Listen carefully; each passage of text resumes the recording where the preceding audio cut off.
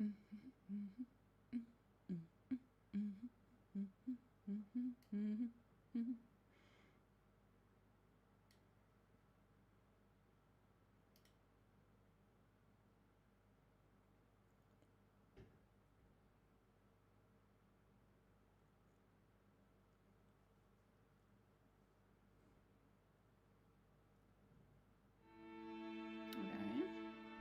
guys can hear the game, but you can't see it yet.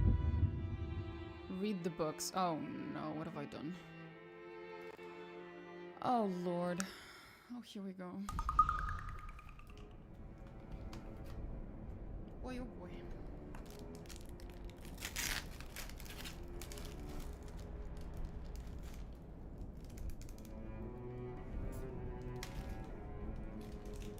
It's gonna be one of those streams, huh?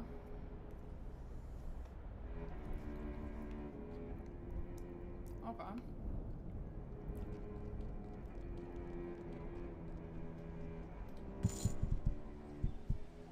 So what am I dealing with?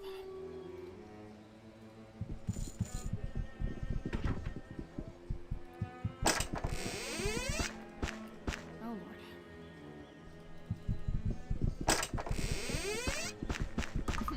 There's so many of them. Fuck.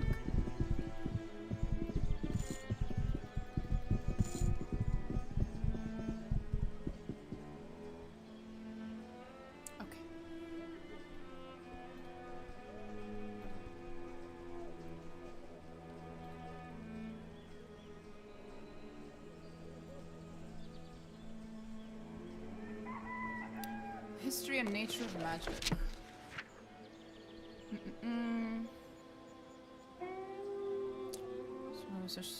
Okay.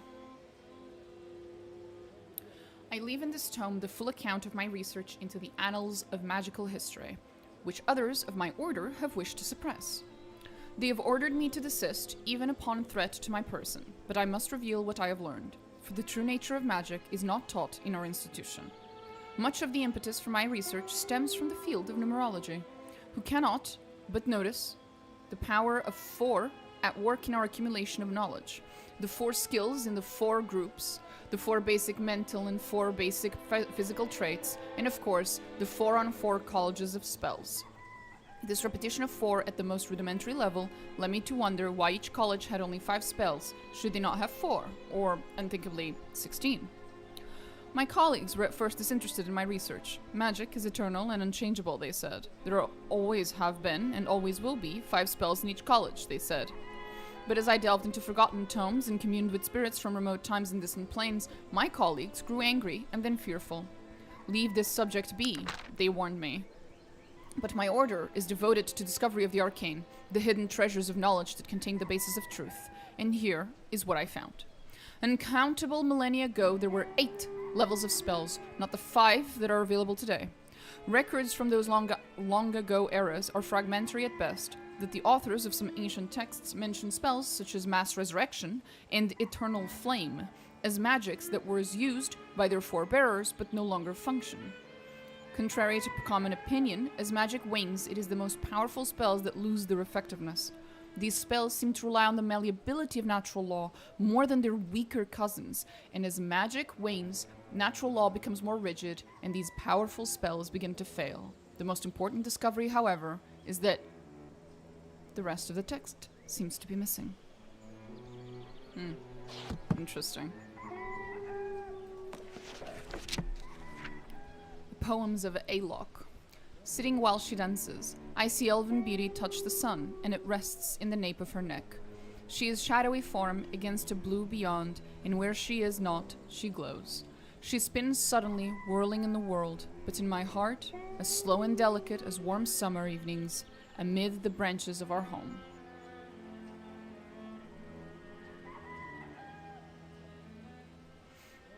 Teacher, I come to tell you of what is right in the world and what is wrong. I come to tell you of the power that man has and all the ways he can give it away.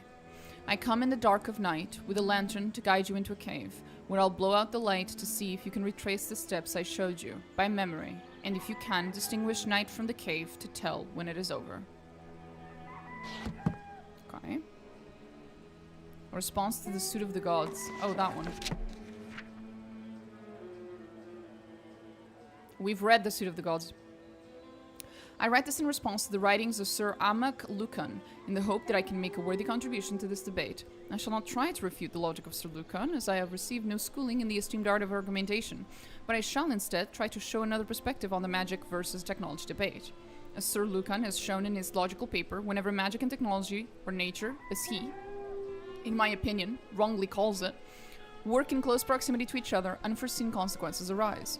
The effects may cancel each other out, or one may work and the other fail, or the expected result may be warped because of the opposite natures of magic and technology. I understand full and well why Sir Lucan refers to technology as nature, since technology depends upon and utilizes the naturally occurring laws of physics, gravity, chemistry, and the like. But the reason I balk at the use of the word nature in this respect is that the much vaunted technology, while building upon the laws that govern nature, does little to work in harmony with it. Any visitor to Tarant has seen and experienced the many wonders of technology, and I for one agree that technology has many uses, and indeed has made life more interesting.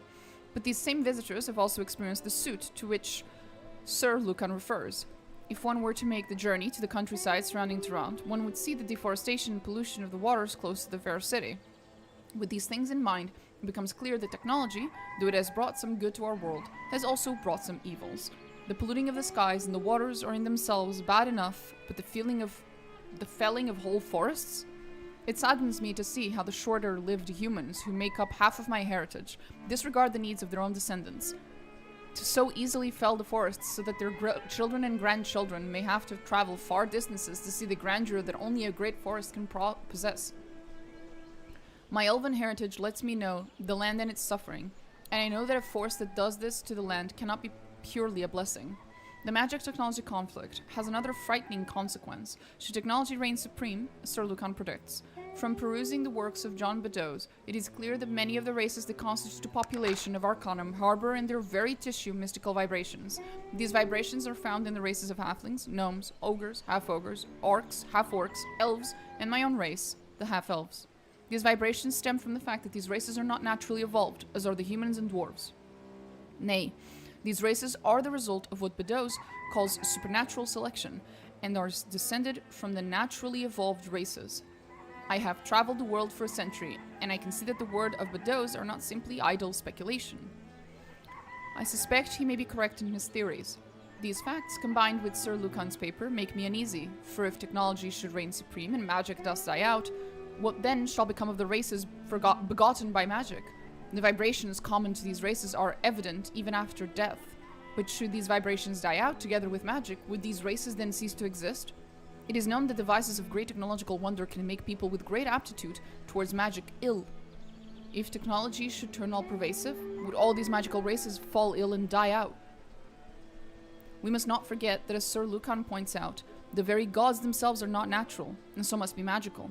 Should magic die out, are then the gods themselves destroyed? I beg Sir Lucan to apply his logical intellect to this problem and reconsider. In my travels I have visited most of the cities of our fair land, and in Caledon I have seen the true wonder of magic and technology existing peacefully in the same city, without the terrible soot and pollution of the waters. Truly, Farad is a great and visionary ruler to have made this possible, but I ask you this, when the coexistence of magic and technology is possible in Caledon, would it not be so in all the lands of Arcanum? It remains a truth to this world that all notions that exist have a counterpart. There would be no light, if not for darkness. For how would we then recognize the light? If there were no evil action, how could we appreciate good? With the advent of technology in the recent years, the wonders of magic have become even more apparent. Do not be blinded by the wonders of technology. Yes, they are many, and they are a joy to behold. But there are wonders in other things too. There is wonder in the silent whispers of a stream running through the forest at night. There is wonder in the starlit sky when resting on the great plains after a day of wandering. There is wonder in the rising of the sun over the waters when at the coast. There is wonder in the laughter of small children, be they human, gnomish, elvish, or any other race. To the shorter-lived races of Arcanum I offer this advice. Take comfort in these wonders as well, and do not trust blindly in technology nor magic. The gods still exist, and they have apparently intervened before with moments of supernatural selection. If we become too complacent or confident in our magic or technology, who is to say the gods themselves might not intervene again to teach us all a lesson? Even as this might never come to pass, the advice remains sound. Hastening into anything might be perilous, and while technology has achieved some astounding breakthroughs recently, we must be careful not to blindly embrace everything these new wonders might show us. Temperance in introducing new technology might mean the difference of putting many lives, even whole races, at risk, or living in a peaceful coexistence and bringing all of Arcanum to new heights of wonder. Interesting.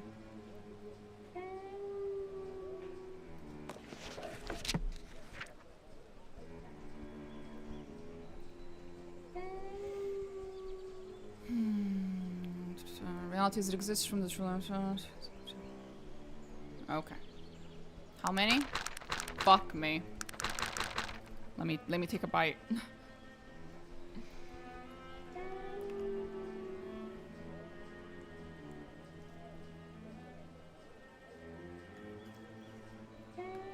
My food's gonna get cold while I'm reading all this.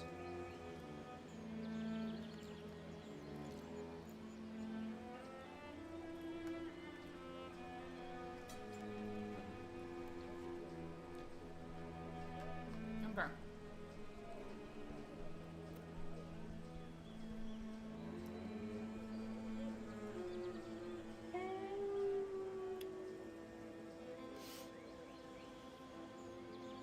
Before traveling onward through the divergent dimensions, it is my wish to leave behind a reference guide for those whose journey may one day parallel my own. This work is intended for all young beings who seek to live an impassioned interest in the wonder and beauty of the arcane, through a devoted and disciplined pursuit of their dreams. Reality as it exists from the truly unbounded perspective is infinitely more than the variously limited dreamscape of any particular living mind. Belief is the most powerful and influential factor in shaping what an individual experiences of reality and is therefore both the source and ultimate focus of our responsibility and personal power. Ability in shaping magic must not be seen merely as a way of accessing more exotic and powerful versions of physical tools and implements with which to achieve certain objectives. True understanding does not flow from such a separation of oneself and the focus of manipulation. Learning to shape the runes of magic must be completely interwoven with the broader journey of personal development and transformation if one is to know true mastery. Black necromancy, mental and summoning are colleges of magic composed of spells which no rational mage would cast upon themselves, and thus entirely useless without another limited being apart from oneself as a participant in the casting process. To accept such a constraint upon spellcraft is to place the focus and potential of magic outside of oneself in the larger reality which encompasses all being. Artistry requires true control, which flows only from the independent extension of conscious will. The colleges of morphing, nature, and phantasm do have some aspects of manipulating oneself or reality directly,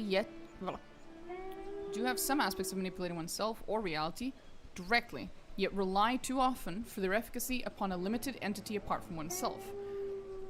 These are the paths an adept must reject when beginning the journey of subsuming magic into a transcendent being. Exploration of personal identity is bound inevitably to an exploration of reality in its entirety. In seeking out the wisdom and knowledge of others, achieving insight through personal reflection, meditation, and the imaginative utilization of the divinatory arts, there is much that can be discerned of what and where we are. The physical universe is composed of an incomprehensible myriad of patterns woven with unfathomable subtlety and diversity from a single energy, that which we perceive in its most basic form as light. Every individual entity comprises an interwoven segment within some of these patterns which form a cohesive set, ranging from an infinitesimal point of infinite energy to an infinite expanse of infinitesimal heat. The energy from which every pattern is shaped does not exist only as innumerable actualizations, but also as potential. Parallel to the physical reality composed of a single energy in various patterns and relations is the universe of ideas composed of thought, which can be referred to as the energy of mental illumination, just as every individual body is a tiny pattern within a much larger physical pattern that is itself a tiny fraction of all possible patterns. So an individual mind is a unique set of specific ideas within a set of particular cultural ideas within the realm of all possible ideas. Both mind and body are ever-changing as they travel through instantiation in one possible physical pattern to another one, to another, and one potential set of ideas to another. Spirit describes the energy which forms and is formed by the convergence of a specific meta-pattern of ideas in a specific meta-pattern of physical matter.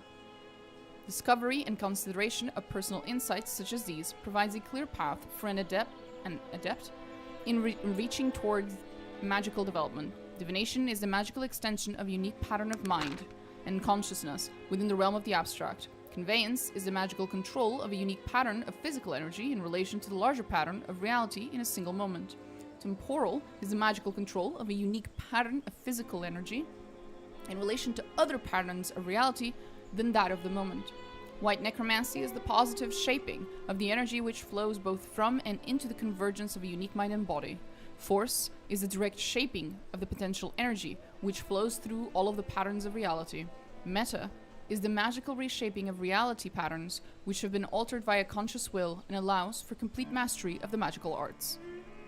The path through these colleges requires much perseverance and devoted development of skill. Yet a mage who has mastered these has come a very long way and is capable of holding her own against any other. There is even further transformation of power and style within reach of those with the fortitude and desire to travel on. The elemental grouping of air, earth, fire, and water is a very basic and useful perspective of reality and its broader physical qualities. Balance and complement between elemental oppositions form a dynamic that can be grasped very personally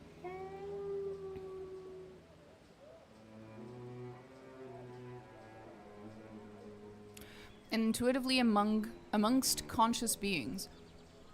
An accomplished mage should choose one element from each axis of opposition based upon their own sense of empathy and aesthetic taste in relation to each pair. My own affinities reside in the elements of air and fire and form a connection that weaves itself into the very name I have chosen to take. The path set forth in this tome reaches its zenith in completely mastering half of all known magic.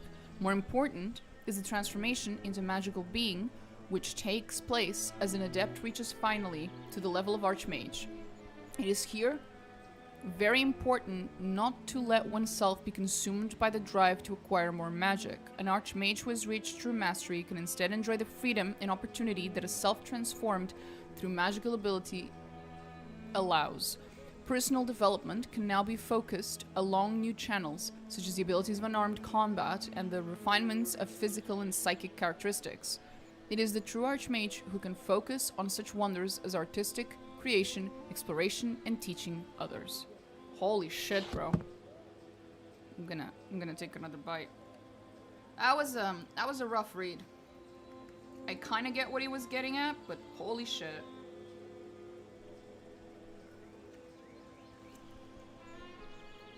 He could have had some mercy on the reader.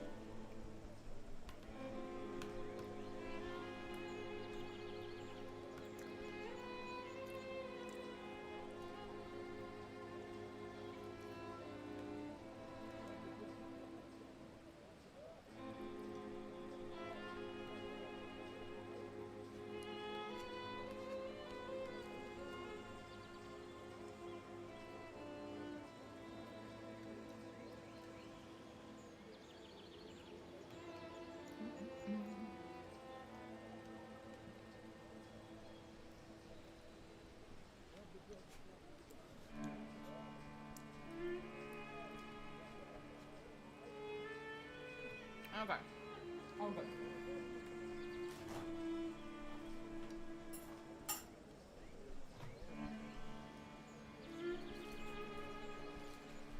Okay. So.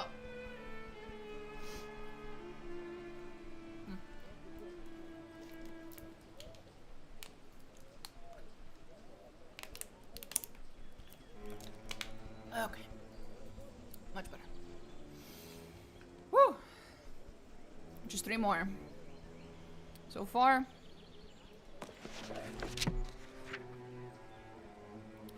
That was interesting. I'm having PTSD flashbacks from my engineering degree textbook studying in the first year at least. After a while, I started actually liking it. It's not that it's uninteresting, it's just the language this guy was using and the way he was writing was not conducive to readability. Like, he chose to fucking write that in the most unreadable possible way. He could have written it in a way that was easier to read, that's all I'm saying. You could have conveyed the exact same fucking points in a way that's easier to read. But he chose not to. So, like, I kept having to, like, reread the same sentence twice in my head to be like, oh, okay, gotcha. Like, holy shit, bro. The sentences are too long and need better punctuation. Treatise on the nature of reality. Oh, this is gonna be a very short one, I'm sure. Oh, it's actually shorter than the last fucker. What with this reality then? Can reality be said to be more than that which is perceived? This comes down to the ancient question: if a tree falls in the forest, but there is no one around to hear it fall, will it make a sound? This question is of course nonsense. For if we believe it will not make a sound because there is no one to perceive the sound, then the tree does not exist because itself is not perceived, and then it cannot fall in the forest and doesn't exist either. That doesn't exist either because it is not perceived. Nonsense too, we say. Of course the forest is there. If we have been to the forest many times, we expect it to be there. If we should return, so of course the forest exists. If the forest exists, then the trees in it exist too. And since the trees exist, they can fall, and experience shows us that falling trees make sounds. We expect that which we have seen before. So we sentient beings expect that which our senses tell us is happening to happen again, given the same circumstances. We have seen the sun rise in the east and set in the west each and every day of our life. I know what this is. Son of a bitch. I recognize this exact argument, except it's just been slightly... I don't remember the name of the philosopher, but I recognize this argument. Fucking hell. I love that they did this. It's not the first, second, or third fucking time these motherfuckers have copy-pasted some, like, real-life textbook, not textbook, like some real-life quotes from philosophers, from biologists, from whatever. And then they fucking pasted it into the books of the game, but they altered it to make it seamlessly integrate with the lore of the game and with the universe of the game. I love it. Sentence length was not predictable, I felt. Yeah. Here we go. So naturally you expect the sun to rise in the east and set in the west again tomorrow. But can we actually say that it is so? No, we cannot predict with 100% certainty that the sun will indeed rise in the east and set in the west each day. We can only predict that it is extremely likely that it will do so. Thus the reality around us is only the reality we perceive. We mages are able to alter our world around us, because we alter our perception of it. If we need a spoon to exist, so that we may take it in our dinner, we will perceive a spoon, and it will be reality for us. Of course, this is no easy task, because we have seen that there is no spoon, and experience shows us that spoons do not simply materialize out of thin air. But should we forget this fact for now, and expect a spoon to materialize, should we expect this with sufficient force, then it will materialize, because reality is only that which we perceive. Was there a universe before sentient life? Did reality exist if there was no one to perceive it? According to my arguments here, no. This universe came into existence as soon as sentients perceived it. The gods looked upon the universe and it existed. Now we exist too, and we too perceive the universe. I cannot believe in the depth of magic. I cannot perceive a future without magic, and so I will never experience a future without magic. But the reality you perceive may be different from mine, and it is here that the conflict lies. There are troubles in the world today because of the many sentients inhabiting it, and because of all the differing beliefs. Therefore, take comfort if you feel reality itself is against you. Reality is never at odds with what anyone does. Another person's reality may be at odds with it, but your own reality will never be at odds with what you do, as it changes to fit your own perceptions. Cute. Very cute. The horrors of technology. Upon my introduction to the powers of technology, it was with a certain amount of trepidation that many years ago I accepted an invitation to attend a demonstration of various advances in the field of technology, an event that was taking place at one of Tehran's great institutions of learning. I have always believed myself to be a traditionalist, more inclined towards an admiration of the ancient magical arts than to any great leap forward in science, manufacturing, or industry. Nevertheless, I swallowed my skepticism, spurred on by my good gnomish friend, Mr. Julius Underwood, and decided to attend. Underwood and myself arrived at the venue for the demonstration by carriage, and after presenting our invitations to the hulking half-ogre at the door, were led along wood-paneled corridors to a small lecture theater. There was already a throng of about 30 present, and I noticed among its numbers fellow members of the press, as well as high-ranking city officials and a representative of the constabulary. In the center of the circular theater, upon a slab, was what appeared to be a cadaver, shrouded with a cloth. This apparition filled my already nervous mind with further apprehension, and I said as much to my companion, Underwood. Underwood, however, merely chuckled to himself and advised me to take one of the glasses of excellent halfling wine that were being proffered by a servant. He had already consumed 2 himself and was halfway through a third. I took his advice, indeed the wine was of superior quality, and turned to see Dr. Roberts Haraway enter the room, followed by another servant laden with various bottles and vials. Haraway was an eminent scientist, said by many to be leading the field of discovery, and upon this occasion he was also our host. He was a handsome man of around 50 years, with lively blue eyes and silver hair and whiskers. He would seem to be one of the most charismatic members of the technological fraternity, which I assumed was why he was chosen to front a showing of some of its latest advances. "Good evening, ladies and gentlemen," he intoned with the assembled crowd. He intoned to the assembled crowd with a smile. "Tonight you will all witness certain things, which only weeks ago would have been deemed impossible." He paused. "Unthinkable, one might even say. And perhaps, then, even certain cynics in the local press will see the advantages that may be gleaned from the work of myself and my fellow scientists all over this nation." He glanced briefly in my direction as the knowing member of his audience laughed politely. Haraway bid us to be seated. Haraway bid us be seated and proceeded to talk in detail about recent discoveries in the fields of anatomy, respiration, blood circulation, and the functions of the brain.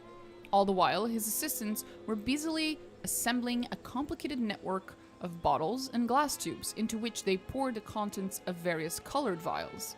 When they had finished, Haraway cleared his throat and gripped his lapels tightly. "All of this, I'm certain you all find very interesting, but I have noticed how everyone's attention has at some point rested on the covered cadaver on the slab." He indicated the corpse. "Now, you will all see how these advances can be put to actual, incontestable use." He pulled the sheet from the slab with a flourish, revealing to us the twisted body of an orc. There were several gasps. The creatures are even more horrifying in death than in life.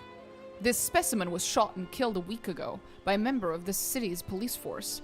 It had attacked a citizen. Haraway walked back to his desk. "My assistants have just concocted a mixture of powerful chemicals. These we have extracted from other corpses, and even other living orcs and humans. Some we have created almost completely ourselves." While he said this, Haraway's assistants connected the final concoction that he had mentioned to a large needle, which was then inserted into the orc's arm. Haraway then lit a burner underneath the liquid and stood back. "This," he said gravely, "is not magic, I assure you." As the liquid began to boil, the orc's complexion seemed to change. Was it just myself that noticed this? Underwood beside me looked on transfixed. After about 10 minutes, I saw the corpse's eyelids flicker. This awful event was evidently noticed by others, as more gasps, louder this time, went around the audience. Suddenly, the creature sat upright and looked around. Its eyes were red and terrible. Behind me, a woman screamed. Underwood gripped my arm, and I was grateful for the contact. "Do not be afraid, my friends," laughed Haraway. "This orc is almost completely brain dead.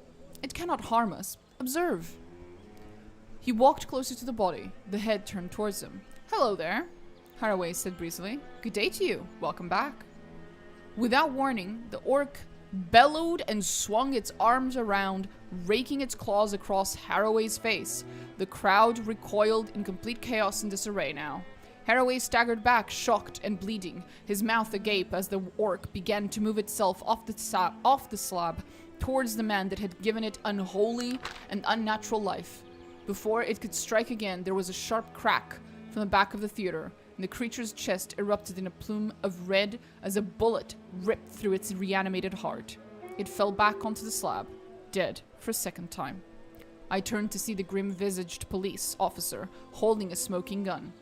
Haraway, howling as the tears streaked down his now scarred face, was led away by his assistants. It had not been the successful demonstration that he had anticipated. As myself and my companions strolled back along the wood-paneled halls, now busy with police, we contemplated the evening's events. Why had the orc attacked? Who can be sure? Perhaps its brain still contained the vicious or evil instinct that had led it to a violent end in its unnatural life. Underwood smiled and nudged me on the thigh.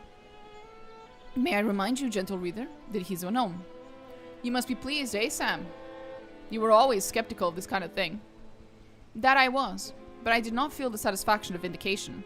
One isolated and relatively small event like this could not stop technological progress. It sped on powerfully, like one of the steam trains to which it had given rise. Tonight's occurrence was no more than a matchstick placed on the rails. I was even more fearful of what the future held. Dr. Haraway, if you're curious, never worked again. He retired early, went on to live the remainder of his days in Caledon, far from the scientific advances that had left him mentally and physically scarred. Goddamn. Cute references in that book. A lot of cute references. Okay, last one. We can do this. Oh, fuck me. It has a foreword. Okay, it's actually not that bad. The Great Work. Tula, 1665, by Alexis Cowdrey. Forward. The truth of magic is the truth of life.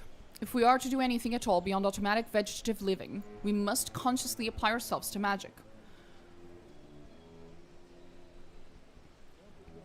We need water. That's what we need.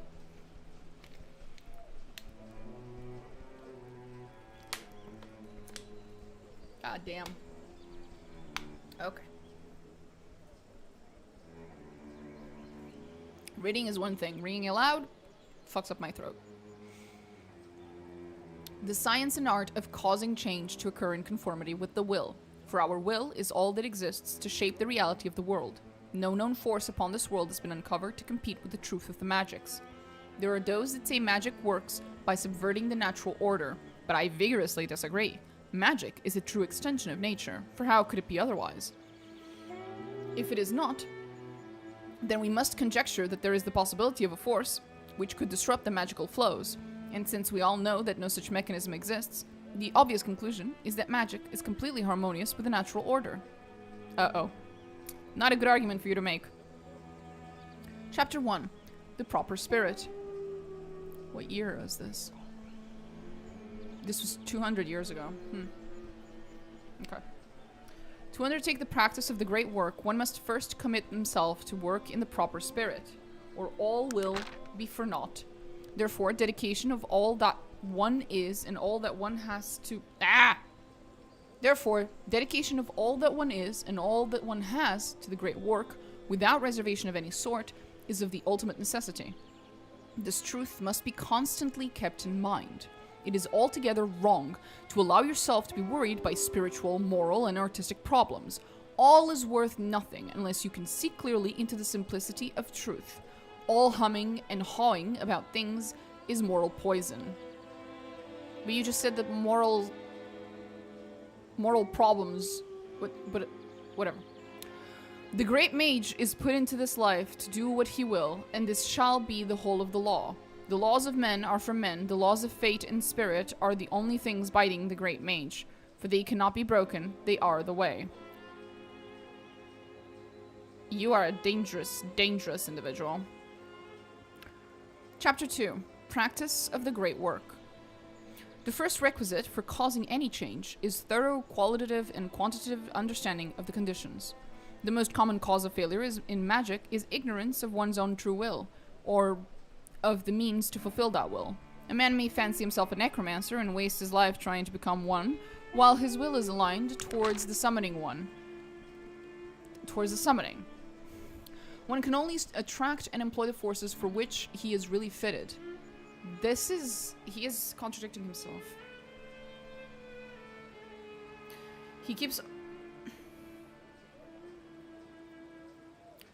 He speaks of will, and how will is magic, and will over everything, and all this, and mages, who are great mages should be able to do whatever the fuck they want. But then in the same breath, he's like, actually, there is like a true will that is defined for you, not by you. So you can't just do whatever you fucking want. You can't just become a necromancer if you want. To know one's true will, he must find an answer to the question, how did I come to be in this place at this time engaged in this particular work? If undertaken in the proper spirit, this will start him on the discovery of who he really is and eventually lead him to recovering the memory of previous incarnations. Holy fucking shit. We're going there, huh? For all our incarnations are focused in one direction as an arrow pointing to our destiny. To deny the spirit is to deny the gods themselves, and one will never reach the apex of the great work if one spends his life struggling against the gods. I keep seeing teeny tiny bits of Pillars of Eternity in this game. Just glimpses. It's adorable. Real power is not stagnant. All life is conflict. Every breath that one draws represents a victory in the struggle of the whole universe. One can't wield power without perfect mastery of circumstance. One must have great will to achieve this mastery. All of one's life must be concentrated towards the great work. One will be immensely stimulated by having all the useless trimmings stripped from his thinking apparatus, and only then will the great work come into focus. This dude is, kind of annoying. One may learn to use his powers so as to serve any purpose by taking advantage of the above theorems. Absolutely not. He may attract to himself any appropriate force of the world by making himself a fit receptacle for it. Right. Establishing a connection with it, and arranging conditions so that its nature compels it to flow towards him. If his spirit is aligned in the direction of those forces, we must remember one cannot go against his destiny. Ah!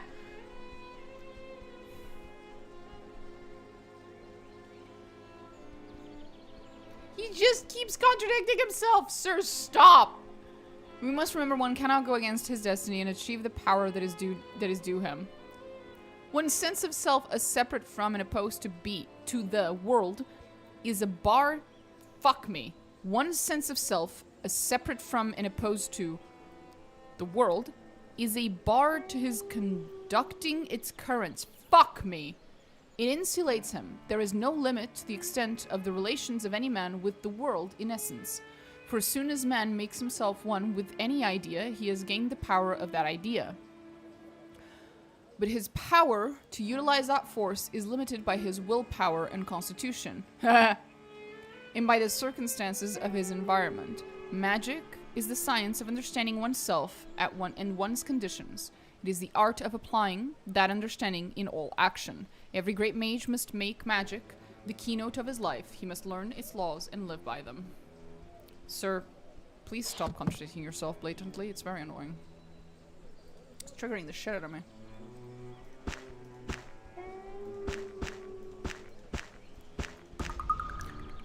There you go, buddy. Yep. That was a lot.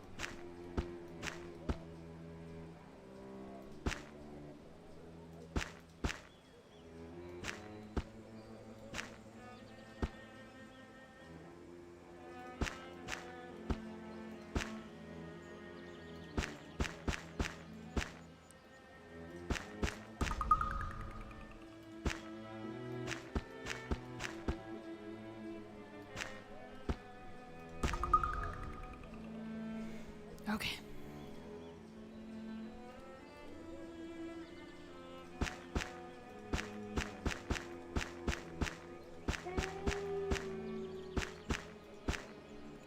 I keep forgetting that happens.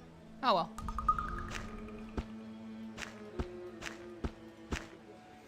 There you go, buddy.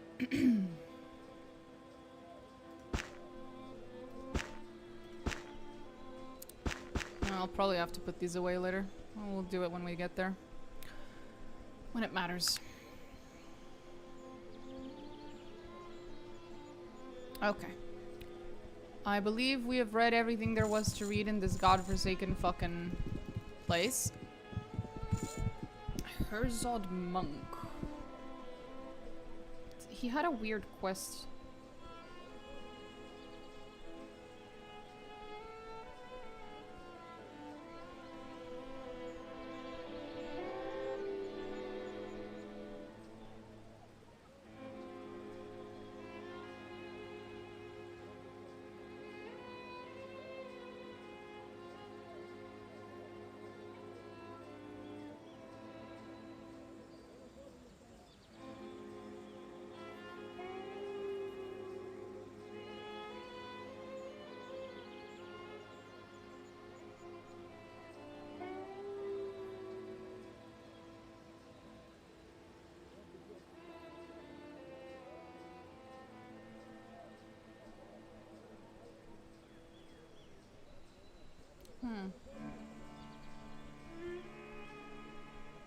I guess we could do his quest.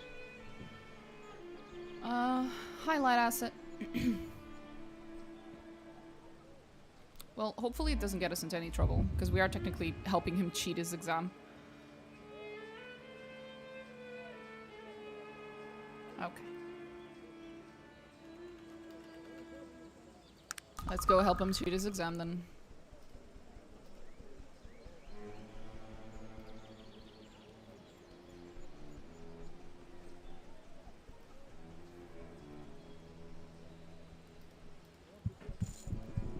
Bye.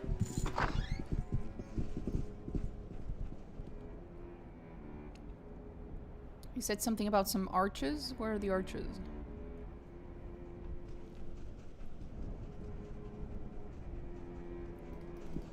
There's gotta be some arches somewhere, right? Is it these ones? No. Yeah, it must be these ones. Here we are. Nice.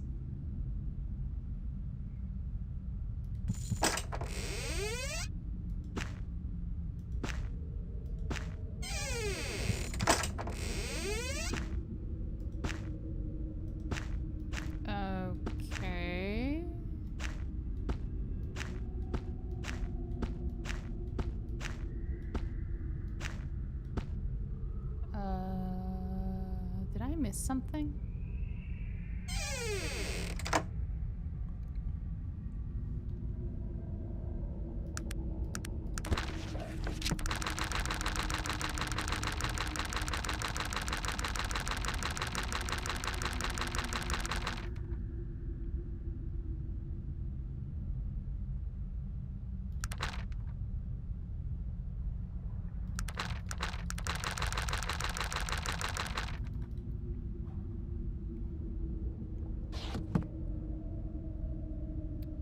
Supposed to know how to do this?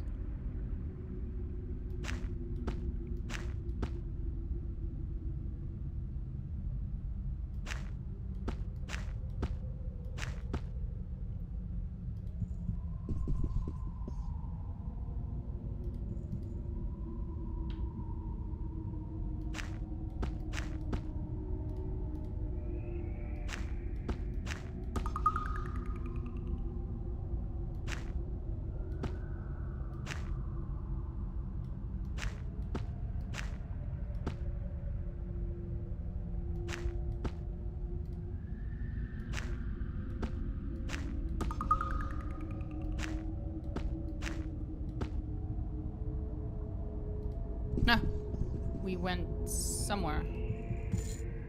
Right. So I just put something else? No.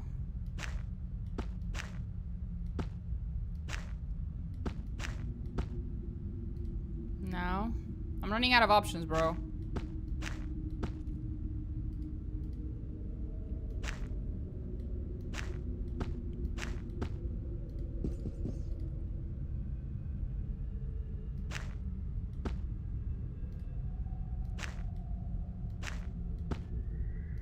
Is it that I need more than one, or is it because I had too many at the same time? Ah, there we go.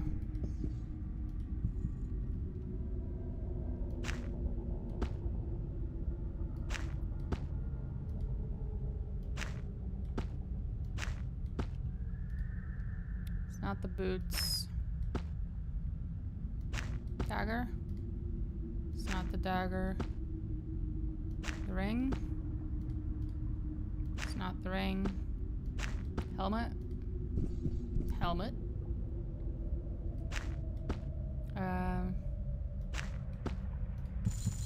No.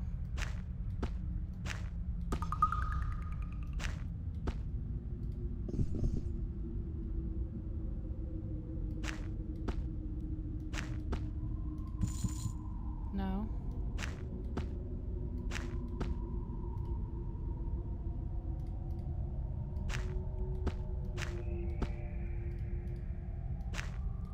Oh boy.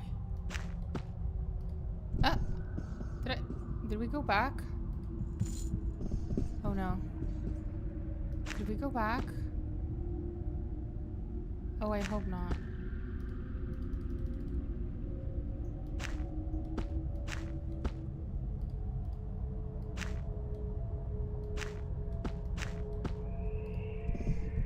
Oh, I think we're running in circles, aren't we? Oh shit.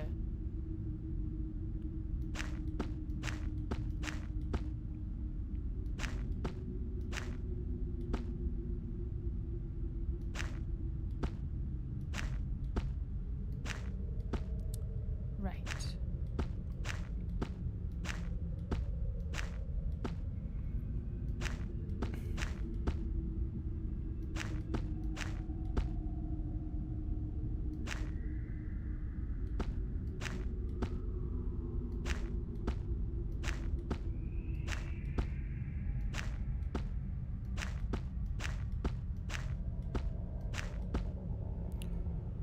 Right.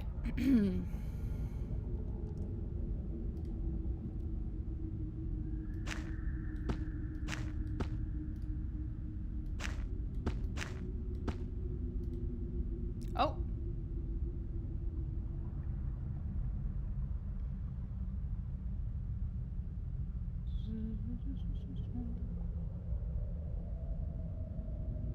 The follower goal was completed, but it doesn't say who followed.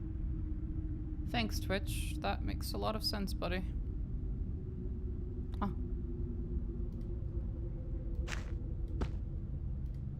Okay, not that one. Wait, no. Am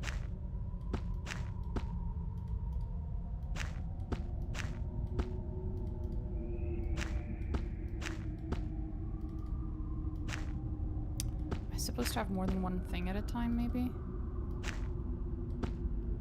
Shit. Maybe I'm supposed to have all of them.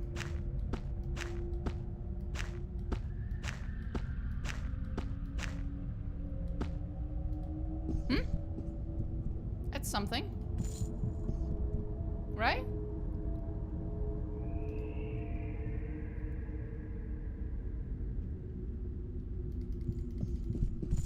Oh, there it is.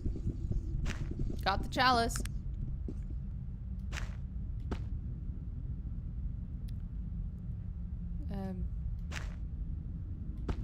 Now what?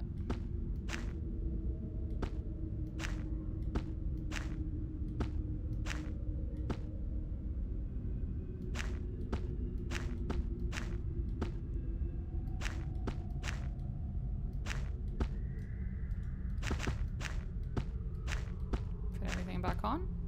My stuff, I'm guessing.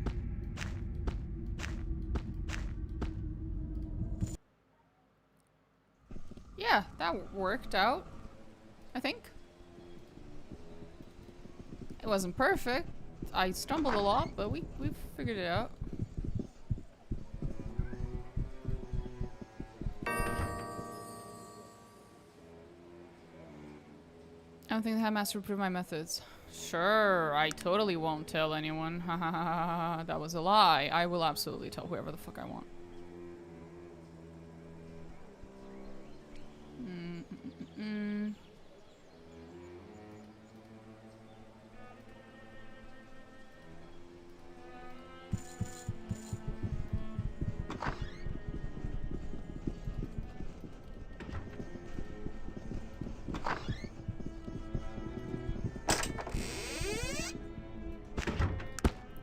take stuff?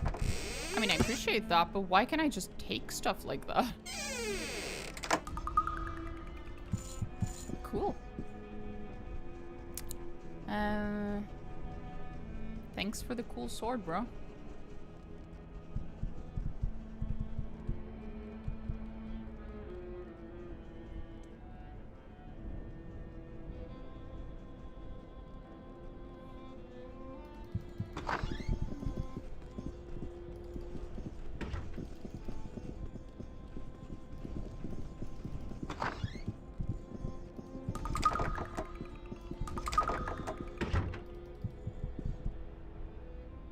Well, would it be very morally reprehensible? Yes, but what I mean is, would the game be mad at me if I started stealing shit?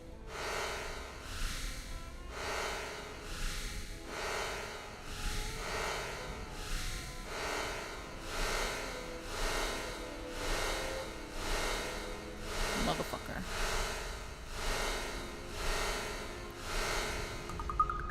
Fuck. Hi, Eris. Yes? We need something? What is it? What is it, big girl? God damn it.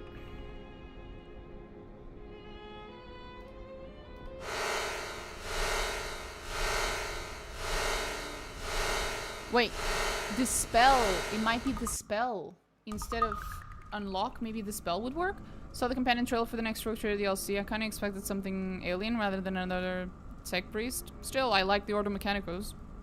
A lot of people like the Ordo Mechanicos, and it doesn't get a whole lot of good rep in other shows, in other media, except for that one game. So you know, let them have their let them have the moment. Is what I say. I think they should get to enjoy it. Of disperse magic, maybe this would work, right? Did it work? Yo, it worked! So I'm supposed to use disperse magic. Okay, that's cool.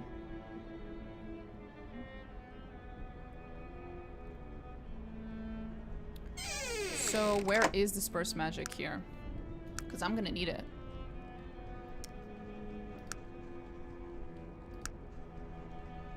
Divination's pretty good too, huh?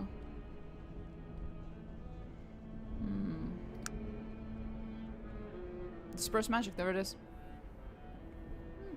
Not bad. A couple of points in there. I could do that. Oops. I should not have saved. I just wasted that scroll. Oopsie. Oh well.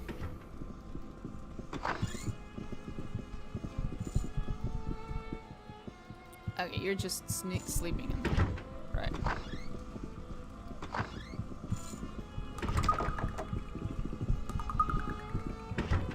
This looks like it might be barracks style place.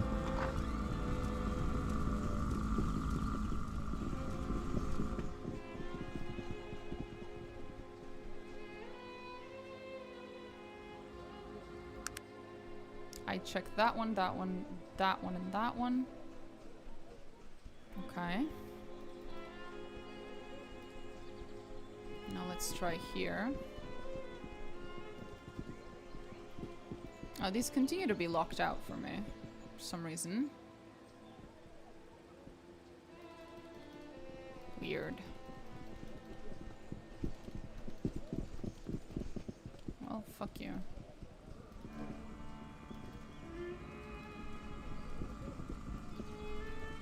It says unlocked though.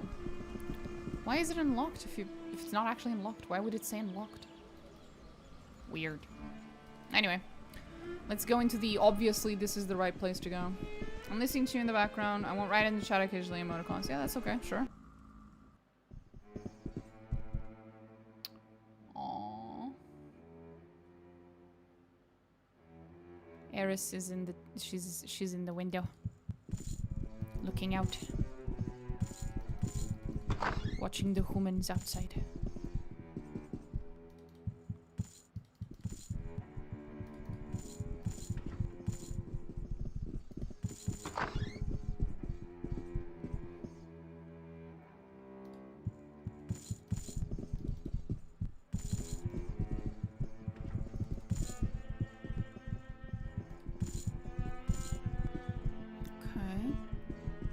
It's a master mage, whatever that means. Hello, sir. Greetings, master. May I ask what college you have mastered? Master, the Mental Spell College. What do you think of technology, sir? A frivolous waste of time, if you ask me.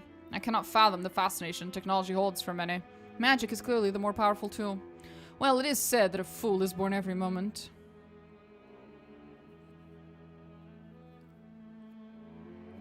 Please explain the magical college for me. Manipulating the mind of another person or even beasts, incredibly useful against an adversary.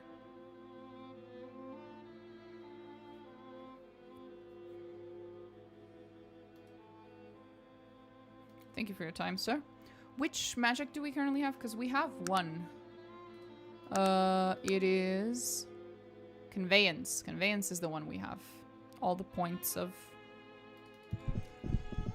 Okay. He doesn't have anything else in his room. It's just a cool dude. Hello, sir. Master of Force.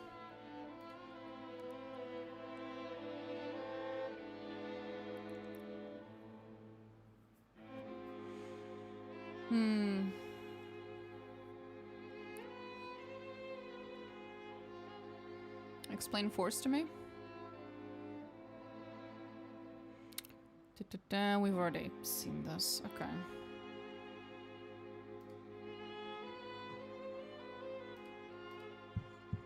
Right. This doesn't really matter. I guess we're just talking to each of the masters. Hydromancy, so water. We have a situation which has developed since you have been here. We are not equipped. There is a good reason we only accept students who are of a very young age, or those that have not been to the cities. Travelers, such as yourself, are rare, and your effect on our students is easily controlled. What is your point? We cannot have immature minds that have been influenced by the outside world living here. Tula needs to maintain its philosophical purity, as it were, to retain our effectiveness as a refuge for pure magic. Since you have been here in Tula, a problem has arisen with one of our former students. What does this have to do with me? We here at Tula are not much for open conflict. This could be a difficult situation to negotiate. I was wondering if you'd care to help us out in this matter. Sure, what do you need me to do?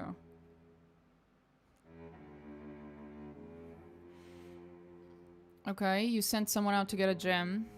That was over 120 days ago. Oh, I thought he was about to say 120 years. I was like, what the fuck? Do you want me to try to find him? There's no need. He has returned and is waiting at the front gate, but he has been gone too long. We cannot possibly allow him to return to his studies here. He's been contaminated by the outside world. By the gods, he is even wearing technologically enhanced armor. As I said, we're not much for open conflict. What we need you to do is to meet with him and convince him to give us the gem and to leave peacefully. Peaceably? This is no longer the place for him. I will give you a robe of fire resistance in consideration of your help in this matter.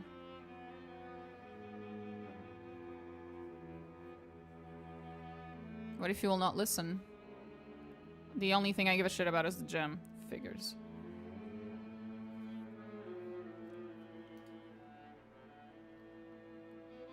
I'll see what I can do. I make no promises, my good sir.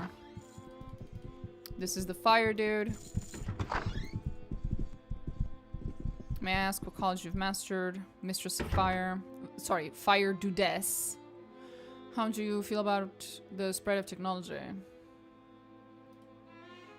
Plague. Should be scorched from the land. I cannot believe that we allow a beast that weakens our own powers to grow unchecked. It is preposterous.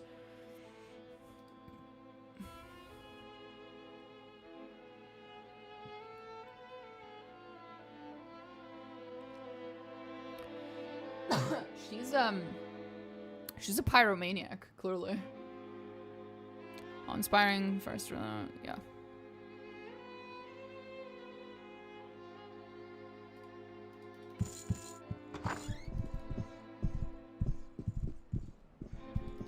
Guessing this is the Earth dude. There's two dudes in here. Why? Oh, air and Earth, I guess. I pity the common man. He is being duped by charlatans. Right. So you guys are like super isolated in here and you've become completely detached from the real world, basically.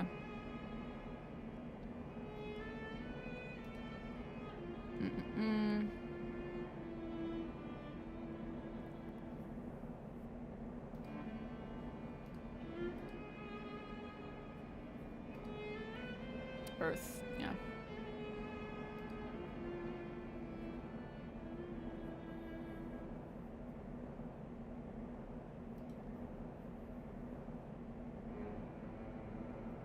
Yeah. Every single one of them does not even see technology as a threat because they're so completely just detached.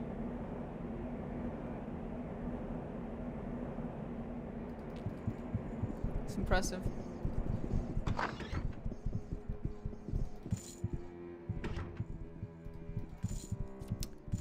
When it comes back to bite them in the ass, they won't see it coming.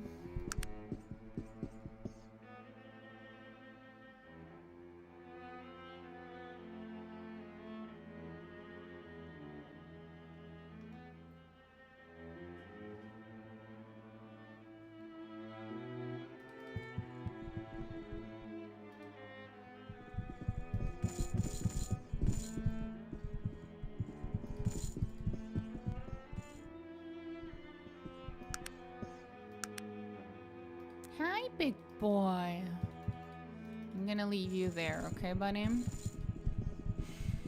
That's a big boy.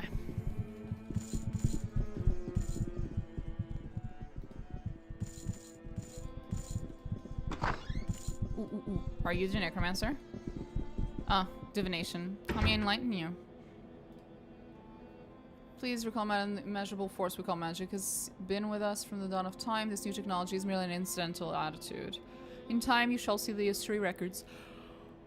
The history is recorded as inconsequential. Explain divination.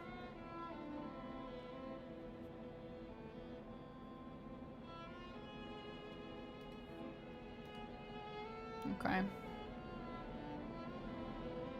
Nothing else here. Interesting.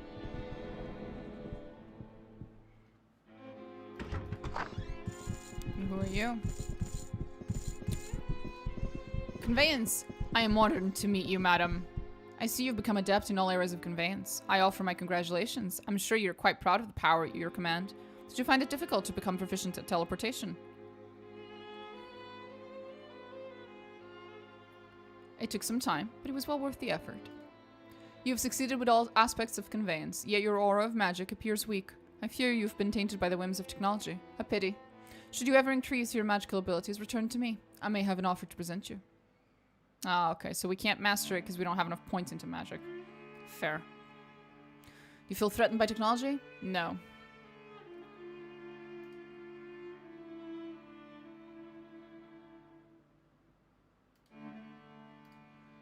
Okay. So we know who to come back to later. If I want to master conveyance. Assuming I even can.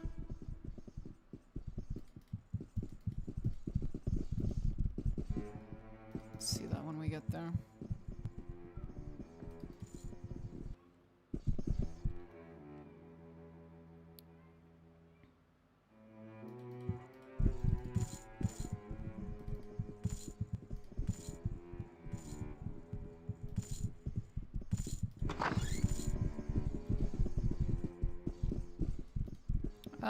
Temporal magic. They all say the same shit. Consists of these the store time, the effect time has on creatures. No, that's it. Okay. What's this one?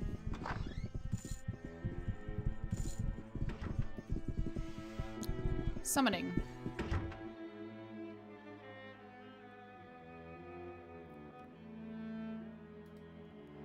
The greatest of magics to gain the ability to call forth substances where none existed before. Right.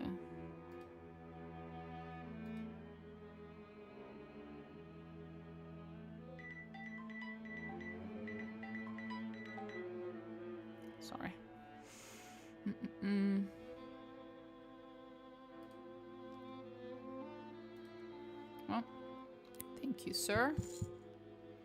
Next.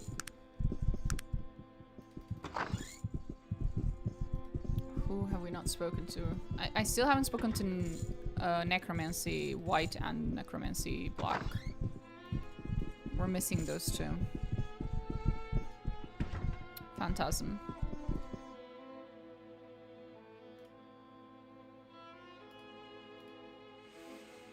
Okay.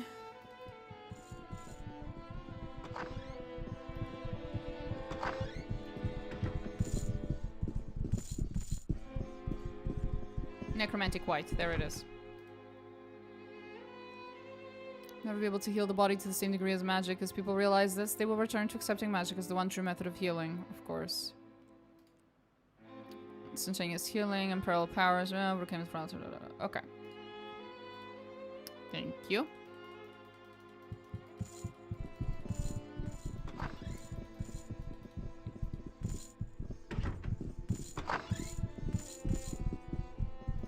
And Necromantic Black. Student of Necromantic Black, a wise choice. I foresee you will become a powerful mage. Thank you, Master Dari.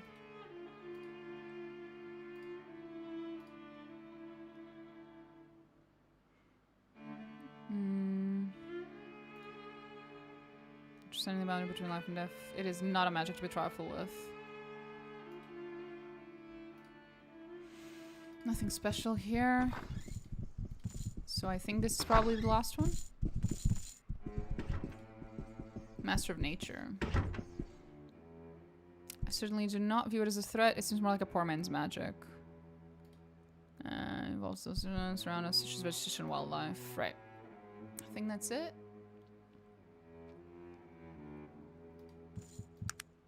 No, we still haven't gone here. Fuck me. This is a massive area.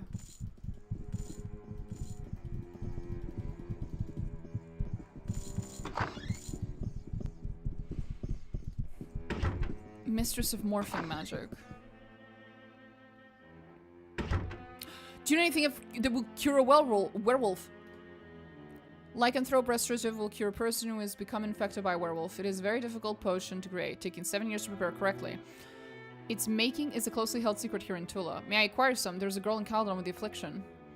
We had believed werewolves to be extinct. These past few hundred years, there's one batch available in our stores. You may purchase it for 2,000 coins. I'm sorry it is expensive, but the ingredients and time required demand that it be so. Sure, here's the money. I pray you are in time and that no one has destroyed the girl you're attempting to help. Good luck. Thank you, madam. Cool, we can go and fix poor lady's affliction. Master of Meta. He's the only one who's actually aware. It saddens me, but I would not change the natural order of things even if I could. How can you think such a thing?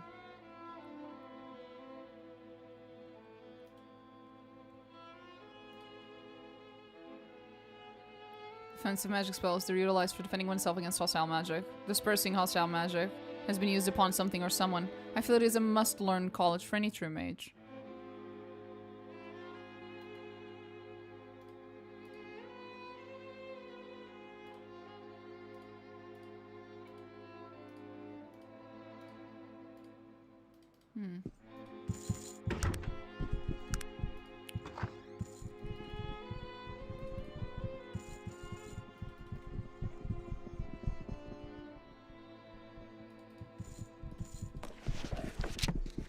Interesting.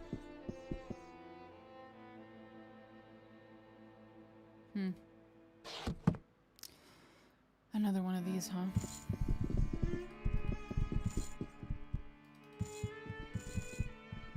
Well, I'm gonna go to that girl. We need to help her. In Caledon. Let's go. Real quick. We'll come back.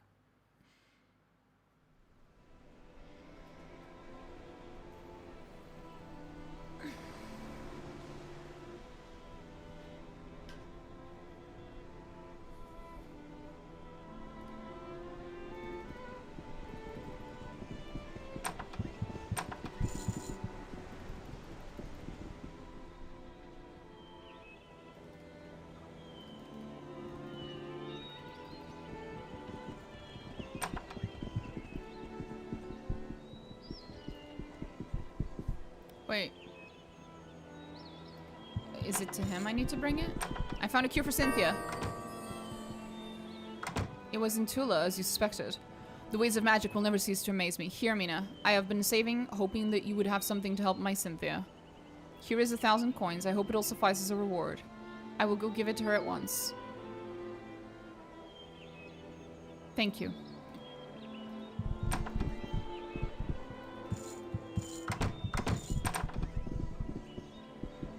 Splendid to see you once again. I'm glad you were well. You have saved us, Mina. Thank you for so much. Bless you for your kindness. Of course, sweetie. Of course.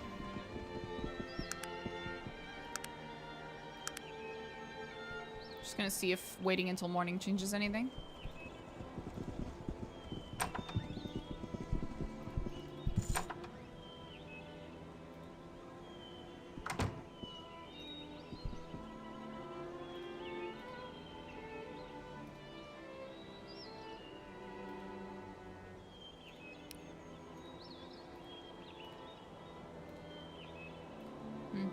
Okay.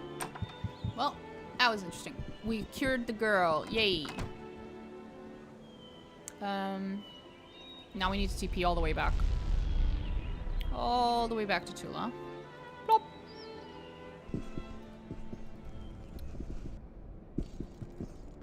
Nice.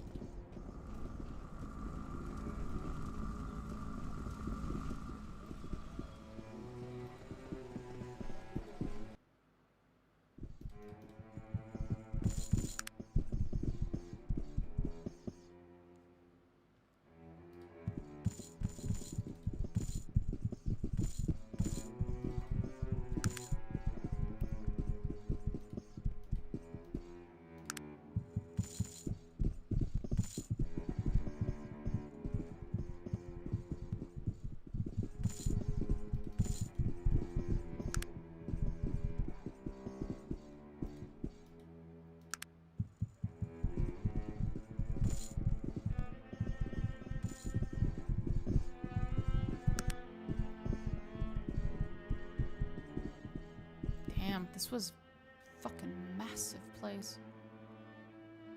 Okay, we've been everywhere, I think. Pretty much, yeah. Now we just need to go upstairs. Let's go. What is upstairs is the question. There was a wizard dude. That's about it. That's all I saw. Hello, Mr. Wizard Dude. This old, wizened figure doesn't react to your approach. You cannot be certain he's even seen you. Excuse me. Ah, it is the Wanderer. You're here to speak with Simeon Tor. I am? Before you may see him, you must do something for me first. I need vital information. The fate of Arcanum hangs in the balance. That may be.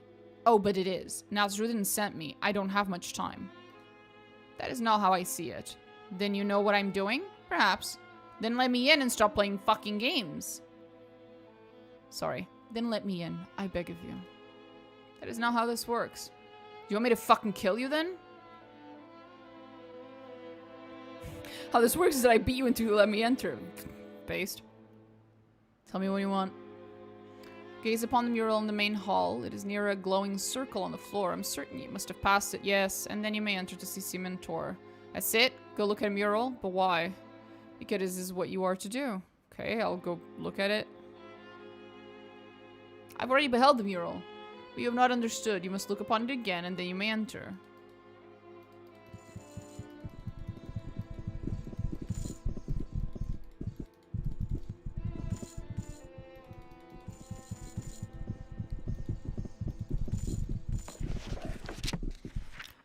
I'm pretty sure this is connected to those things outside. He wants me to go and turn them on or whatever. Hi, Ribbons Queen. You've seen the mural. You may now enter. What?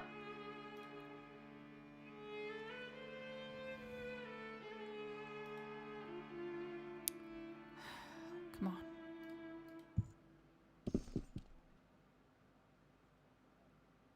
on. TPs, I'm guessing. Ashbury, Stillwater. Interesting little place. Hello, Simeon Tor. Mage dude. Sup? You've come seeking information? Nasruddin has sent me to find the location of the Vendigroth Ruins. Pelosian. Pelosian is the only one who can answer that question for you. Right, so who the fuck is that? Are you not surprised that I spoke to a god? Well, we know he's not a god, but you know what I mean. Nasruddin speaks to us all at one time or another. No, I mean like literally, he's alive, he's in an island. I went there, we had a nice chat. Maybe a cup of tea. That is interesting.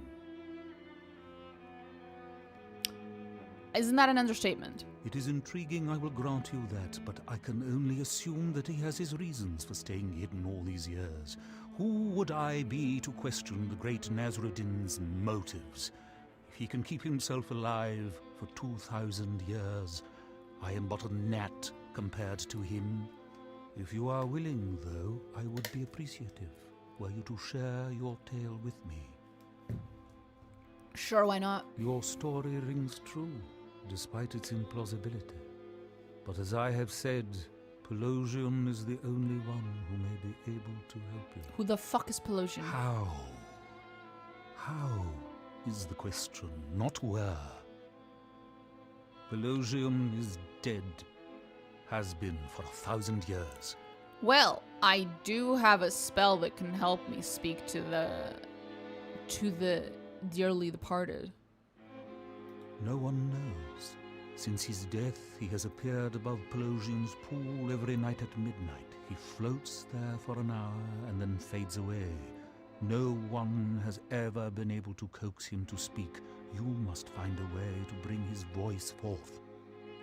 Okay, do you have any suggestions on how?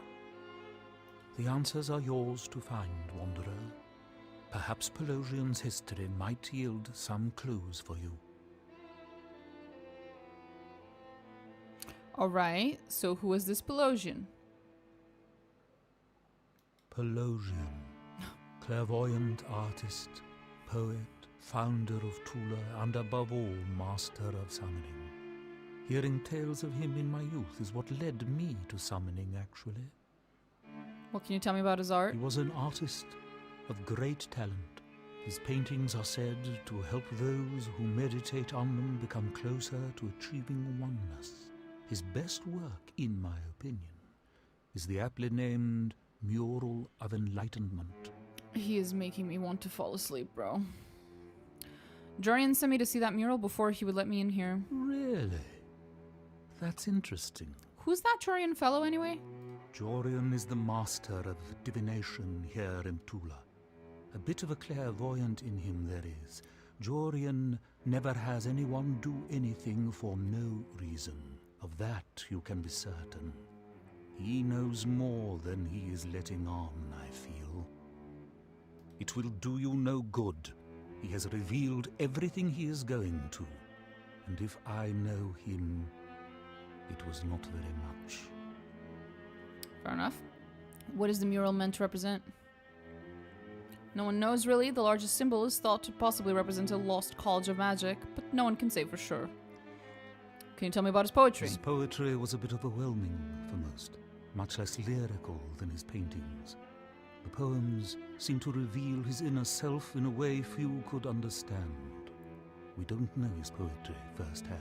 Sadly enough, his works have been lost to us. Missing All audio we file, have yep. are others' writings about it.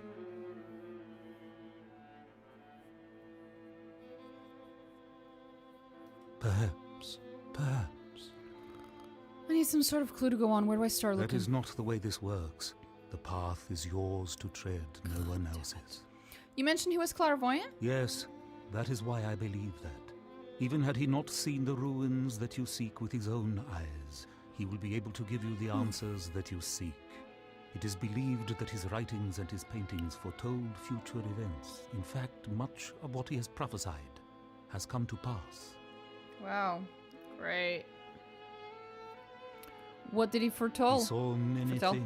things that most refused to believe. Wow, that's impressive. You haven't told me anything, but yeah, sure. I'm sure it's very impressive. I appreciate your humor, but all I can tell you is that things are the way they need to be.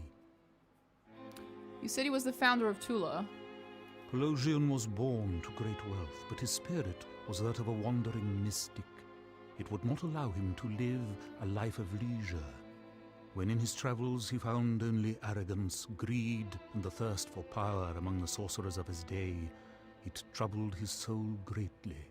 He wandered out into the wasteland, and it was here that he found what he was looking for. What was he looking for? Clarity.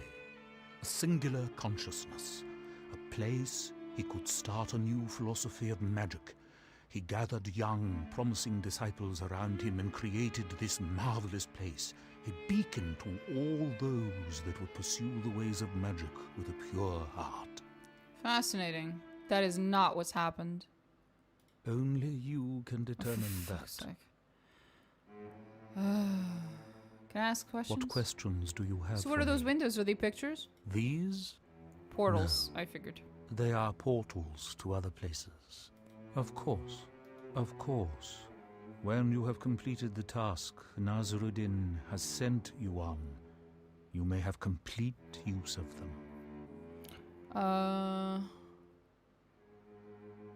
May I ask you further questions? What questions do Nope. you... As it must be. You Right. Goodbye, buddy. You are not the most helpful individual I've ever come across. Okay.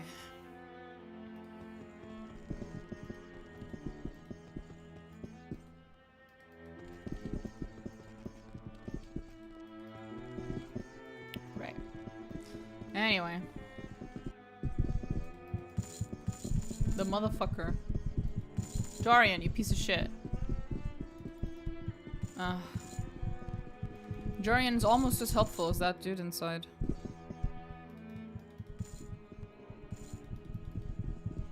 Today, and it's only 11, only to find out I missed an hour of Mina stream. You didn't miss much. Well, you missed me reading. I did do a bit of reading. Let me take a picture. Because I can't alt-tab out of the game. So it has to be a picture, not a screenshot. Because if I try to screenshot, rip the fucking game.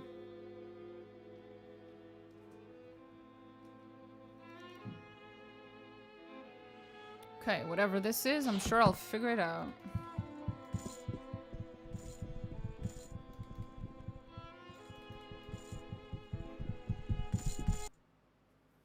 Well, there was that one dude. Hold up. He said he had an apprentice that got lost. We should probably go find him before we do a bunch of other things. Just in case there's some kind of time constraint and I'm gonna arrive too late to save the poor fucker. Oh wait, no. He was outside the gates, right? That was it. Yeah, it's this dude. Hey, buddy. No, it's not this dude. Didn't he say he was left outside? Am I fucking dumb?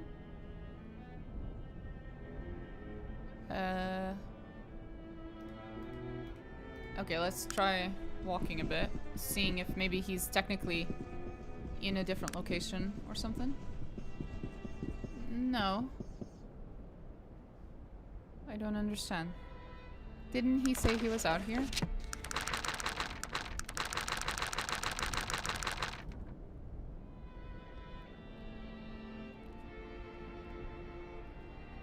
Waiting outside the gates of Tula. I don't understand.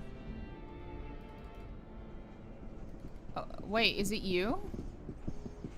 Are you here to let me in? I don't understand why that imbecile of a guard won't let me enter. Not exactly. What do you mean? I've been out here for months looking for this damn gem. The monsters I've had to fight and the ludicrous things people have had me do for them so that they would tell me the slightest bit of information, you wouldn't believe it. Actually, I would. What do you want to go back in there? This is my home. I wish to return to my studies. I've got the gem. Let me in. But what of your armor? You're turning towards technology.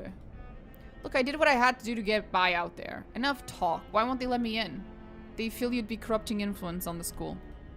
Corrupting influence? I risked my life to retrieve this gem for them.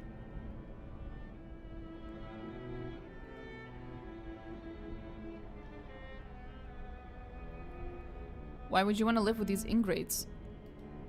How dare you? I risked my life for these people. By insulting them, you insult me. I have not insulted you. They have by shunning you. I don't want to speak with you anymore. I don't want to speak with anyone but Master Ekkus. Good day, madam.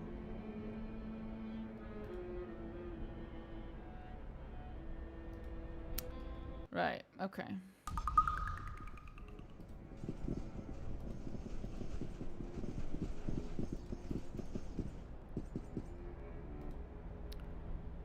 Obviously you thought they knew best when they sent you out. What's your point?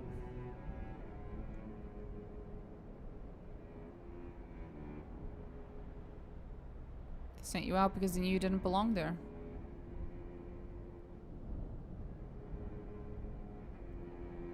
Tula is too limiting for someone of your experience now. You're right. Here's the gem. Deliver it to Master Ekkus for me. Thanks for showing me how I had outgrown this place. Good luck to you, friend. Good luck, buddy. Well, that was easy. Fair enough.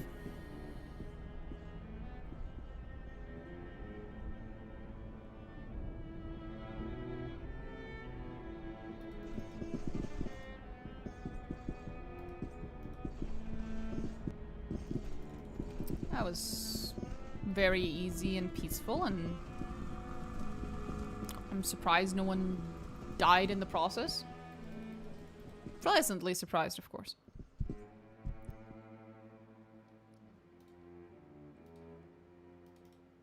How do I get there? This way. This way. Come on. Hey, I got your thing. Gem of water purity. Thank you for bringing this to me. Here are the robes I promised you. Don't you care what happened to your student? Not particularly. You knew the dangers of becoming enmeshed in the outside world. I see. Good day, then. You're a bit of a weirdo, buddy. Thanks for the robes? I guess. Fucking weird, bro.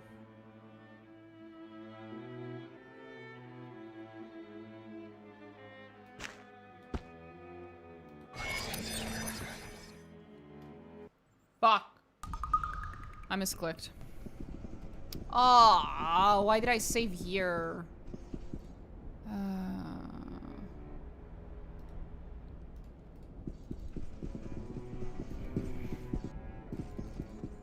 Run.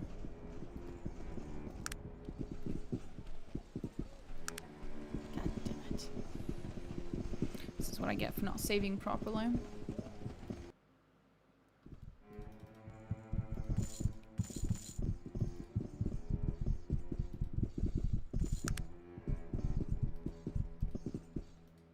Go.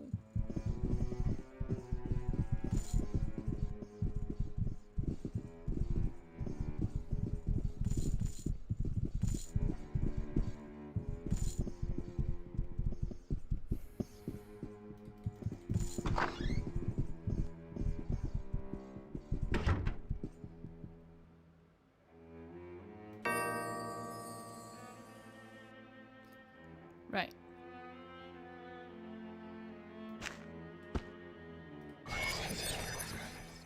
Charmed sword. Meh. Not worth wasting that. Oh, I really need to learn how to fucking... save better. There we go. I don't need to waste that scroll. It is a shame you don't have access to the spells of your companions. It sucks. It'd be useful.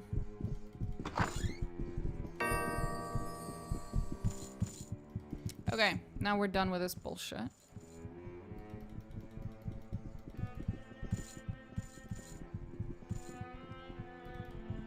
We're gonna go outside. And I'm gonna use that screenshot, well, photo I have of that mural to figure this shit out.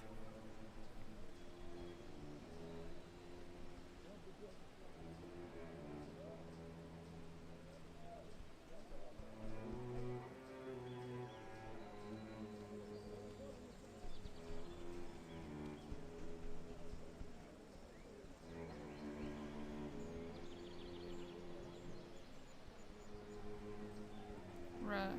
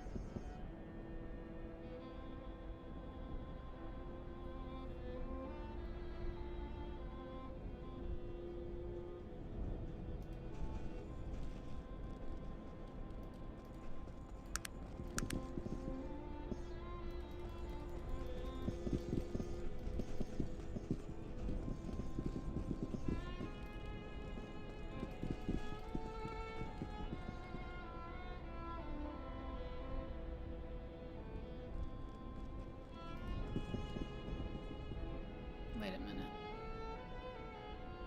No.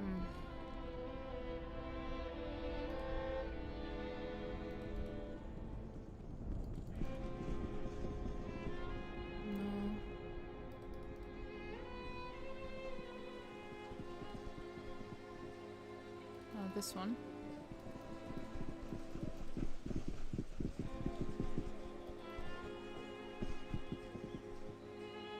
That one.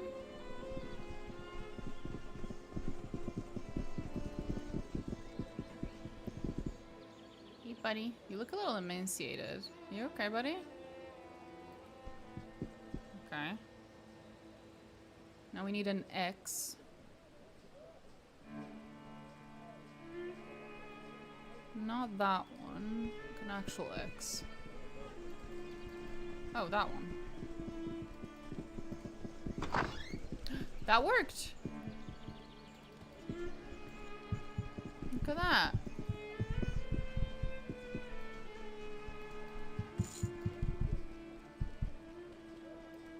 Not entirely sure what I'm doing here. What am I doing here exactly? Yes, I'll do that for you.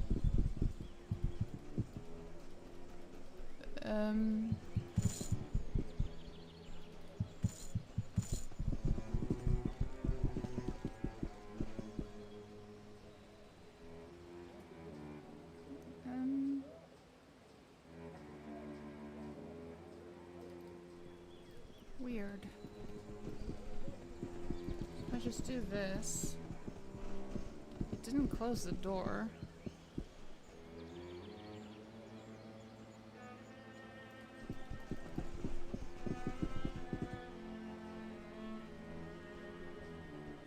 No, we have to start with another one. I think it's that one? This one.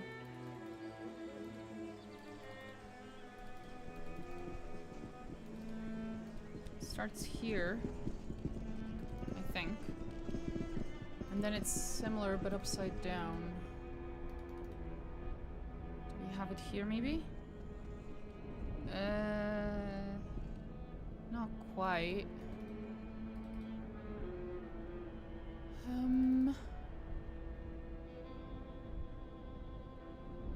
No. That one. Sorta.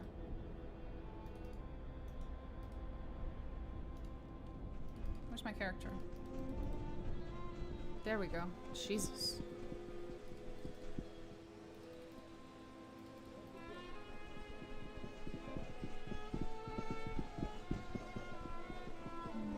What's the weird thingy-majig? That one.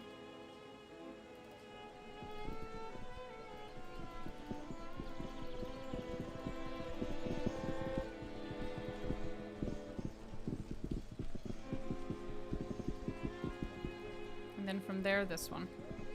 And that should open this door. Yep. Again, I still don't know what I'm supposed to do with this, but it's something. At least we opened it, right? Next. That is a weird symbol. A weird symbol. Very complex. I think it's this one.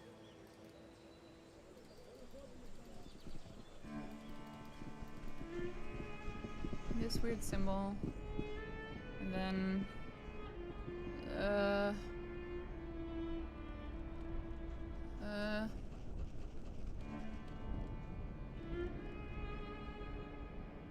these are all done. No, none of these. Oh, there it is. That one.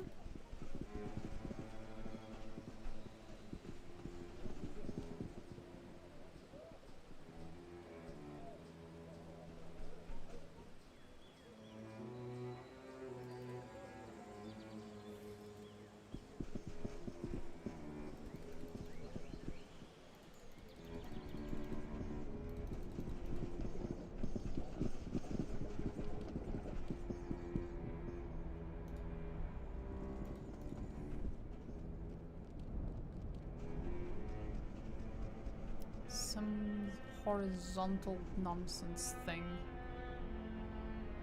What does that represent? Where is it?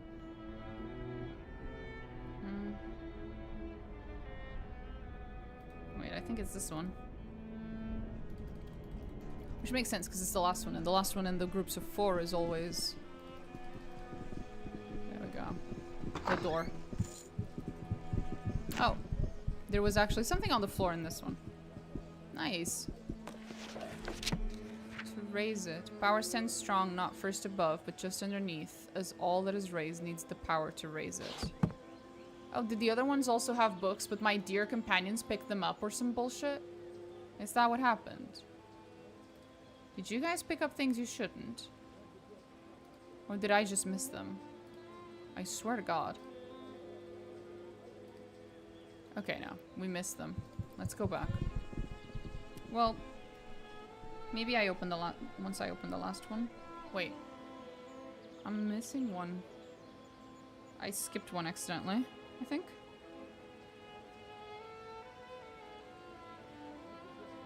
Yeah, definitely. Where's the first? No, that's... Actually, maybe, yeah. That might be it.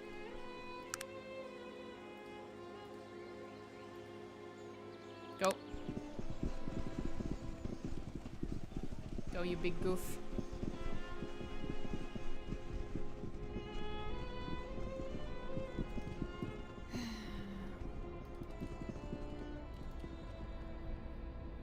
Now that one.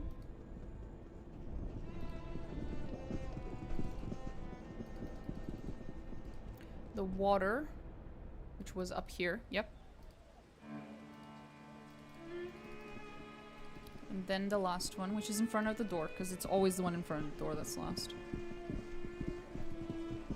And that should open it. Bam.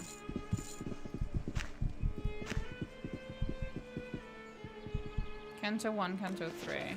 All that comes before is in this earth, in this water, in this fire, in the air that surrounds us. No thought, not thought of as last, but as what came first, and the final step before you come to me. Sir, that's great. But I don't.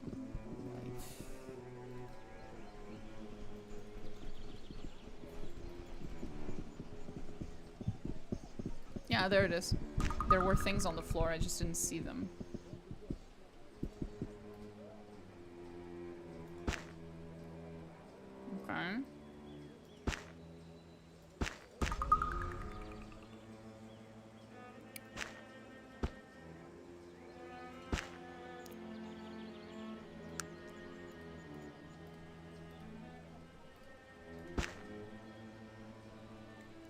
Can you hold these?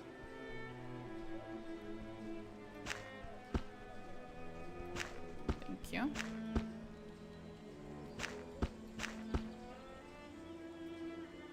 Can you guys fuck off? I'll do that for you. Thank you. The tie that binds the first to the last, the first to its child, is the spirit of all, the spirit that calls, and the way, much brighter before you. Right.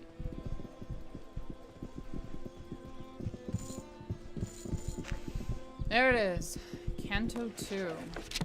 There is only one step which begins a journey. Wise are they who wear the cloak of truth. Clear is their way, clear is their vision, and clear will be that which they seek. Great.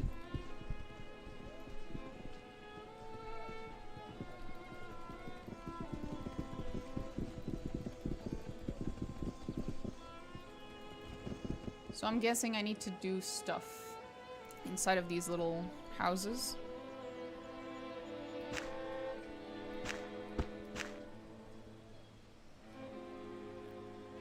Three, 2, and 1. There we go. Now they're in order.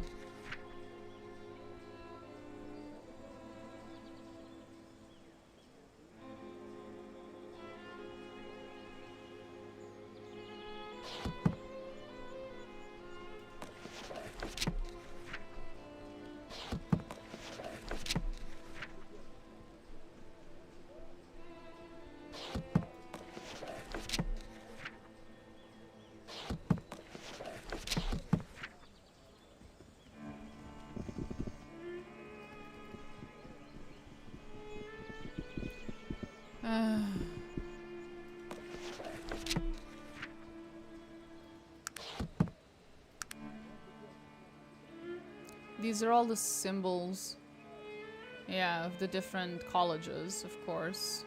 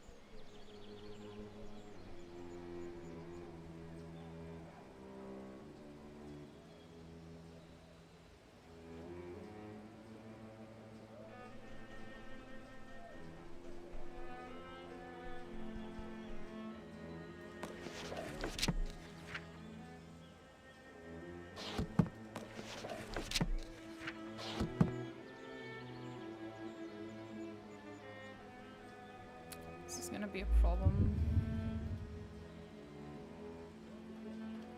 Puzzle. Right.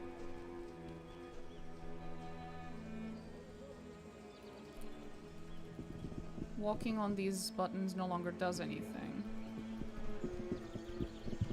As I figured.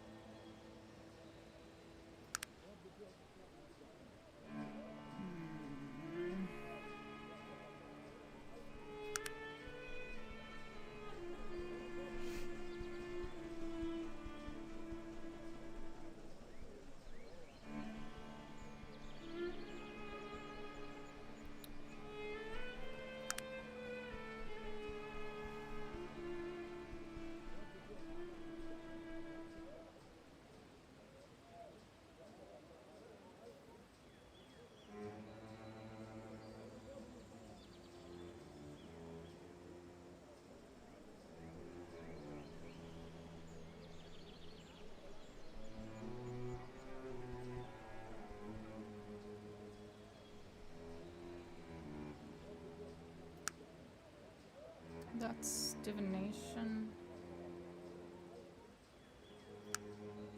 Meta. Mental.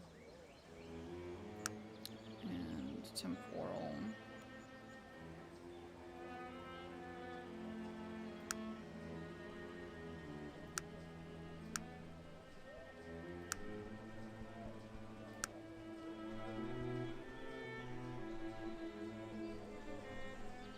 That was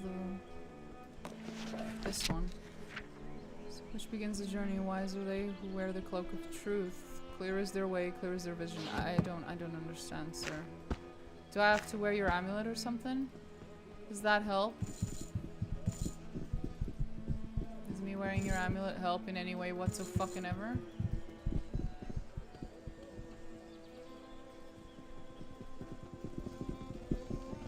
Oh, it did, I think.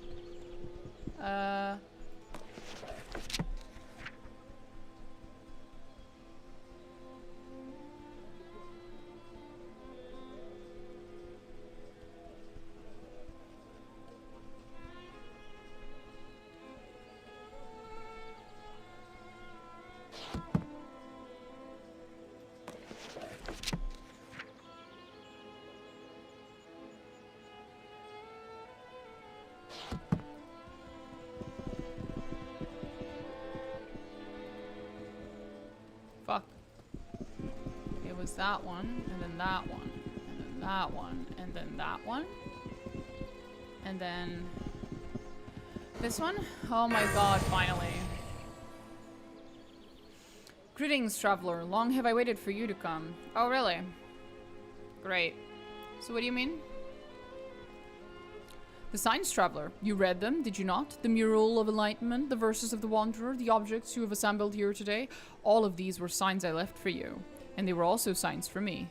So that I would know when you came. So you knew. All this time you've just been waiting for me. Z dead. Awesome. I love me some Z dead. Z with a little thingy on top of it. Yes, traveler. I was blessed with the gift of seeing the future, and I knew that someday I would be needed to provide you with answers. So I am here, and you are here. Ask, and I shall answer as best I can. I do have a few questions, that is true. So, what role do I play in all this? Your role is a strange one, traveler. On one hand, you might say that you are merely fate's puppet, destined to play the role given you. But if you look at it another way, it is you and only you that has any choice whatsoever. It is everyone else who dances to the strings. In the end, how you see things is your decision, and your decision only. That's very meta of you, sir. Sir, are you aware you're in a video game? This is incredibly meta. An interesting viewpoint. Hey, if you can see the future, how does this all end? I knew you were going to ask that question. Did you really expect an answer? Yes? God damn it.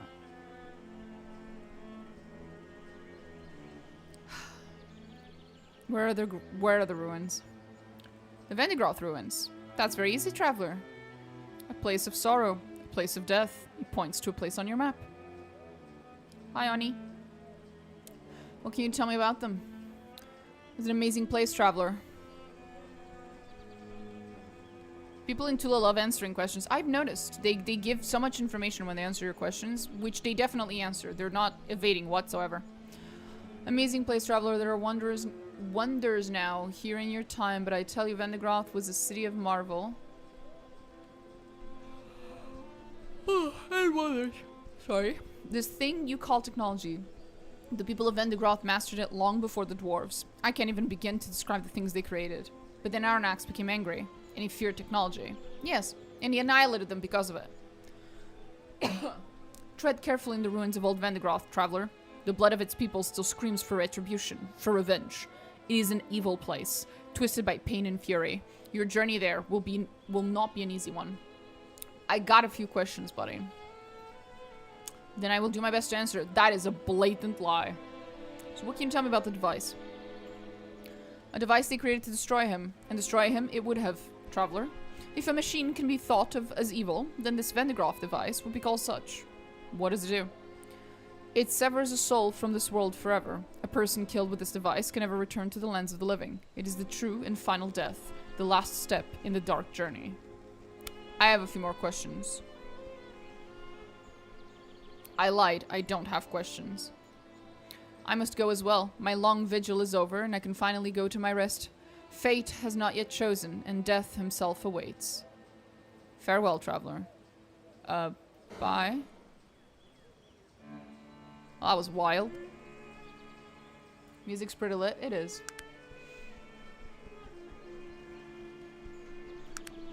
Oh my god, I finally get a point in bow. Fuck yeah. I mean, I finally get a master in bow. Let's go master our bow real quick. Be right back. I love having teleportation. Oh my god.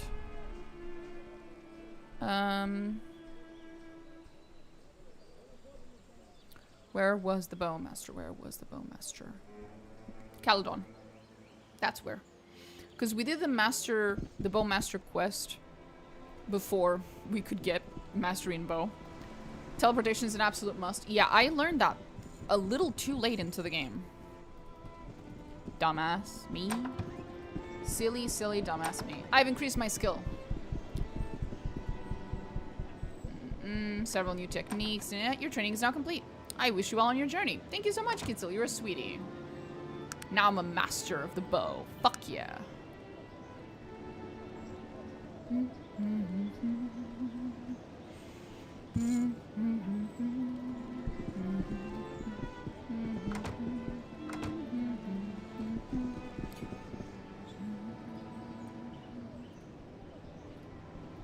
Bam, I became an apprentice of prowling.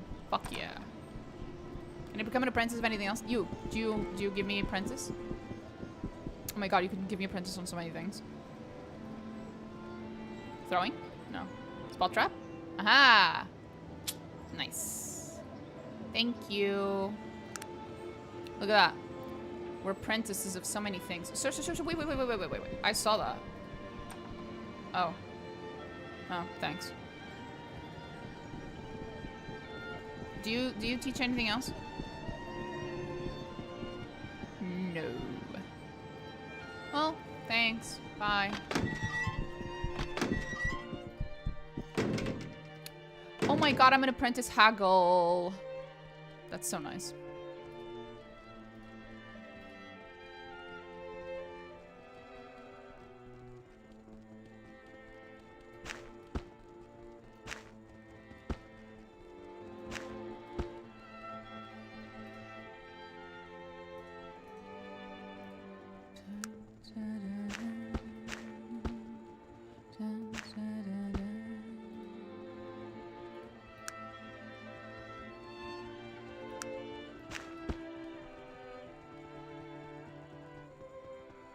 How old is this game? Since 2001, so it was made in 2001, so it's 25 years old. Did you play Slay the Spire? Nope. Okay. That was it. We can go. Go back. Back to Tula, and we'll walk to Vendigroth Ruins just in case there's any kind of scripted encounter on the way or some bullshit. To the ruins. Finally. Oh my god. Somehow I missed this one. A lot of people did, which is a shame. It's a really good game. God damn it. There we go.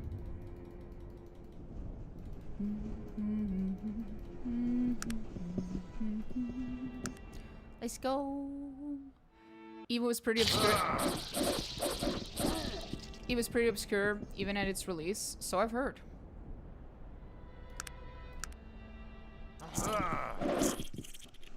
Kill me.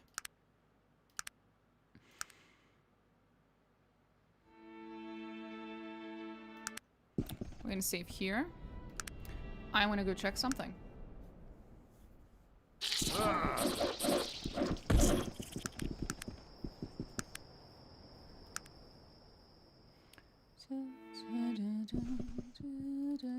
This is still empty. Okay. Just checking. Just making sure. Just making sure.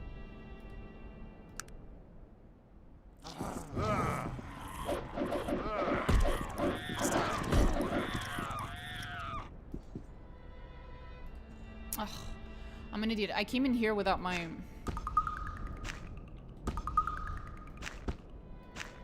Without arrows. It's okay, whatever. I'll use my weapon for now. I guess.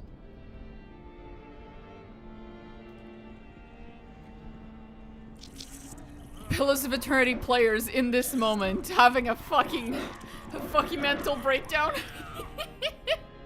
Oh god. Oh man. That is a very familiar looking statue. It's just a little too similar, that's all. Oof. I don't like it.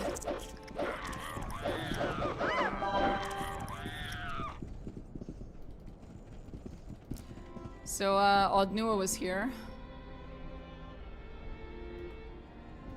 They don't make sound effects like these anymore? Well, yeah, because these sound effects are pretty ass. Like, they're nostalgic as fuck, but... they're also mildly annoying. Pillars of Eternity statue, will it bust out of the ground? That is a very good question. Will it, though? Will it?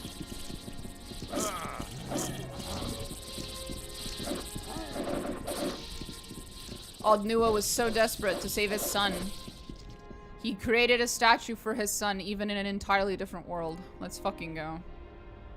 You know what would be really fucking cool if it turns out that Arcanum is actually in the same universe as Pillars of Eternity.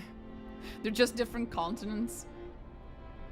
Because both Arcanum and Eora are just continents. They're not the name of the world, they're the name of the continent. Or the known world in those universes. So, I don't know, maybe they could be in the same world. Although I think in Arcanum they do know about the rest of the world. So that would be difficult. Whereas in Eora, people are more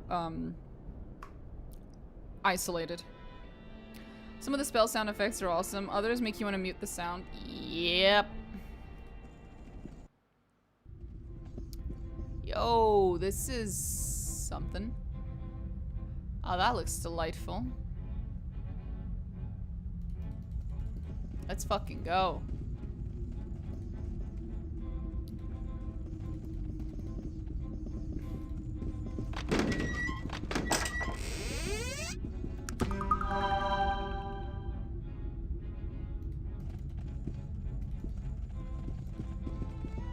Oh, nice.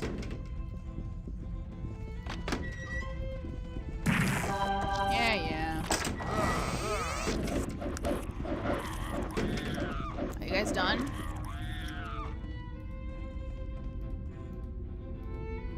I want to read that newspaper. The Vendigroth Times. Professor Hunley to test submersible. Submersible? We ran into one of them, right?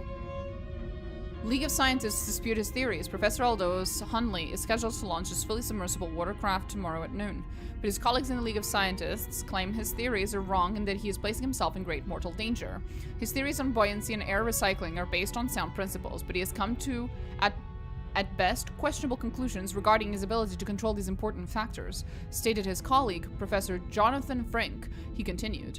I fear his plan for re-establishing buoyancy by means of pressurized air is doomed to failure.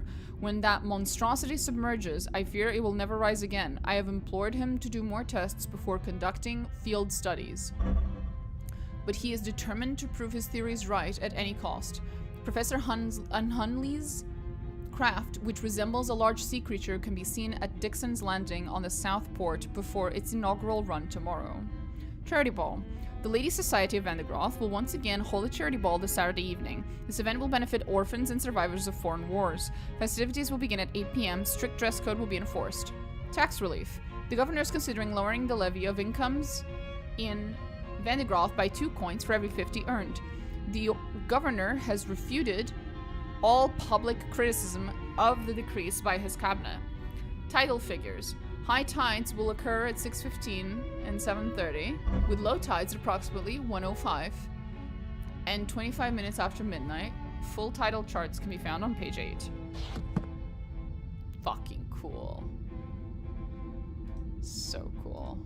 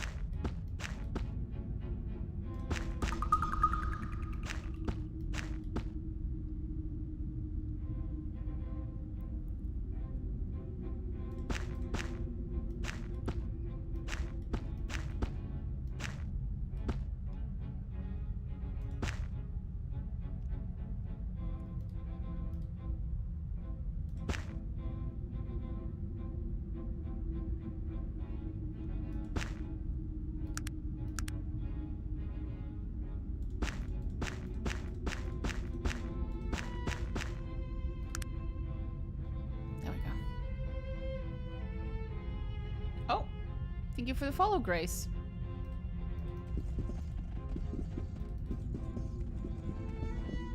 Oh, we should go where that bug was. A schematic. Vivifier, you've learned a new schematic. Grace the Dragon subscribed with Prime. Thank you so much. Holy shit. Thank you for giving me Jeff Bezos' money. Much appreciated.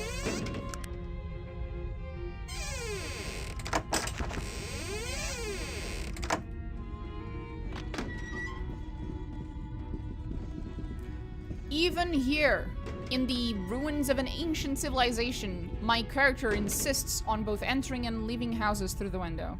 Holy shit, ma'am. Your rudeness knows no bounds.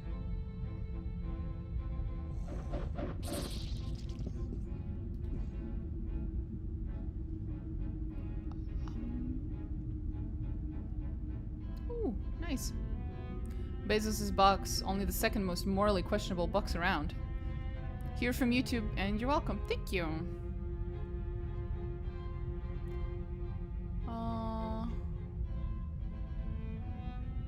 Okay. Think we can go down.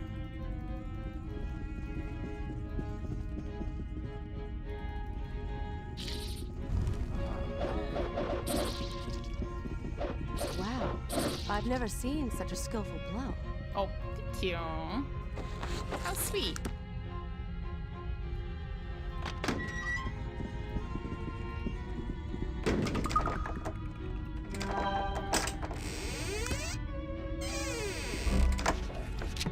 Missing, presumed dead. Yep. Professor, whatever the fuck, of the League of Scientists has been listed as missing, presumed dead after his experimental craft failed to return to port at its previously scheduled time. A sad day for all of science. Commented his sometime adversary on the council, Professor Jonathan Frink. We have disagreed on quite a few matters, but we respected each other's opinion. He will be missed. Launched his experimental submersible some 7 days past and was scheduled to return 2 days ago. Professor Frink predicted this is a likely outcome. Tried to dissuade the other dude to no avail. I imagine my colleague is resting somewhere on the ocean floor about now.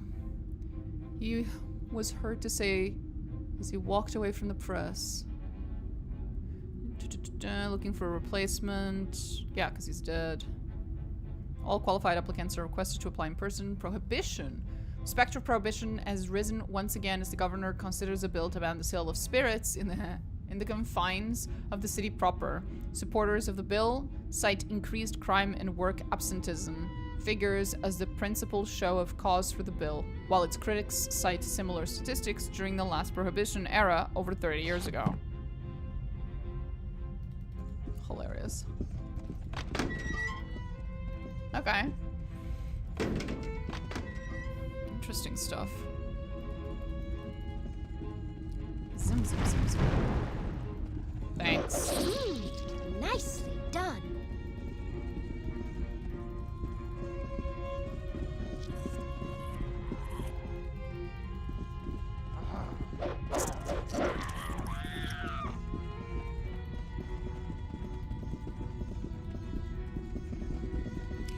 Okay.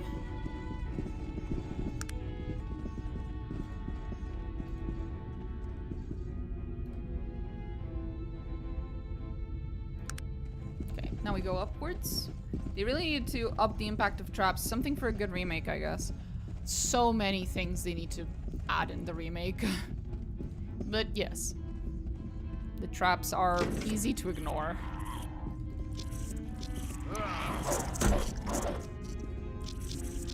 More of an annoyance than anything else, really. Can you guys stop using the window? There are doors, you sick fucks. God damn it. I travel with a bunch of barbarians.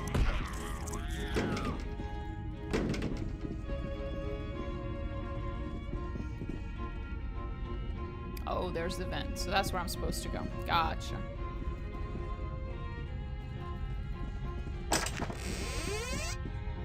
Physical prowess. Cool. Cure all. Nice.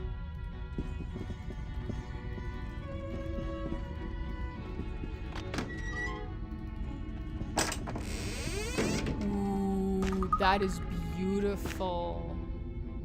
Wow. That is a beautiful fucking gun.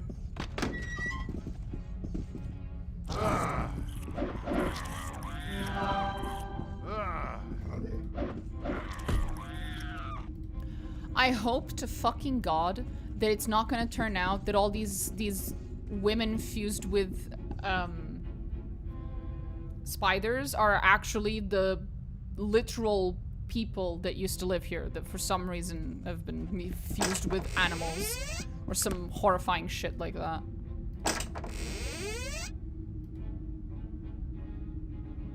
Swear to God. Ancient gun chassis. I already have one of those, bro. That's like my second one.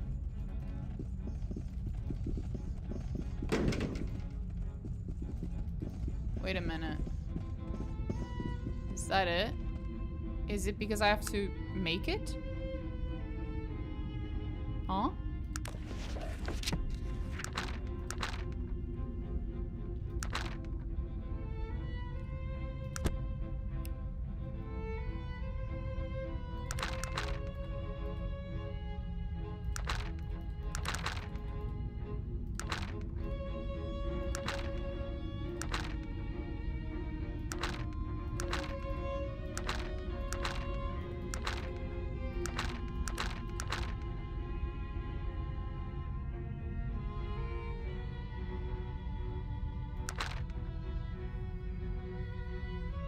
Parallel design, chemical properties of mithril, violent reactions, control destruction, gunsmiths of Vendigroth. I mean, I could make it if I really wanted to, but I don't think that's what we came here for, right? Wait, was it this? No, that's just a rifle. Right? Am I fucking stupid? Am I missing something?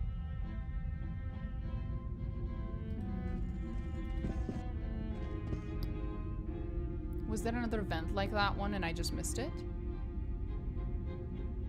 Is that it? Yeah, there's other ones. Just noticed. Game. Oh my God.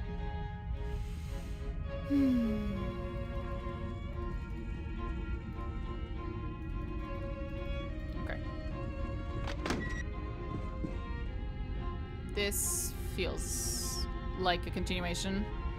I tried to get into water again, I couldn't. Okay, maybe we go this way. Why?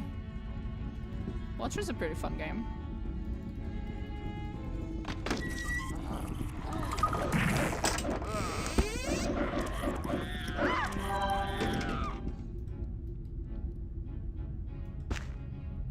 Cool weapon, bro.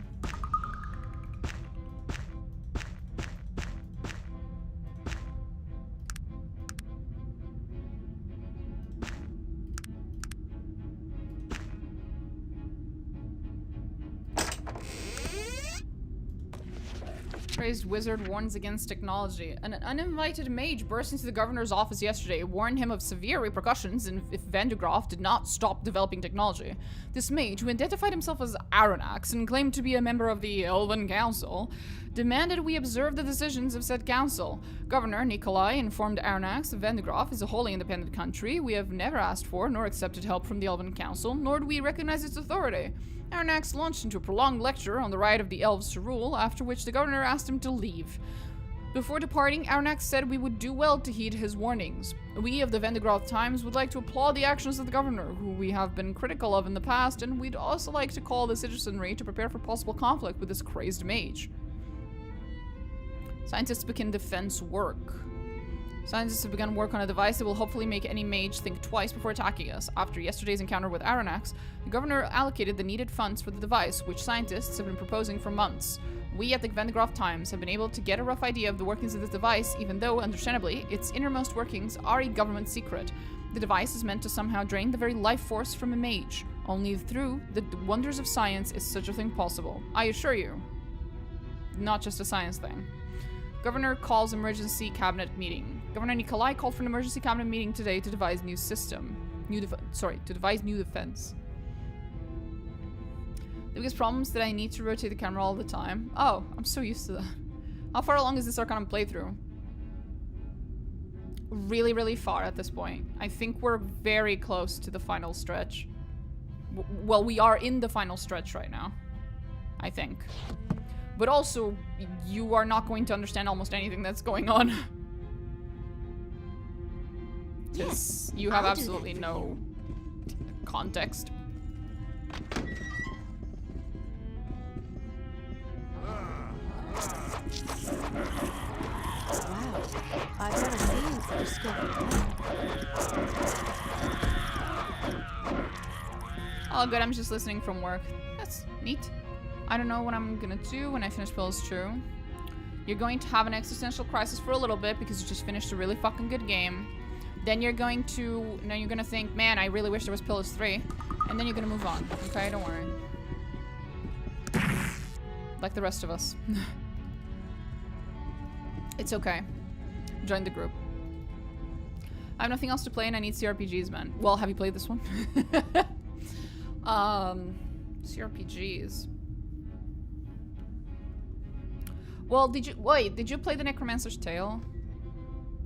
The other one that I was playing some time ago? That was a fun one.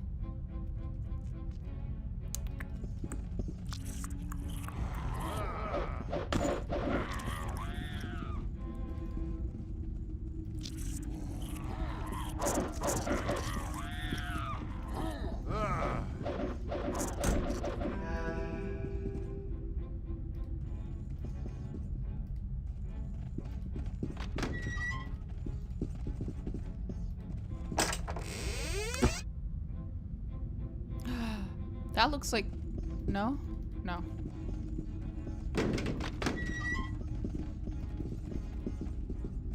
I haven't even heard of it. Oh, that was a fun one.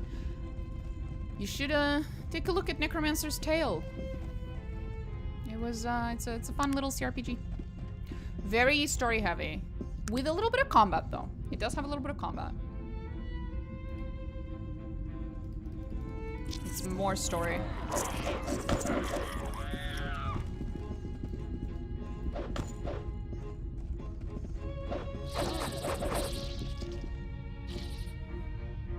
What's your favorite D&D-esque type game? Oh god.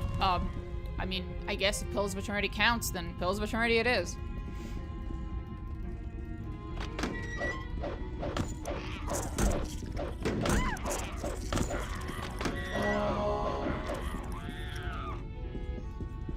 Okay, there's a vent here, so I'm guessing that's where I'm supposed to go. Can you motherfuckers get out of the goddamn way? I'll do that for you. Thank you. If you want super nostalgic, oh, look for Quest for Glory series, my favorite RPG of the olden days. I don't like going too old in terms of games, because there is a point after which it also just becomes unplayable. Like, Arcanum's already fucking pushing it with... Even with all the patches, it's still rough, buddy.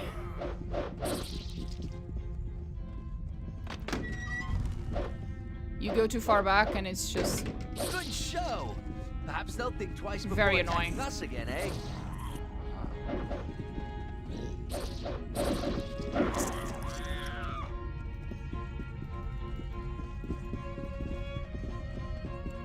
Anything here?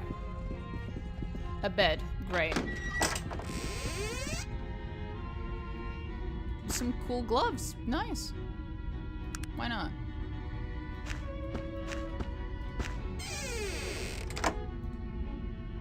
War gauntlets. I always wanted some war gauntlets, I guess. Nothing else. Can you guys get Yes, out? Out! I'll do that for you. Jesus.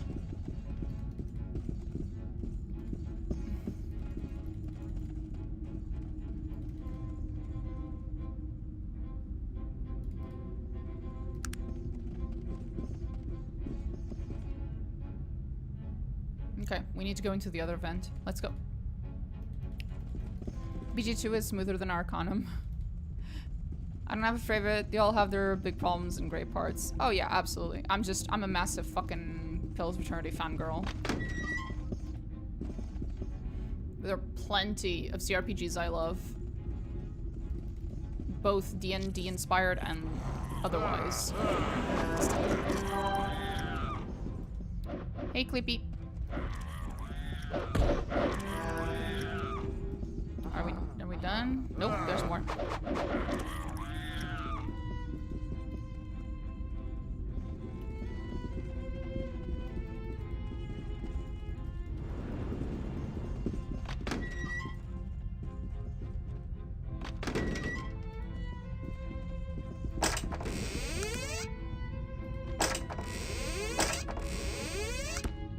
A key.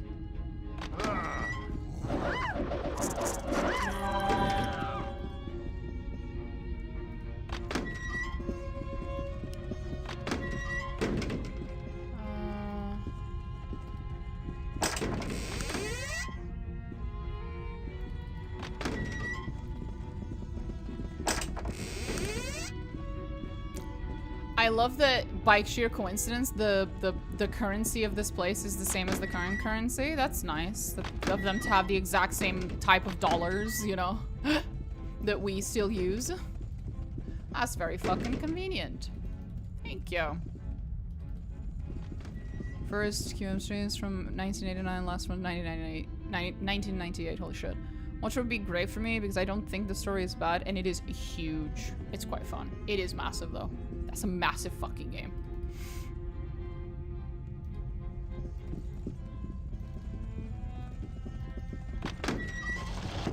Oh, for fuck's sake. Okay, there's absolutely nothing special there. They're just ingredients for making stuff. So unless I have to, no thank you.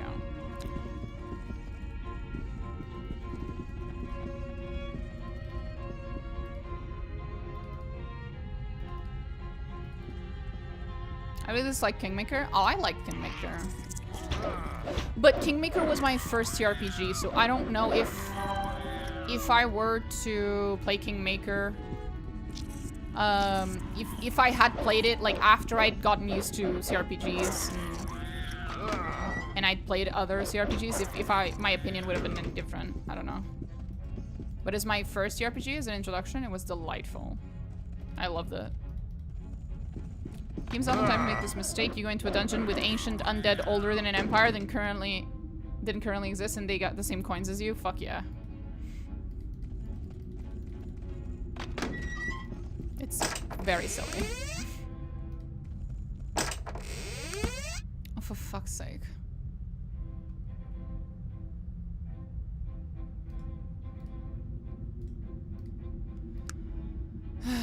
Well, do you want these?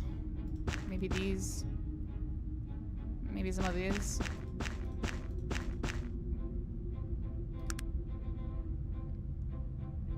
That works. Drox Warbringer. I wonder if that's it. Is that it? Is that what I came for?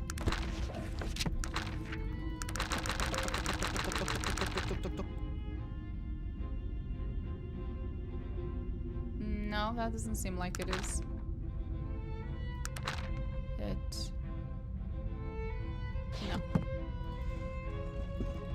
There's still places to go. We're not done.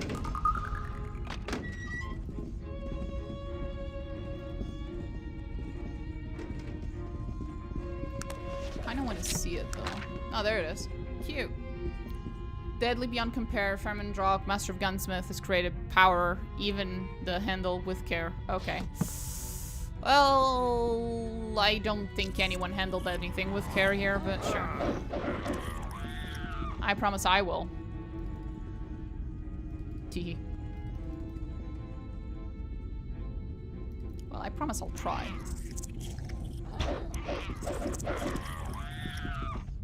The least she could do is drop some arrow. Oh, thank you.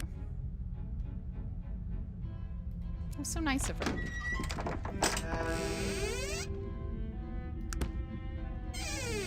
Does PoE 2 have a multi-level dungeon like PoE 1?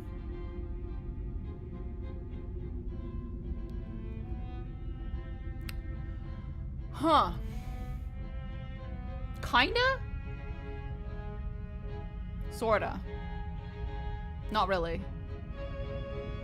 There's a DLC that adds a tournament with combat, basically. Long story. I'm not a fan, personally.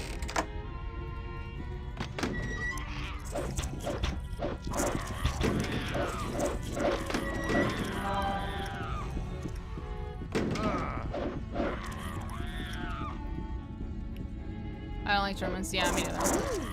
Nicely done. Someone in chat can correct me if I'm wrong. I don't think we got the anything like the Pillars of Eternity one multi-level dungeon thingy in the second one. I don't think. It's been a while though.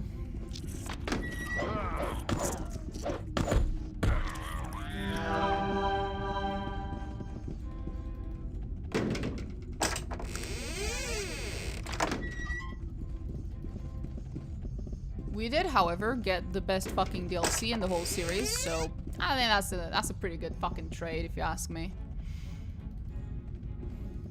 Witcher 2 is an awesome multi-level dungeon. I'm not necessarily a big fan of multi-level dungeons. I find them quite exhausting. Which DLC? Oh, Forgotten Sanctum. No, there's not even a comparison there. Forgotten Sanctum's fucking awesome. Oh man. Fucking tentacles. Goddamn tentacles, bro. There's tentacles everywhere, bro.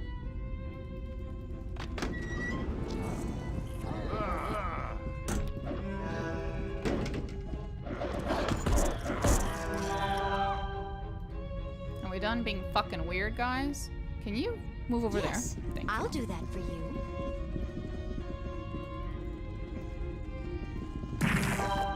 Yeah, I know. Whatever. Ooh, another one. Neat. So would you like another one?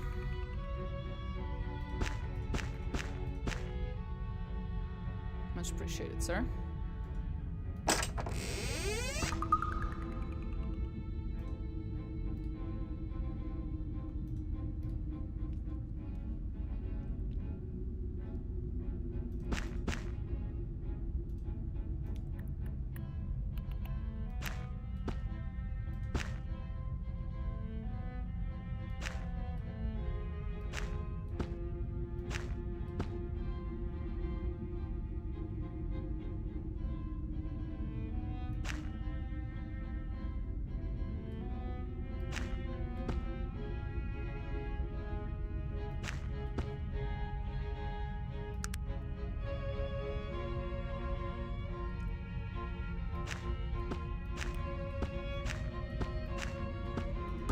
There we go. Fucking A. Okay. Someone else can pick this up.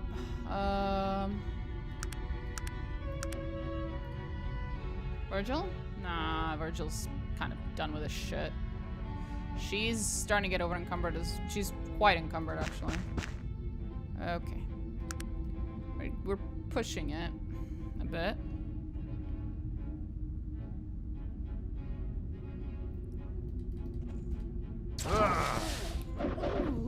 cool automaton.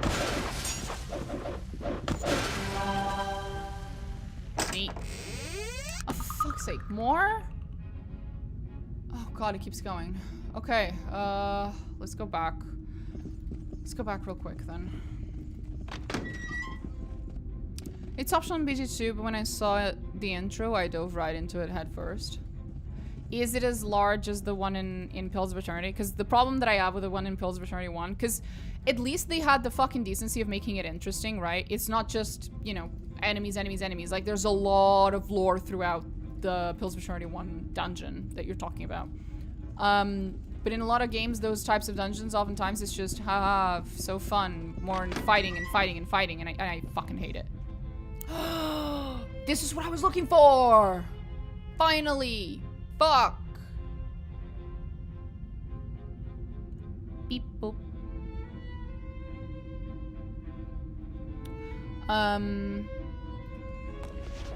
All gods have a father and he watches over them. And he watches over them. His children call his children all. He holds them all as gems. But Valorian is hard and old, and his ways are set in stone. He has all, expects all. With your life you will atone. Beware what you give. If his children you don't know, Valorian takes all. Valorian returns all, and his powers he'll bestow.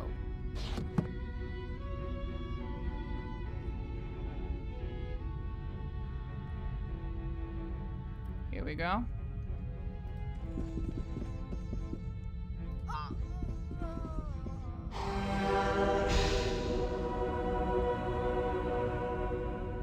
Nailed it. Woo! There we go. We got the final blessing.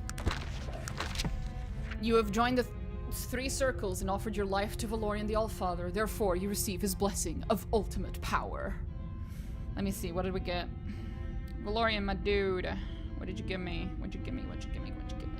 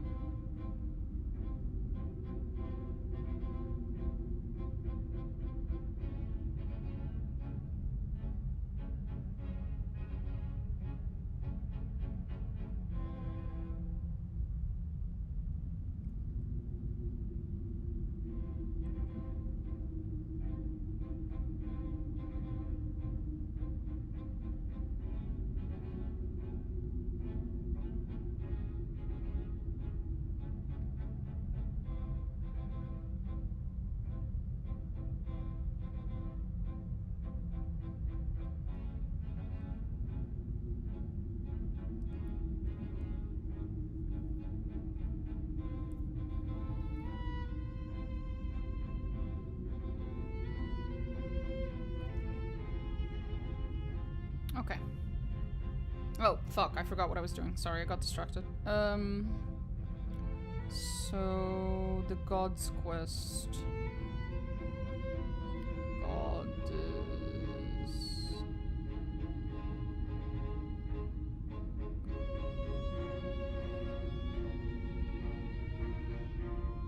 Ancient Gods. Valorian. Blessing, 100 hit points, 100 fatigue, 12 dodge, 12 pickpocket, 12 firearms, 12 persuasion, 4 dexterity, 30 damage resistance, 30 magic resistance. Ooh, that's nice. That's actually quite nice. Completely useless to me in terms of dexterity, because I'd already maxed it, but everything else is quite nice.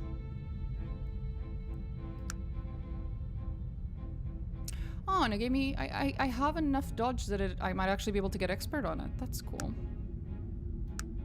Gambling, haggle. Oh. Jesus Christ, that's a lot of fucking gifted subs. Thank you so much, Swedish American Bear. Holy shit, bro. Jesus Christ, you just overrid my... the fucking chat is completely overrun with your subs. I have no idea if anyone said anything. 1 second. I can't alt tab, bro. Bro, I can't alt tab.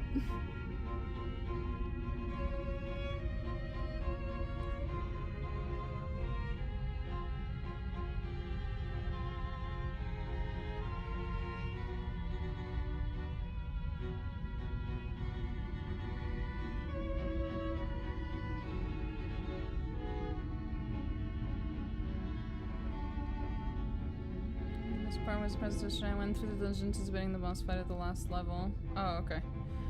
Oh, Jesus. But, thank you. Holy shit.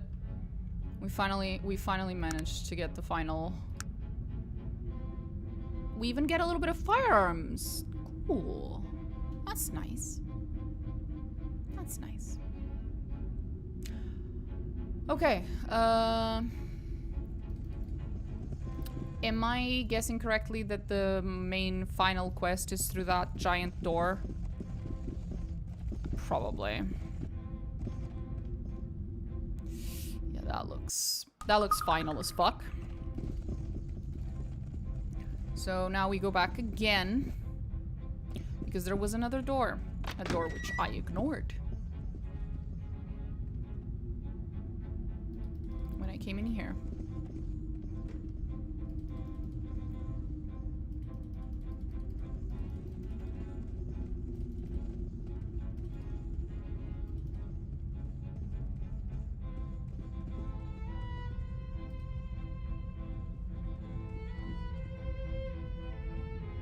I think this is it. This is the one I went in and then I came back out of.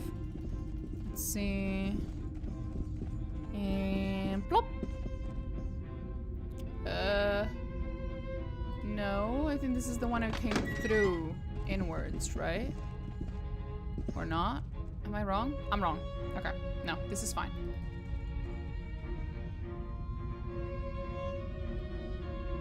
Oh, okay, we're in the same place. This ends up in the same place. It's a loop. Good. Makes things a little easier, actually. Oh, hi, puppy. Sorry. Sorry, I didn't mean to click you, sweetie. You know what? I'm just gonna let my boys deal with you fuckers. I'm just gonna go.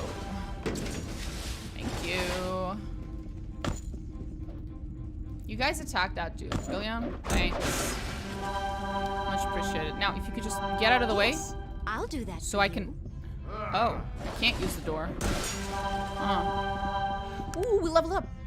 2 points. Nice. Nice. 1 point there, so I don't fuck myself over. Because that's the minimum willpower for teleportation. 1 point. Strength. So I can use my fucking bow. Holy shit.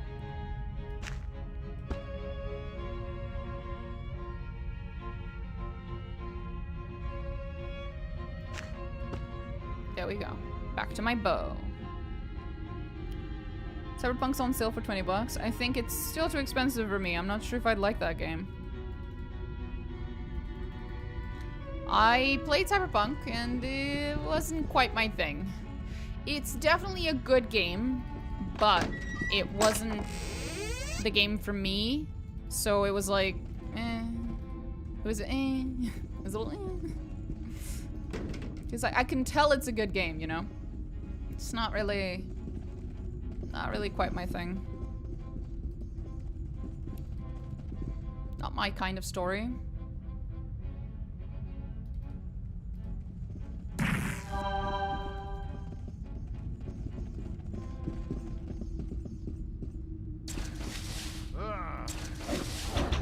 Please watch yourself.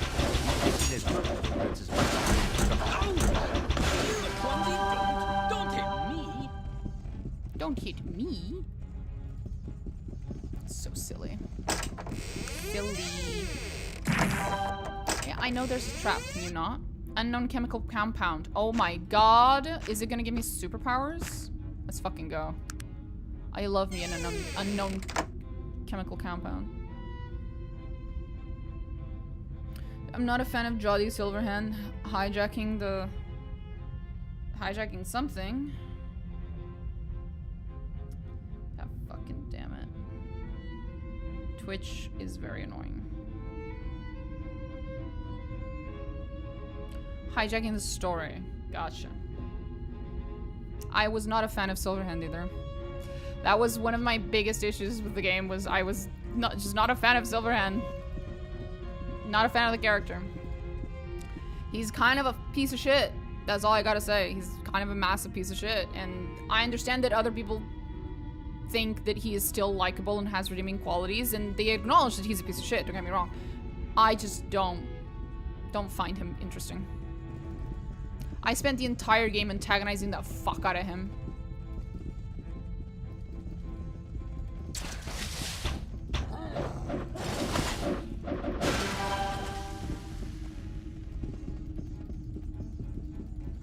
And I didn't even want to go full corpo. I just thought corpo was fun. And then it's just caused so much, like, it caused me to antagonize the fuck out of him so fucking much. And at some point, I swear to God, I was just picking corpo to piss him off. Oh, we're out of arrows again. Shame, shame, shame, shame. Shame, shame.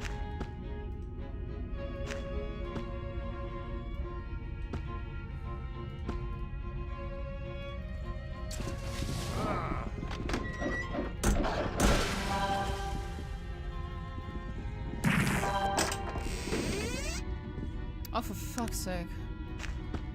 What is it? Vivifier. I already know that one.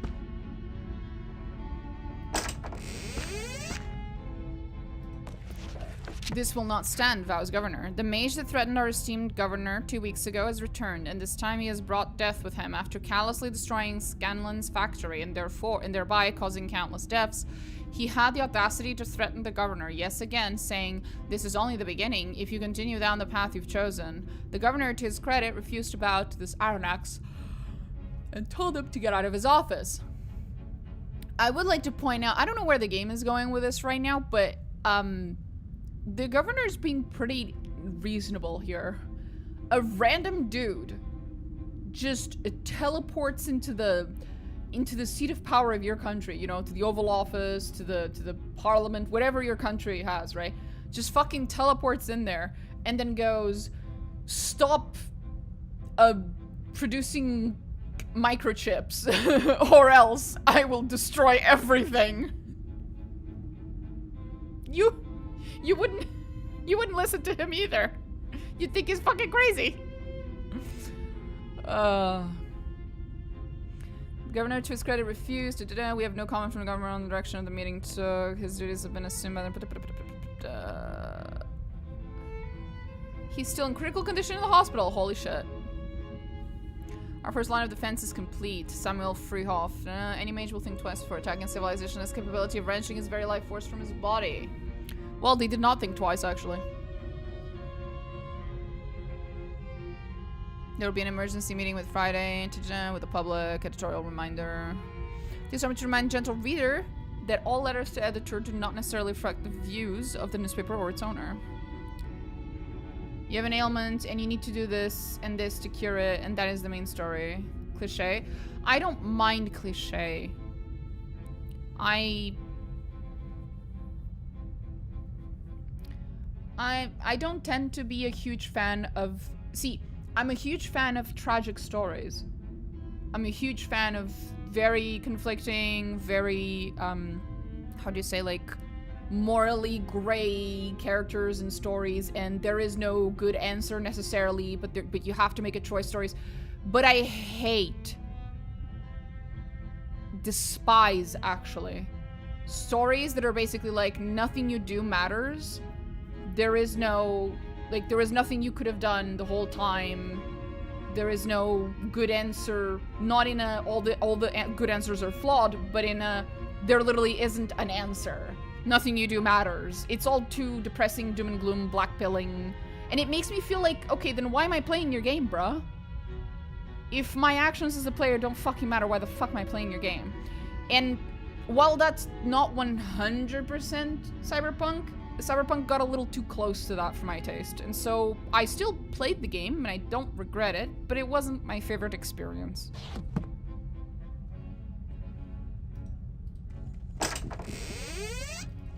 I also consider the, I don't think a single one of the endings of Cyberpunk actually has V survive, except the one that was added by the DLC. The other ones are all about how he or she survives through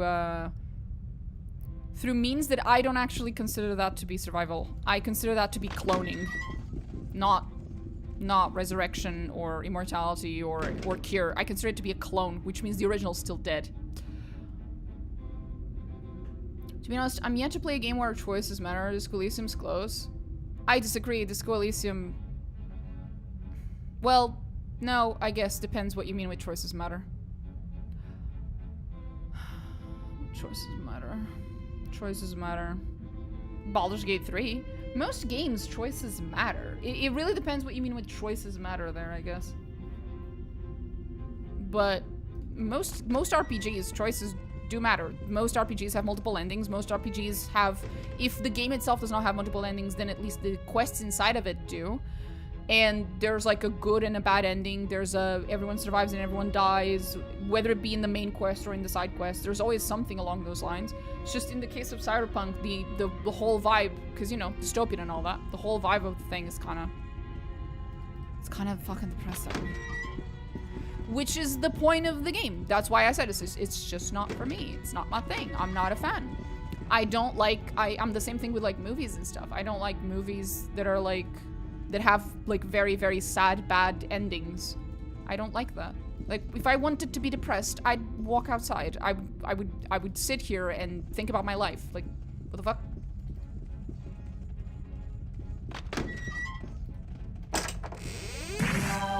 I have enough of that shit in real life. I don't need it in my video games too. Seems silly. I mean, all RPGs had always choices that matters. Knights of the Old Republic, going for the back. I'm sure I can find more. Yeah, absolutely. My gripe with Cyberpunk was just, you know, again, like a very personal taste kind of gripe. But yeah. But in the grand scheme of things, of course, also the fact that you can't do your impact as V on the on Night City and the world, I guess, of Cyberpunk is very, very minimal, which again is part of the setting. That's why it's dystopian, but that's also why I don't like it. I hear that Cyberpunk is coming too close to real life with a corpo takeover and government influence and stuff. Yes, just a little too depressing, that's all, okay? I get enough of that in real life, that's all. No, thank you.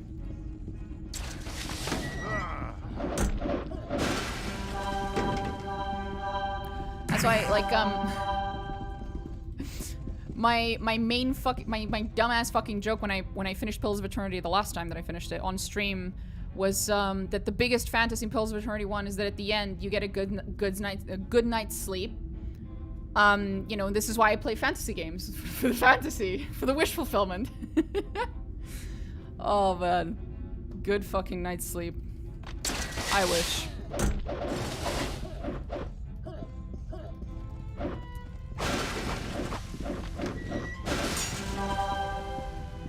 Having said that, Cyberpunk did have a DLC that was really fucking good, and it was the only time that while I was playing Cyberpunk that I actually got invested in the story, and I got really, really, really, really invested in the characters, and it was only during the DLC. The DLC was really good. That DLC was insane. I got so fucking invested.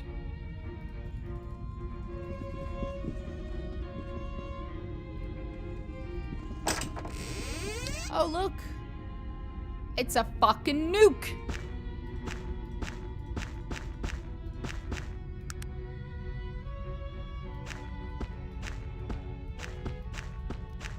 my favorite.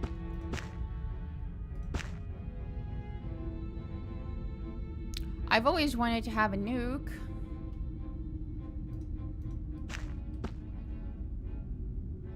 Okay. So we have a nuke. What now? The DLC of the game is 40 euros over budget for me. That's fair. The DLC is pretty much the only thing I truly liked, so. Same reason I hate movies now, where people are just shitty in general, including most apocalyptic scenarios. I hate people enough as it is. I know people are shitty. I don't need it reinforced. I want deep discounts. That's okay. You should probably check both Steam and GOG. GOG? Is that what it's called? Yeah, GOG. Maybe they'll have a discount there or something. I never got anything from them. Well, that's not true. I might have. I think I did many years ago, but not recently is what I'm trying to say.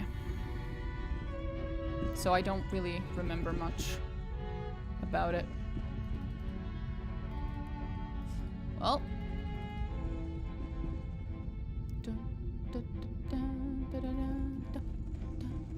I bought BG2 for €1. That's fucking based, bro. That's fucking based. That's awesome.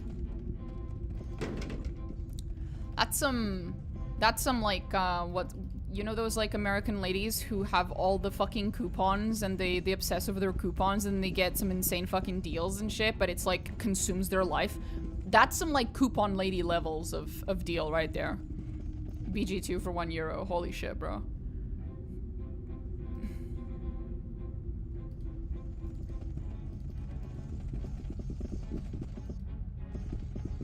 Thank you for the follow, Mugestu.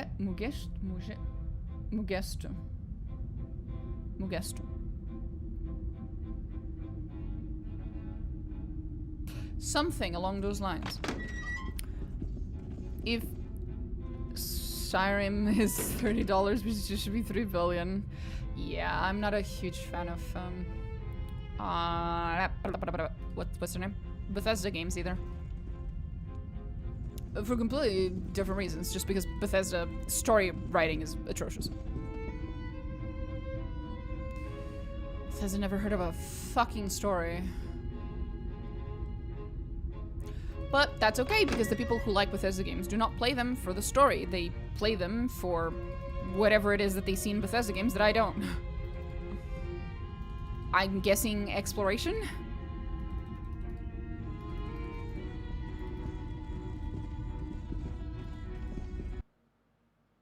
Yo, we made it back.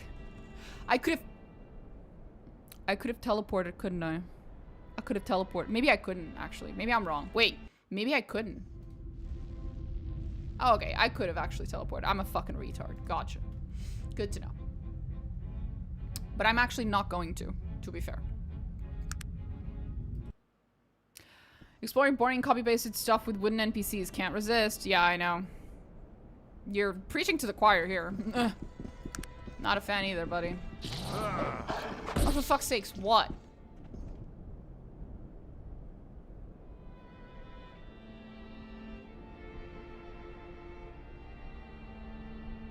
Fucking odd Nua, bro.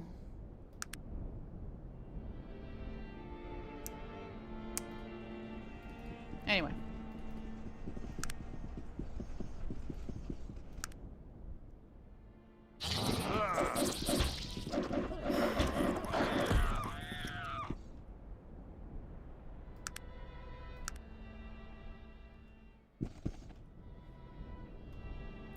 Underrail's actually pretty good. For some reason it doesn't pull me in. I don't know that game.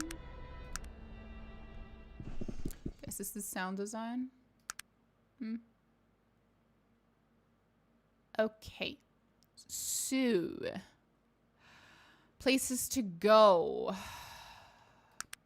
I'm gonna walk the first few ways. Wait. Did the guy in Tula want to talk to me? I do not recall.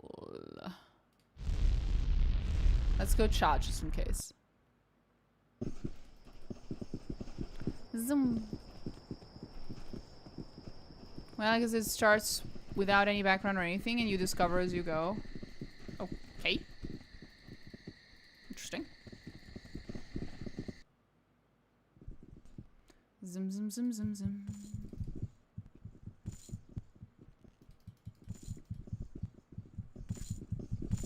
Fuck is this little circle thing? Eh.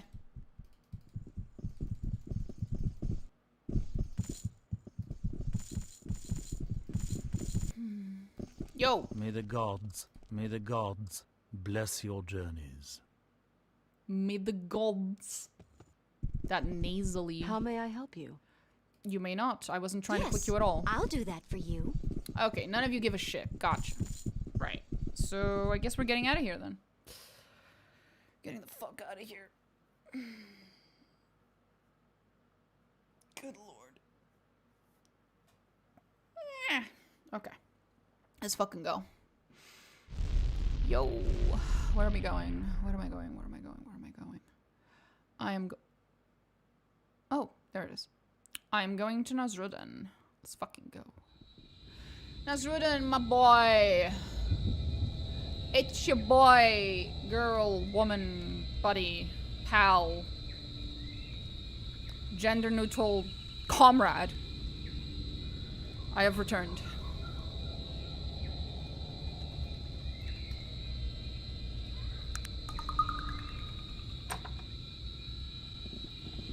What are you doing here? I told you to meet me in the Ring of Brodgar. Make haste and I will join you there. Then what are you doing here?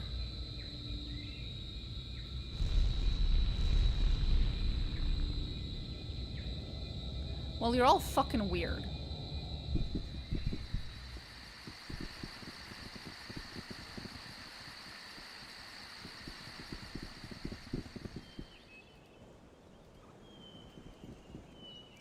Zim, zim, zim, zim, zim, zim, zim, zim. Here we go, here we go, here we go. Hi, Nasrudden. You gonna banish me? Are you prepared to face Aranax? Oh, yeah. Then it is time. May your gods accompany you to the other side and help you to stop Aranax. They better. I prayed to all of them in the correct order. Some of them twice. And then I killed myself to one of them.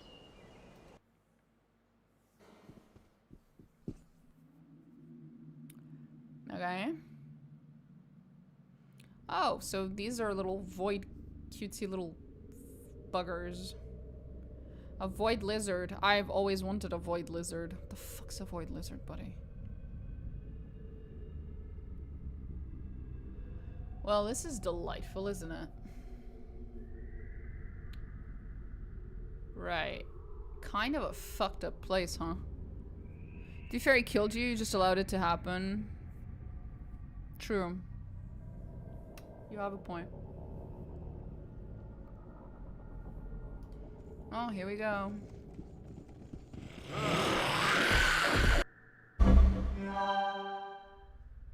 Oh, where am I? That was rough, buddy.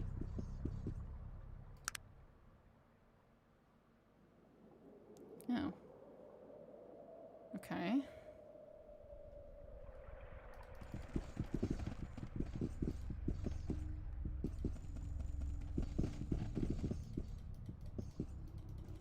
How does this work?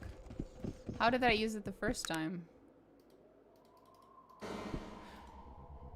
That doesn't make any sense to me, bruh. I'm not gonna lie.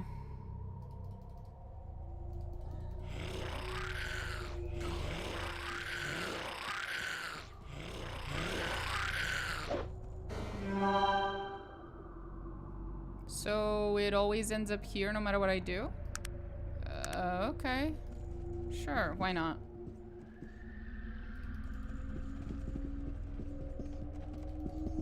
And if I try to attack this one?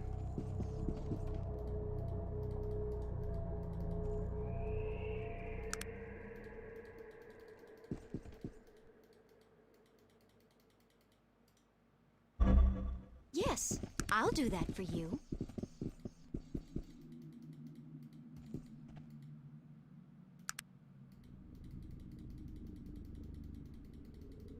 What is it that you want of me? What can I answer for So, you? what do we do? Well, This is what our quest has been pointing towards all along, isn't it? We need to locate and kill the notorious Aranax. May I ask you some other questions? What can I answer for you? So, do you know anything about this place? Us in literal hell. So, what can you tell me about this location? What is it that you want of me? Nothing, actually. I wasn't How trying to may talk I to you at help all. you? Then I will do my best to answer. None of What you have is it anything to you say about need? this place? What would you like to know? I don't know. If legend tells true, then Aranax is in the void. We are in the void. Somehow, we're going to have to find a way to get banished there. Sweetie, you're a few I don't know anyone who has quests that back. kind of power. You are several main quests late for that comment, but okay. Hey Magnus, do you know anything about this place? What would you like me to do? How can I help? What do you need to know? Why in hell would you think I'd know such a bloody thing? I have a hard enough time keeping you out of trouble. Now you want me to find this Aranax as well? I know that dwarves are resourceful, but even I have my limits. How can I help you? What do you need to know? Okay. No one has any... Wait. Sog. Fuck. I was really hoping he'd have some kind of drunk insight, as per usual.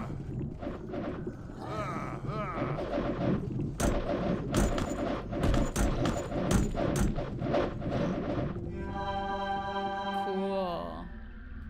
Do they drop anything? What is it that you want? Can you get Yes, out? Thank I'll you. do that for you. Will you?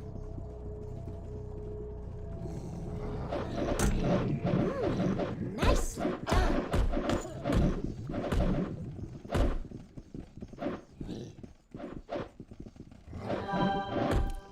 But fuck him up. Fuck him up.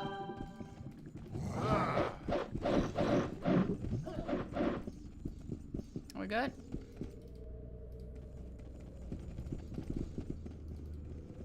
This is a weird ass fucking place. Huh.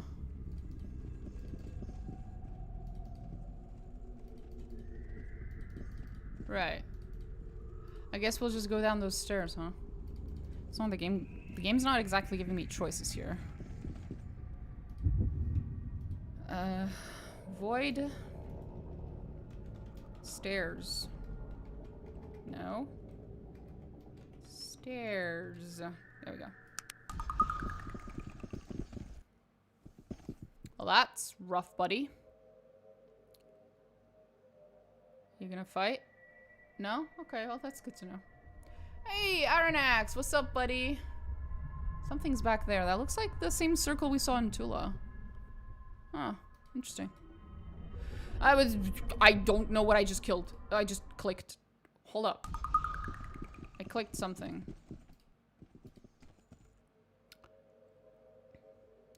What is your business here? I'm here for Aranax. Yes, of course. We were told to expect visitors. Aranax is inside. Feel free to enter and speak with him. Thank you. Have a nice day. I am confused. Dark Champion. Why are you being so nice? I don't like this. I don't like this one bit. Hey, buddy. Can you wait a second over there? I'm gonna go figure out what's back here. Thanks. What's this? Maybe I shouldn't have done that. Let's not do that. Let's not do that again.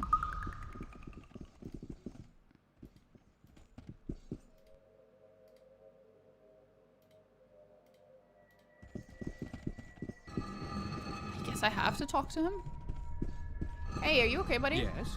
What is it? What do you think it is? You get a lot of visitors here, buddy? Before you sits an elf. His legs crossed. His legs are not crossed. His head down. His head's not down. An air of weariness surrounds him. He notices your presence and slowly, purposefully stands and addresses you. Yes? What is it? Aranax, I presume? Your presumption is correct. And who might I have the pleasure of addressing? Your mom. Well, what brings you to my corner of oblivion? I'm here to tell you to go clean up your room. I don't fucking know, buddy. I think I'm here to kill you, but I'm not entirely sure I have to. That is a feeling I have much familiarity with. Sometimes I feel that my fate was decreed from an early age. You're here because of your actions. Do not misunderstand me. I take full responsibility for my actions. Though, how are one's actions determined, really? I'm not arguing determinism How with is you. our view of the world shaped? Mine was shaped by arguably the most powerful individual in the world, my father. So you had daddy He raised me issues. on tales of the righteous superiority of the elves and the destiny that brought us to rule over all the races. Right, and because you had daddy issues, that somehow justifies you being a piece of shit. I don't think it was Nasruddin's intent that you destroy a whole city. No, it was not. Have you played Wasteland 3? Nope. What did he expect? He shoved a young, immature, and inexperienced fool into a position of immense power and set me loose on the world. Why didn't he stop me? He should have stopped me. Okay, buddy. First of all, we do not like a motherfucker who deflects blame, okay? He's not wrong. Nasruddin has a tremendous amount of blame over what happened, but that's on Nasruddin to admit.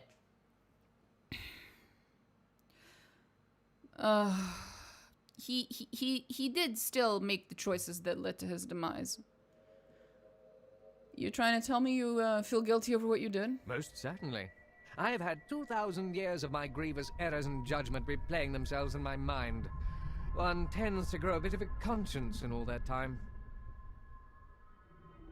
One does not necessarily, I assure you. But that is interesting. Grievous errors in judgment? That's what you call the horror that you visited upon Vendigroth, upon all of Arcanum? Holy shit. Hello. Aren't you just a smarmy young lady? Tell me, just who are you, madam? I am Zan Alurin of the Dark Elves, Aranax. The Dark Elves who have worshipped you despite your defeat at the Ring of Brodgar. Seeing you here in this prison, it seems little has changed. Great Aranax, the eternally vanquished. Oh boy. I'll disregard your comments for now, young woman. You seem rather bitter towards me, and I suppose you have good reason. Good reason? Do you have any idea what your bravado did to our world? To my people? My whole life, I have been taught that the elves are somehow better than the other races. Great evil has been done because you taught us to think this way. And that is wrong, Aranax. Terribly, terribly wrong. Because of you, there's not a day that goes by that I don't curse the blood in my veins. Listen, child. If there were a way I could travel back to those days and change them, I would. You've no idea how sorry I am that things have turned out this way. But I can tell you this. It is not the blood in your veins that makes you. It is the heart that it travels through. Remember that. Aw. He sounds downright cheery. He sounds mildly annoyed. You know, there's only one reason I am here.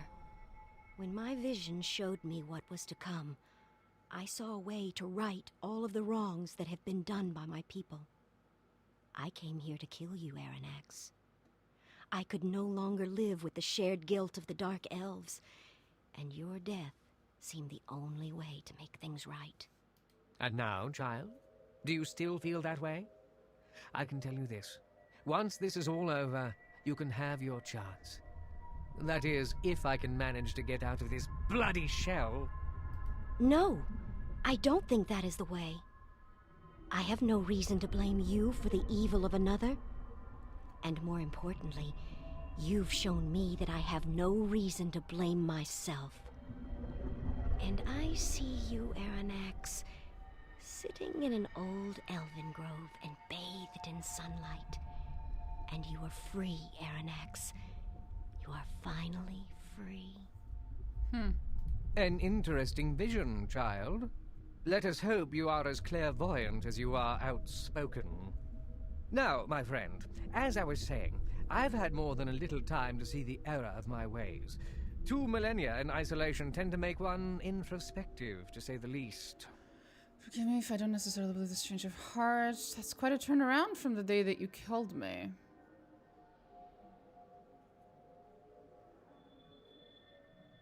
I did no such thing. I've been here for ages. Do you really think I could reach across the void to torment you?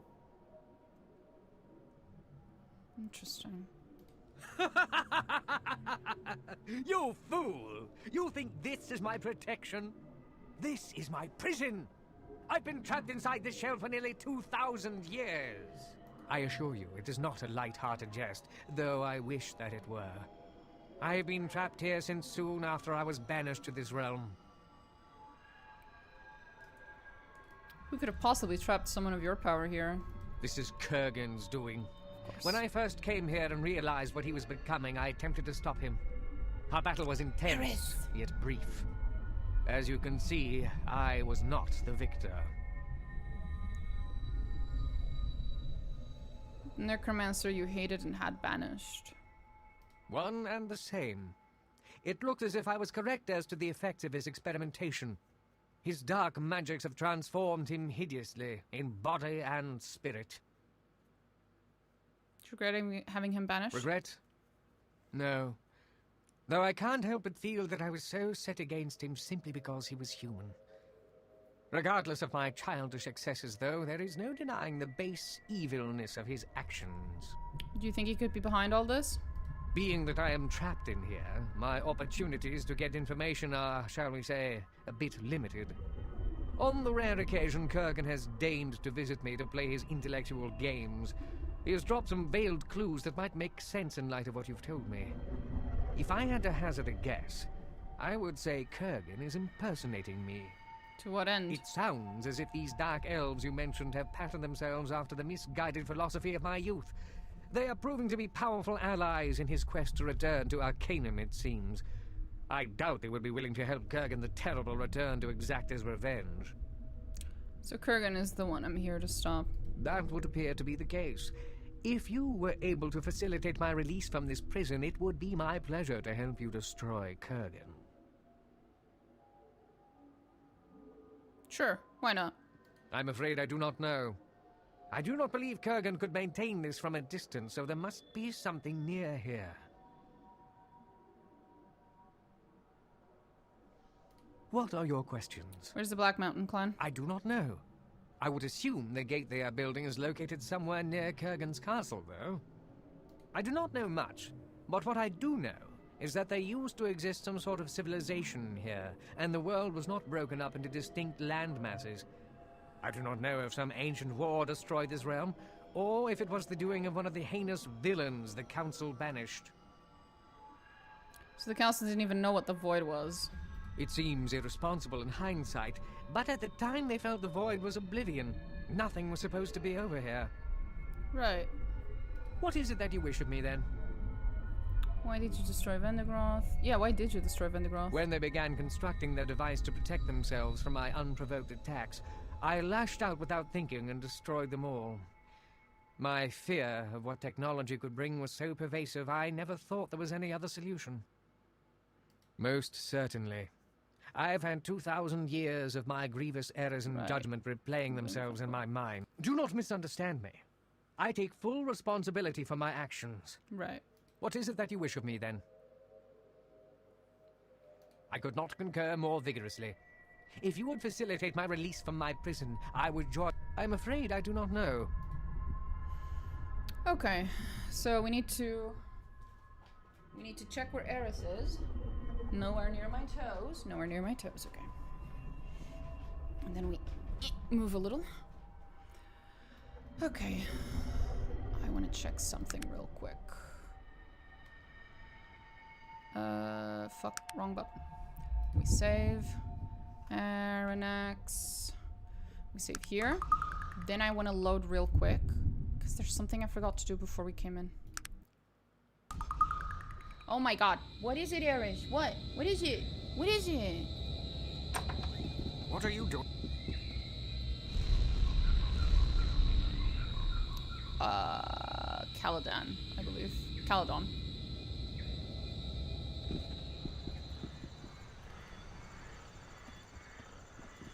I'm gonna go see if I can tell any of the current information to the Panari people.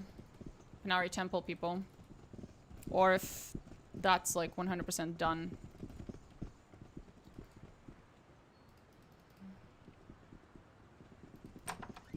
Wrong way.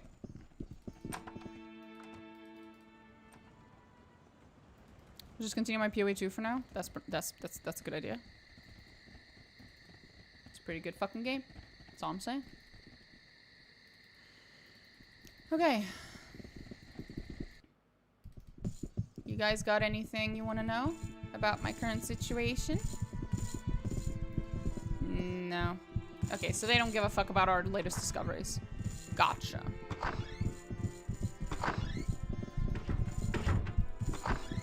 Okay, well, just checking. Then we'll just load where we were and continue. Let's continue.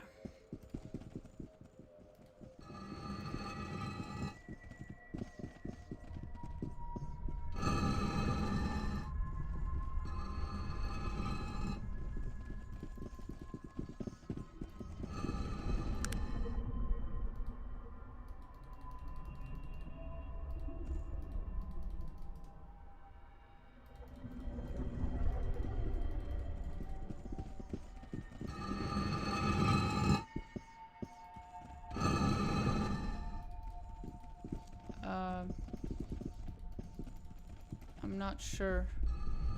How do I release him? Do I have to go through here? Maybe?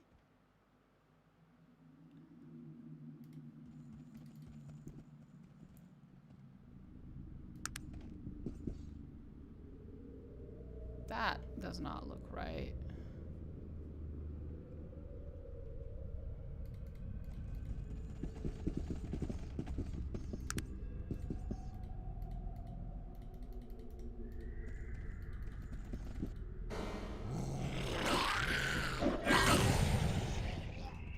Leveled up.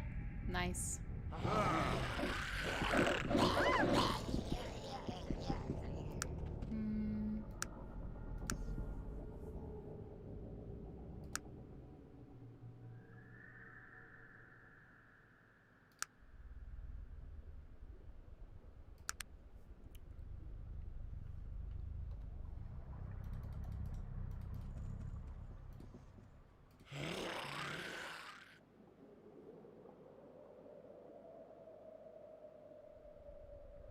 I mean, big enemy and all that, but I'm not seeing it.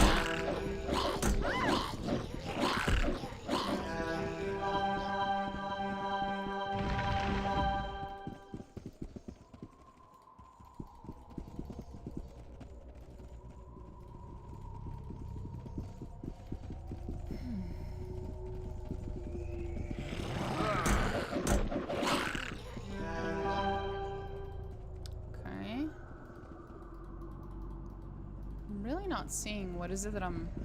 Oh, Gorgoth need food. You mean the Gorgoth? What a small world! I'll get you some food if you help me fight Kurgan. I'll come back with some food. Do I have food? Do we have any food? Does he mean like regular food? I don't think I have any. I'm sorry, buddy. I don't think so.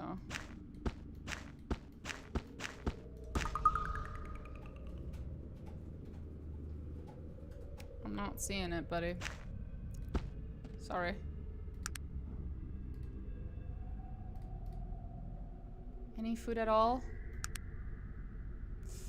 Not seeing it. Oh, maybe some of this counts as food?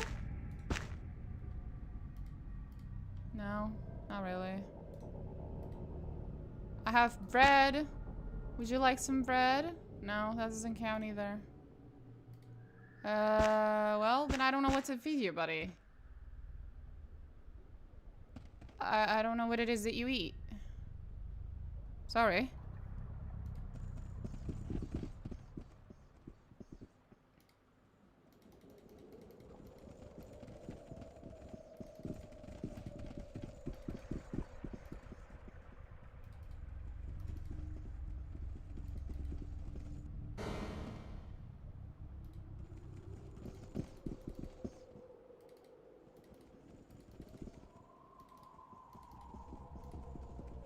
look, there's like a thing down here. Cool.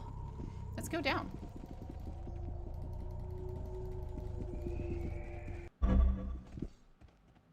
Hello.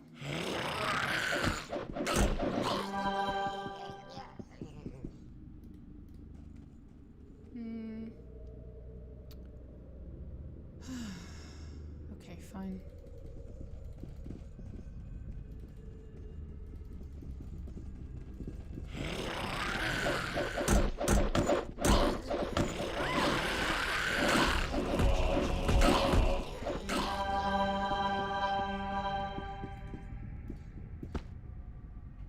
Oh, that counts as food, right?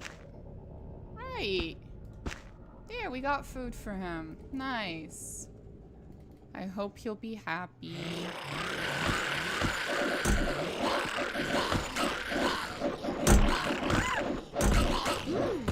Nice done. I don't know how many he needs. More food?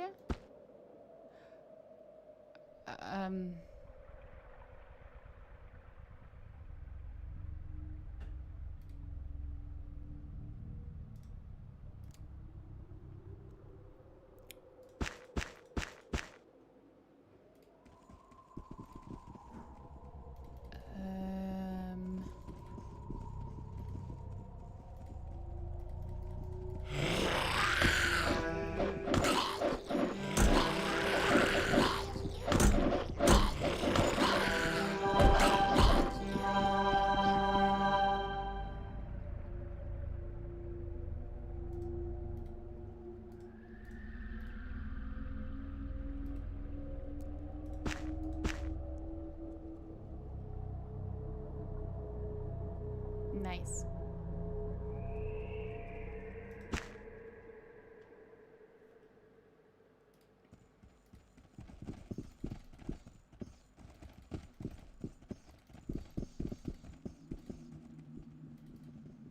Where does this go? I think there's at least one more person we know has been banished here.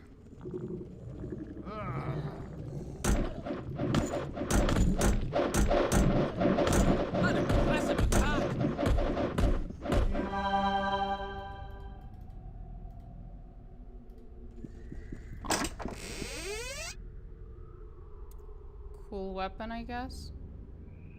Do we need it? Why does it look like an altar though? That makes me a little worried. Okay. Sure, why not? Hey, what do you want? What?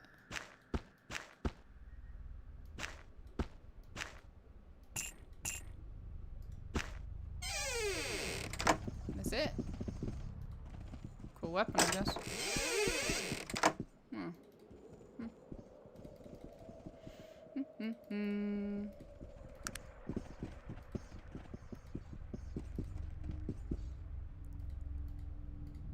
There we go. Oh, Jesus.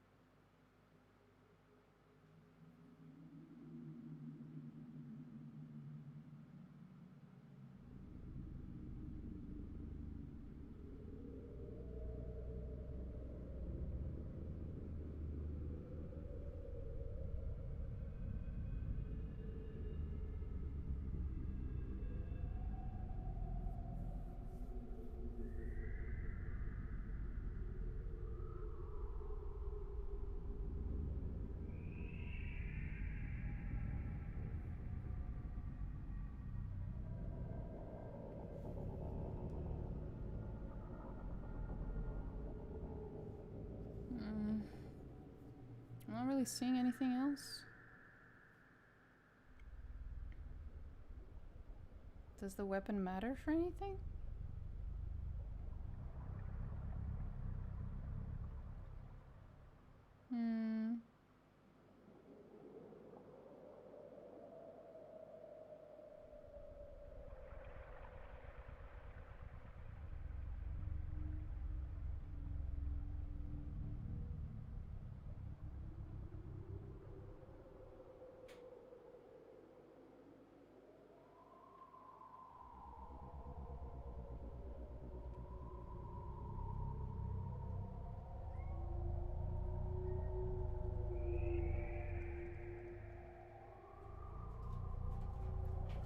Not seeing anything.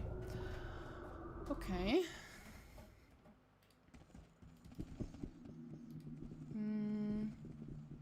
We came from up there, I think, right? So now we go here. Yes, Eris.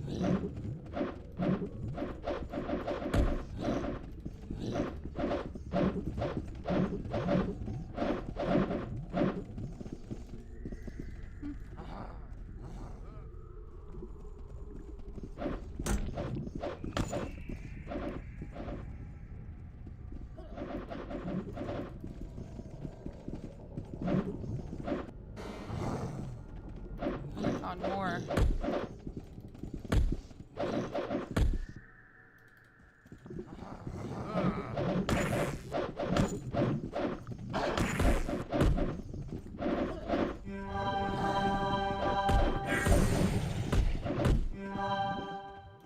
Oh, we leveled up again.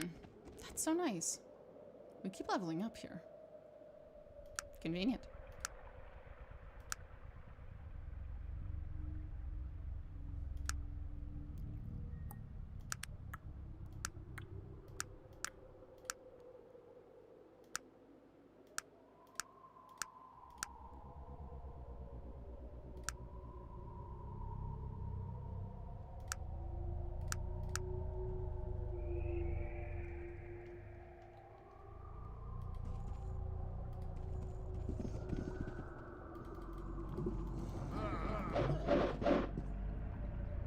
Nothing else? That's it?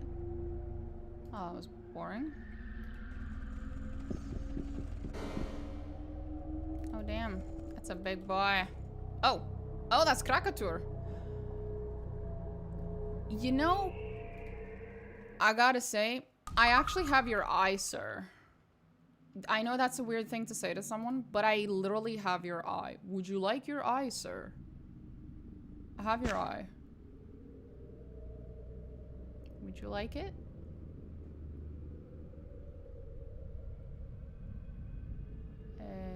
Who should I give this thing to? Maybe him? No. Maybe him. No. Him? Maybe.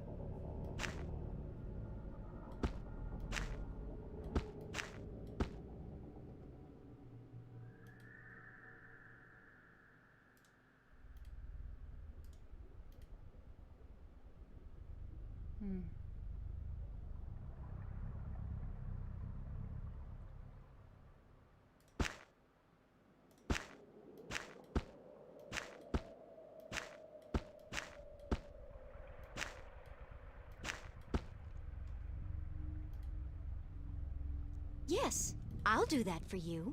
There we go.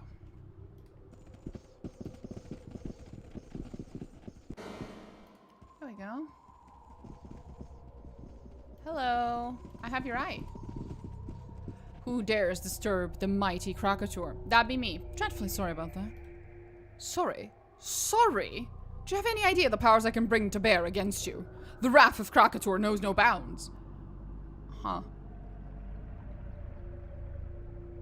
I read your journal. My journal? You mean my last testament? Where'd you get that? That was still in the lair of Bella Rogrim after all these years? Wait, I don't quite remember what I wrote. That was the eve before my glorious battle against the Nazridan Elven Council. What a great battle it was. Strange. Right. I'm sure it was Krakator. Now, will you help me? Well, now let's not rush into things. I mean, this is Kurgan the Terrible we're talking about. Not that I will have any trouble dispatching him, of course. I am Krakator, the ruination of past, present, and future. Yes, please. Krakator expects payment for the services. Did you think I would come to... You must pay your respects. Krakator exacts or have you told entire villages have been sacrificed to appease me. Blah, blah, blah, blah, blah. I have your eye here somewhere. Would you like it would you like it back? My eye? How in the name of the gods did you come across that? Long story. Interesting. I should kill you just for bringing it back to me. I am the awesome Krakator. Maidens tremble when they hear... Oh my fucking god. Yes or no? Yes. I suppose I have been missing my eye for quite a while. I suppose I could take it in payment for my services against this madman. So you'll join me? No. Did you need something else? No. I guess no, because I have too many people with me. Fuck. Well, you're not exactly a good person. I think I'll leave you here. Bye.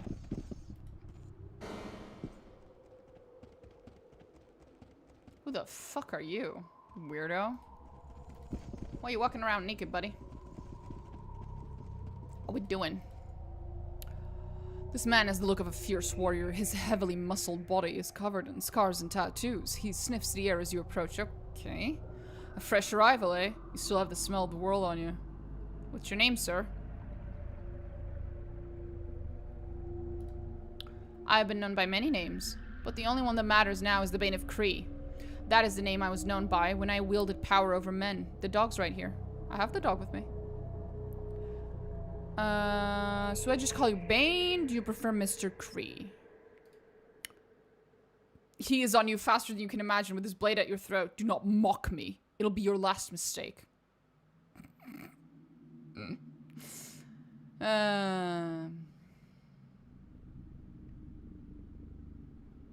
What were we talking about? I like a woman of courage. Not many could face my sword without sniveling for my mercy. You're welcome. So, how'd you come by your name? Kree was where I forced the world to respect my power. No one had ever breached the great walls of Kree, but my horde swarmed over them as if they were but a mirage. I held the fate of every man, woman, and child in my hand and showed them no mercy. If only I could return to Arcanum.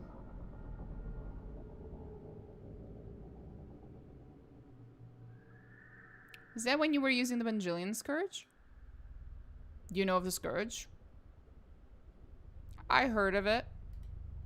It was a glorious weapon. Okay, we're definitely not telling him that I destroyed it. If only I had not lost it when I tried to strike Nasruddin down. Yep. I welcome the chance to slit his throat, but after what he did... He defeated me in battle soon after arriving here. After delivering the killing blow, he brought me back to life to taunt me. I have waited long years for my chance.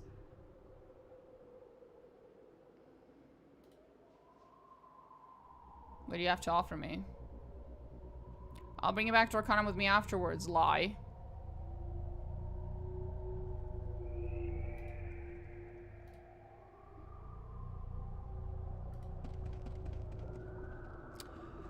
What do you guys think happened if I tell him I destroyed his pretty little sword he loves so much?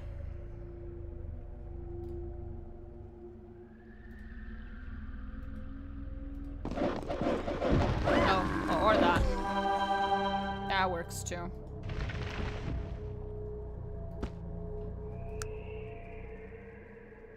Torian Kelm's sword. No, my boy, Torian Kel. You know what? I'm gonna bring that sword back for him. Just for him. He deserves to have it.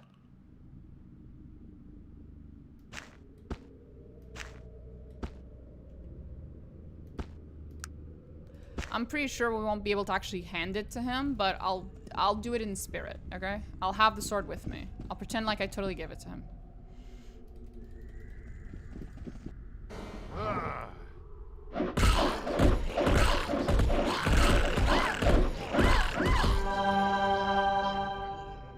Yes, I'll do that for you.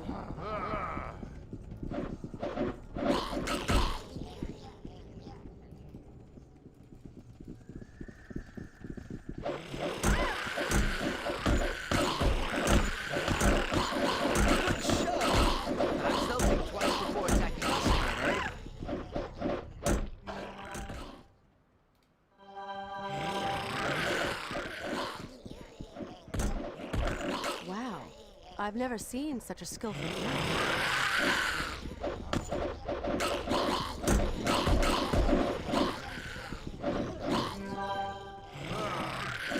I still haven't figured out how it is that we can release our boy. I still haven't figured it out. Had a meeting. Did you end up freeing Aranax? I haven't figured out how. I think I've gone to every single place I can go to. Unless I misunderstood something. I can't quite seem to figure out how to release him. Did I miss something? I guess I must have.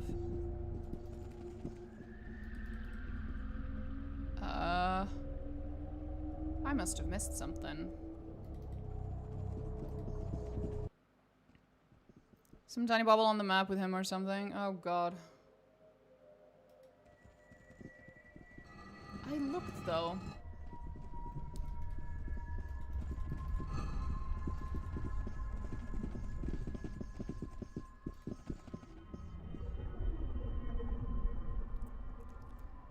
Don't see anything.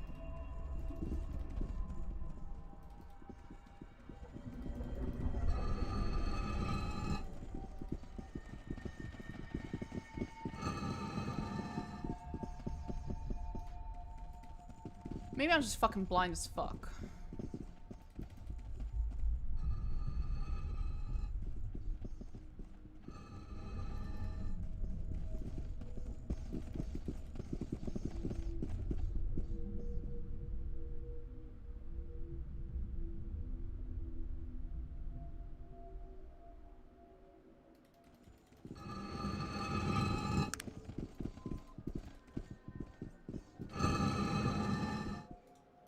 Would you like me to look it up? Yeah, go for it.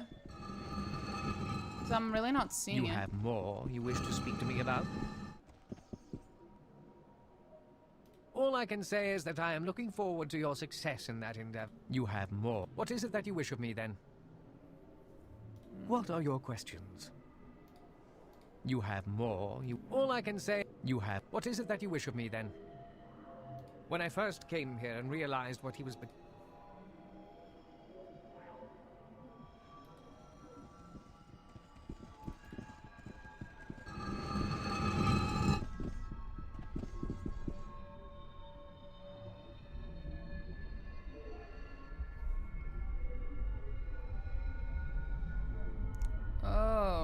Okay. Well, we can do that.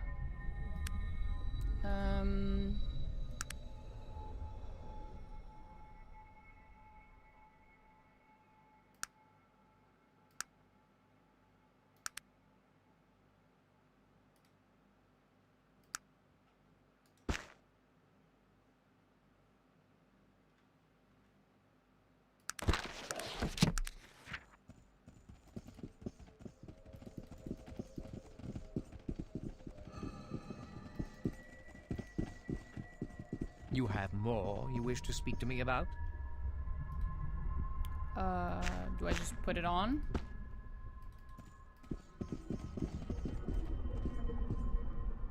Why do you think I'm your master? You hold the amulet of power, you control me. What do you know about the shell they have encased Aranax in? Is mine, it is defense, they made me cast it. Release him. I'm not from this realm, the very reality of this place confuses me. I'm unable to control my shield, I need to be released. Yes, the pain of this place is unbearable. Release me. Okay, I release you. Oh, that worked out. Hey, Aranax, buddy. What's up? There we go. That was a little weird, but okay. Many thanks for releasing me from my horribly lengthy incarceration, madam. No problem, I am bro. at your service. It is high time we show Kurgan the error of his ways. Erich, big girl. Big fluffy girl. Get out of the way. Come on. Big fluffster.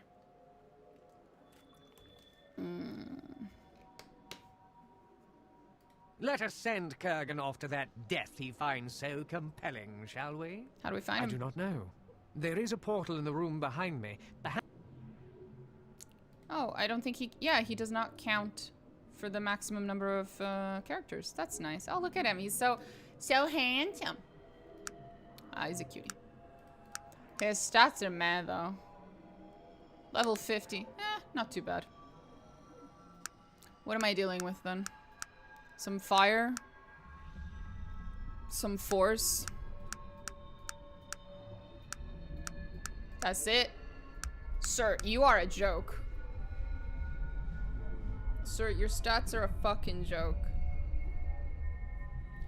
Aranax, I thought you were super fucking powerful, bro. You're a fucking joke.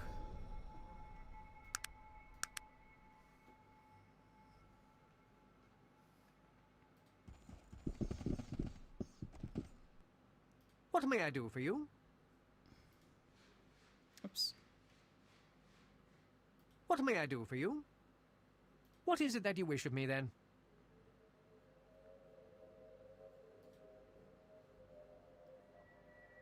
What is it that you want of me? What can I answer for you? This is quite the turn of events, eh? Aranax, the ultimate evil, defeated and contrite. Let's find this Kurgan and put an end to this whole affair, shall we? For sure. What is it you need? What would you like to know? Nothing at all, I guess.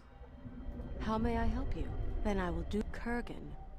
Only that he was the first Dark Necromancer and that he was banished because of it. It seems that he's finally going to exact his revenge, and only we have the power to stop him. I, for one, am ready to do so. Good for you. Oh.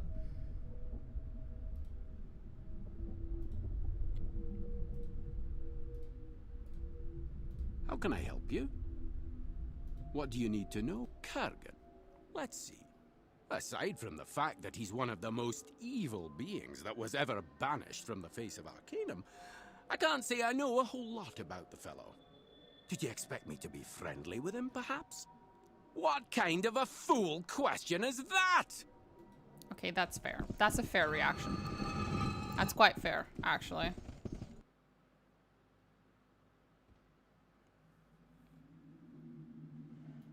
Well, oh wait, there was that one dude. I did promise to feed him. I'll give him some food. Hey, buddy. I got you some foodies. Some foodies. Got you foodies.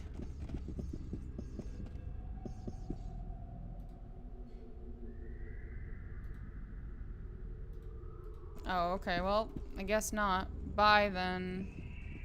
Bye. Oh, wrong way. Hi, Eris. Eris is, being very cute and fluffy. As one is when one is Eris. She's purring.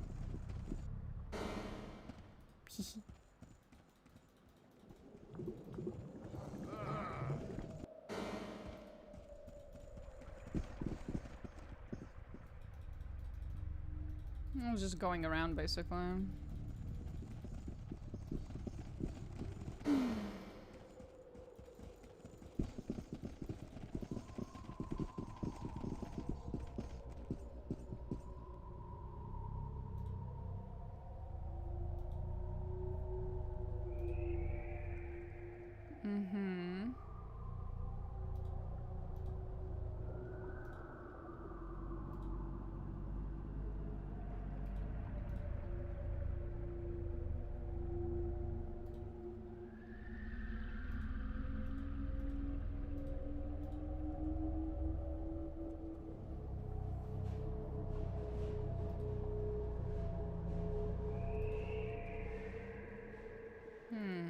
Okay, how did you get sent here?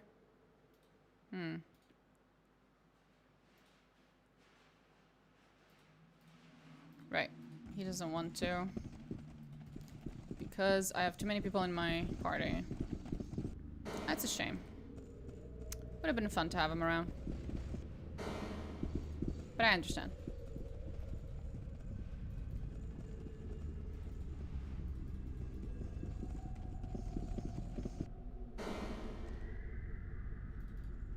Off we go.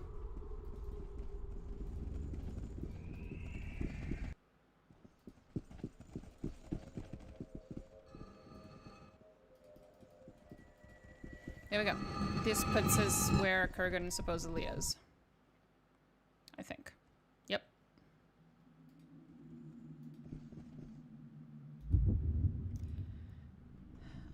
assume this is the end. My only friend, the end.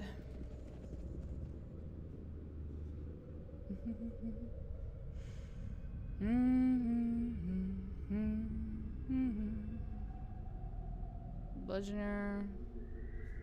Does any of this matter? I'll go check.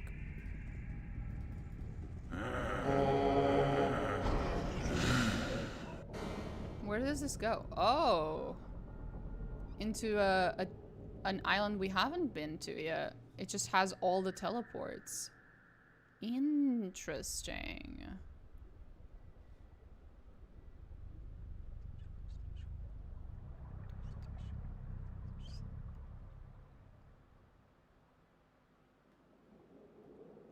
Huh. How interesting. Pointless, but very interesting. Huh.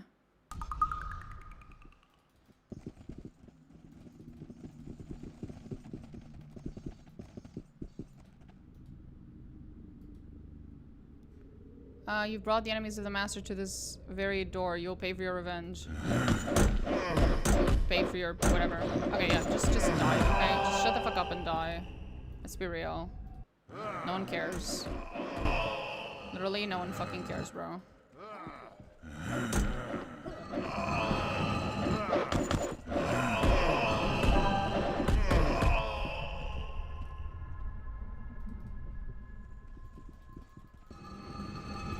What do we got here? Oh, come on.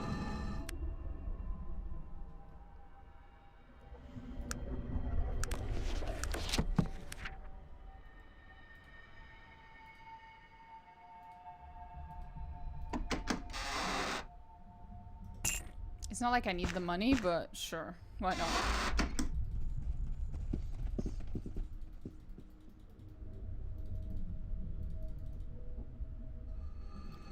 This is the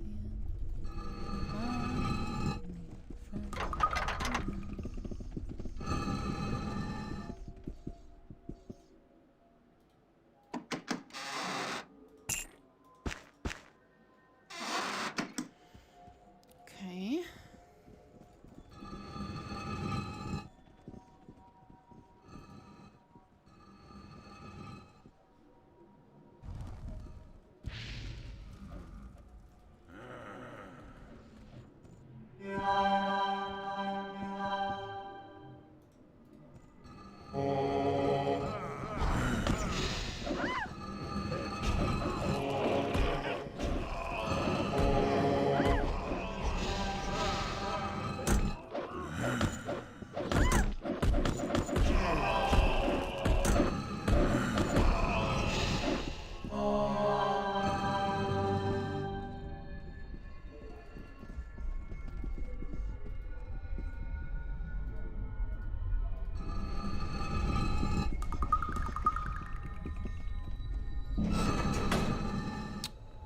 Cool.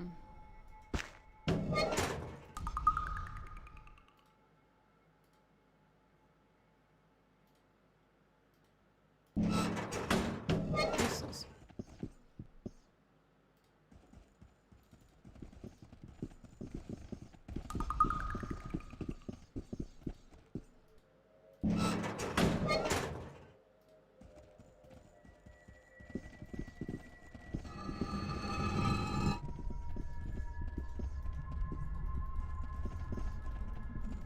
Some kind of portal?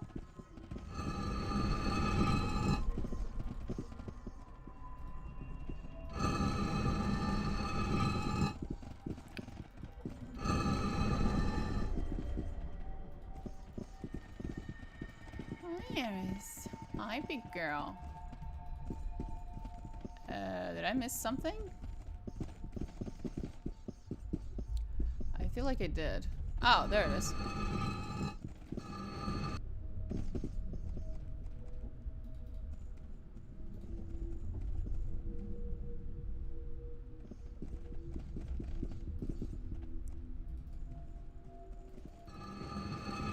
Oh, they're all dead.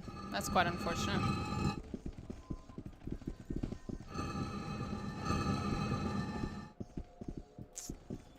Kinda hoping to find them still alive. Just one of them, maybe? No? All gone? Fuck.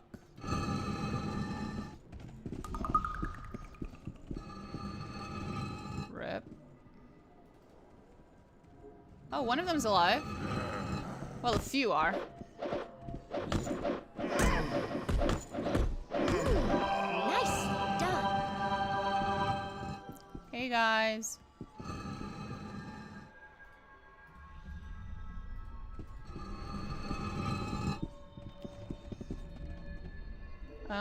Tell me, did Stenner reach you? Yes, but he died before he could tell me what was happening. How did he die? He perished in a horrible Zeppelin crash. What is that? An airship. Long story. How is this possible? The world has changed greatly since you've been here. No doubt, driven by dwarven ingenuity and technological advances. Yeah.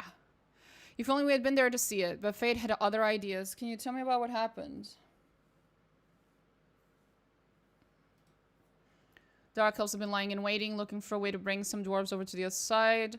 They knew that technology would eventually weaken the wards to the point of failure, but they decided to accelerate the process. They needed a machine to open the rift back up by destroying the already weakened wards. An elf couldn't make a machine to save his life. We were shocked to say the least, but our king had spoken. We were told our banishment was the Isle of Despair. This is where we ended up.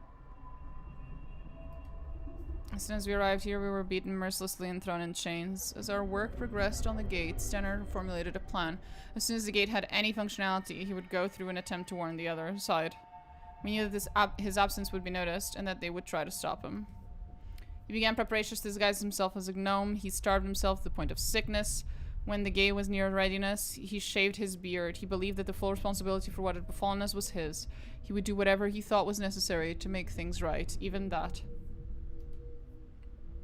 They tortured some of the clan to force us to reveal his plans, but we wouldn't break. We knew they needed us to finish the gate, and we had been disabling the gate in various ways for months. For all they knew, we still had months ahead of us to finish the thing, when we could have been finished months before. They killed half the clan in a last effort to force us to talk. We still did not break, and now we're all that is left of our once great clan. I will return to free you, I guess. Eventually, once it's all done. I think they might have killed a little more than just half buddy. I'm sorry to say.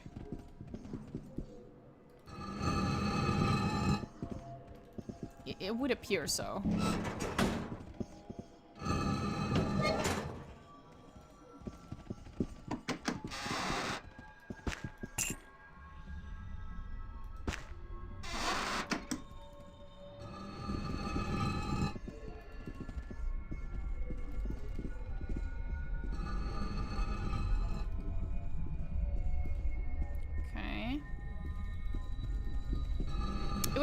Cool to have the King of the Dwarves here with us right now.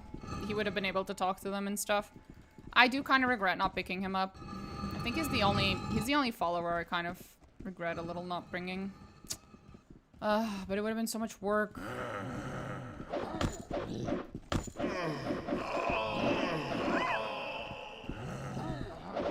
And he was not a very good person.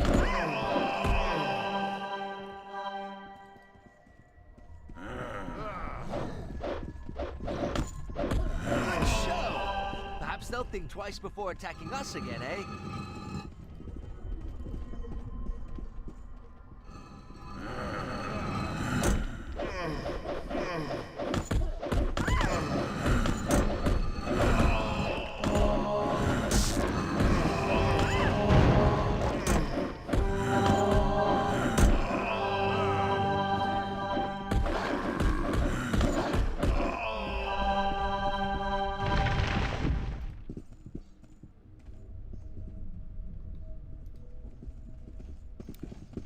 I still have enough. I have enough repair. My stuff. We'll be fine. Finally. Long have I waited for your arrival. Sup, bitch? And finally this moment has come. I am Kurgan, first of the necromancers. Dark necromancers. Voyager in the lands of the dead. Not exactly the person I originally expected. I would think not. Although the presence of Aranax tells me you already know much of my tale. at least as much as he deemed necessary, in order to bring you into his confidence. I've heard his side of the story. Tell me yours. My life, in the world you call Arcanum, seems so very distant. The memories clouded like those of a child, and a child I was then, probing the darker magics, given glimpses of the truths yet to come. The council. Were they right about the magics? Look at you. Yes. Look at me. And what do you see? A monster. An abomination. You've no idea what I've discovered. You see with eyes tainted by life, and all which that accursed state embodies. My vision is clear because of those magics you hold in disdain. And the council, it is they I have to thank for it. But they punished you. Why would you thank them? In your world, your Arcanum, I was powerful. Perhaps the most powerful human magicka who has ever been. But to humans, cursed with our shortness of life, our brevity, what is this power? What can be learned in that impermanent spark that is our lives? Nothing. But here, in this so-called prison, there are no limits. There is no end. This place, this void, has no time as you know it. I've been here for more than 2,000 of your years, and yet I've aged not at all. I feel as I did the moment they sent me here, or as when the Dark Elves first called to me. Do you now see? Here I can do everything I did in your world, but I am unfettered by the chains of mortality that time hangs upon us. The Dark Elves thought they were calling to Aranax, though. Yes, I know. Ironic, isn't it? It was on my ears that their feeble and pathetic cries had fallen. He's not very nice, is he? To me, Kurgan, who had defeated their master and thrown him in chains. Kurgan, who had manipulated them into subverting the Bonari and weakening the wards. Kurgan, who used them to send me the dwarves of the Black Mountain clan, who have now finished the bridge back to Arcanum. If you like it so much here, leave us alone. I truly wish I could. My reasons for returning aren't what you'd think. I had no aspirations for power or domination like your companion Aranax did. Aspirations that I became the victim of. No. Those are the motivations of the living, and I no longer place myself among them. Then what is it you want? If only I could show you the places I've seen, you might understand the things I say. I've been to the desolate lands, wandered by those souls who still see the lands of the living, but wear the cloak of the dead. Blind to their own ends, they cry, passing through one another like shadows in the dying light of day. I've traveled to where souls rot in torment, pierced with the jagged shards of life and vision, clinging to memory, regrets of the flesh. I saw that this prison was of their own making, and the key was in unknowing, in release. And still, I traveled on. And finally, I came to the place where souls go to die, where the mirrored and worn spirits fall into an endless sea of gray, mirrored glass. And I lowered myself within, and lay there among them, and I almost did not return. And do you know what I found there? There, among the silent and battered shells of the innumerable, peace, enlightenment, truth. Only then did I realize that this place, this life, is an abomination, a horrible distortion of the natural order. This life, who mothered pain and fear and envy, these twisted children who exist only because we are here to feed them, to nourish them. This Life, this afterthought, a disturbance, a mere ripple in that great dead sea. Not even the cause, but merely an effect, sending these souls upward, screaming for release from the day they are torn from their waters. The effect of what? I do not know, nor do I care. Have you ever spoken with the dead? Called to them from this side? Pull them from their silent rest? I did, actually. Know what it is that they feel? Pain. Pain. Yep. Pain when torn into this wakefulness. This reminder of the chaos from which they had escaped. Pain at having to live. There will be no more pain. There will be no more chaos. I see your soul, traveler. It screams, tattered and spent. Do you feel its pull?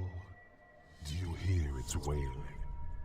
It is within my power to calm these waters, and that is what I shall do. So that sounds really fucking weird. Hold on a moment. Might I speak with you? Sure, Virgil. What he is saying, it's not completely untrue. I've seen the places he speaks of, felt the peace and serenity of that great dead sea. It's not something I'll ever forget. Virgil, whose side are you on? Of course not. I made my choice a long time ago, and I choose to stand with you. Yes, there is pain in life, pain and loss and sorrow, but there is also joy and the pleasures of growing and learning. You can't have one without the other, and I wouldn't want to sacrifice either. But in the end, I stand with you, whatever your choice. Thank you. It's for you, Kurgan. I can no longer tolerate the atrocities that this thing, this life has brought about. There will be peace. There will. Perhaps I could persuade you otherwise. Oh no! Oh no! Am I about to dodge the entire final fucking fight? And then I will join the souls of the dead when it is done. Bitch, am I about to dodge this motherfucker? Hold up. Hold up.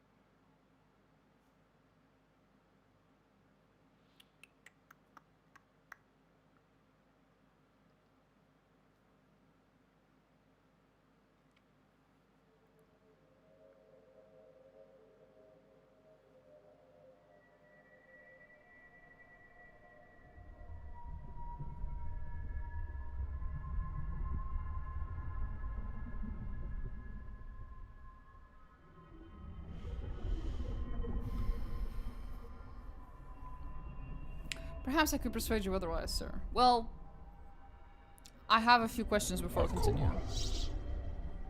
But what happened with Arnak, some of the Dark Elves? Well, we already have all these answers.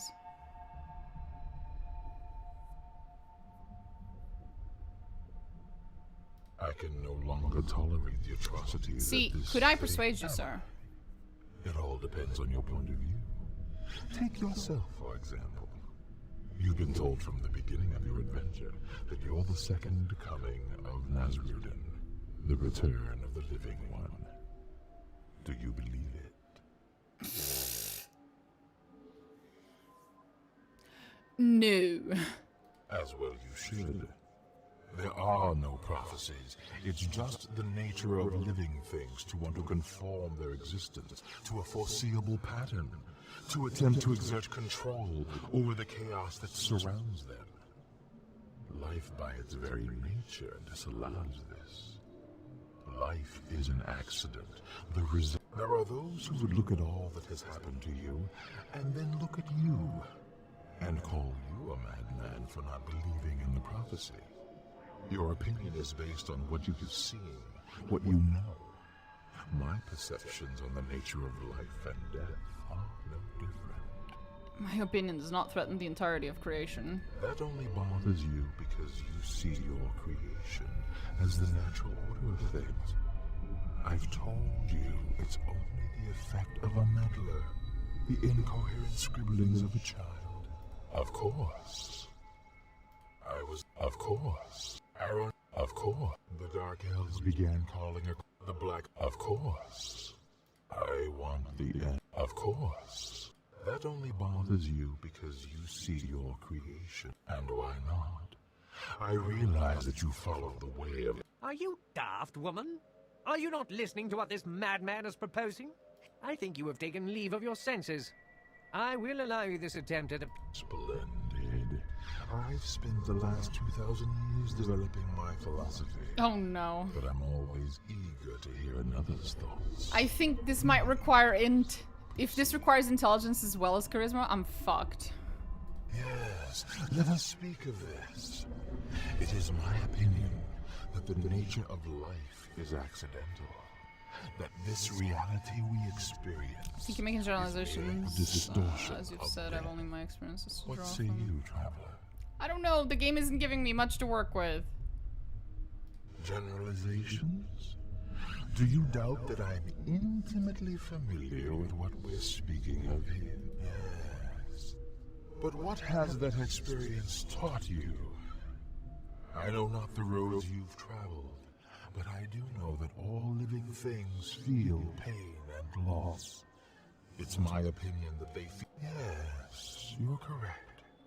I concede you that point. But I have seen both sides, whereas you have only the lands of the living. Trust me when I say that the souls who are called back to this life are in the most excruciating pain. It's unnatural. Are you saying that I can't trust the sight of my own eyes? You presume to... No, I've heard enough.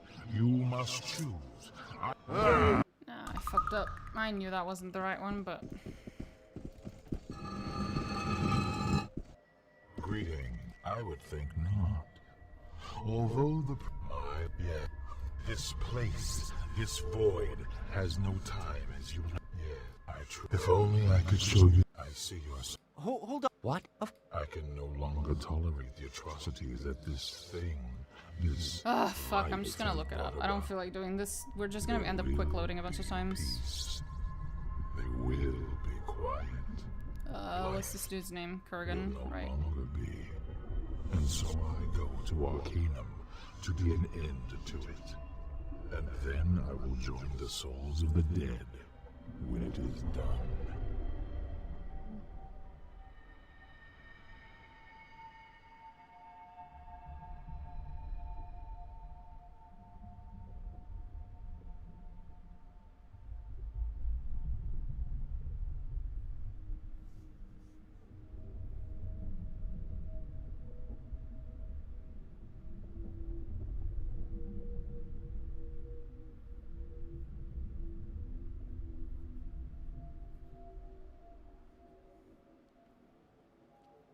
Am I? It all as well you should. There are no... There are those who would look at all. That only bothers you because you see your creation. And why not? Are you daft, woman? I think you have... Splendid. Yes, let us speak of this. It is my opinion that the nature of life is accidental. That this reality we experience... Generalizations? Do you doubt that I'm intimately... Yes. But what has that experience taught you? I know not the roads you've traveled, but I do know that all living things feel pain and loss. Yes, you're correct. I could... What do you mean? Are you faulting the souls of the dead for the meddlings of the living? No, this is someone suffering some rest in peace. Some souls are in pain because they hold on too tightly.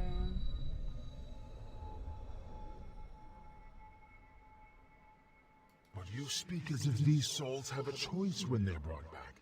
It's the mindless bravado of the living that subjects them to the vagaries of this life.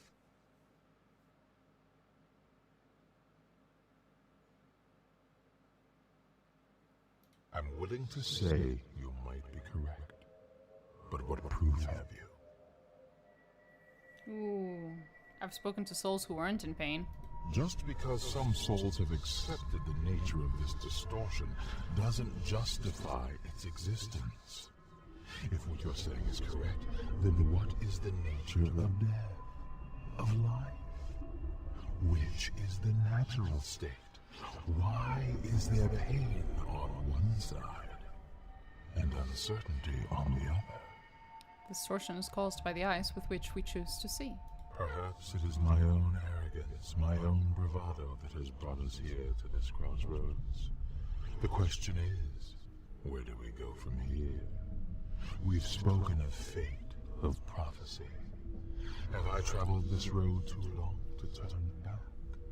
Perhaps I have no choice but to continue on to the end.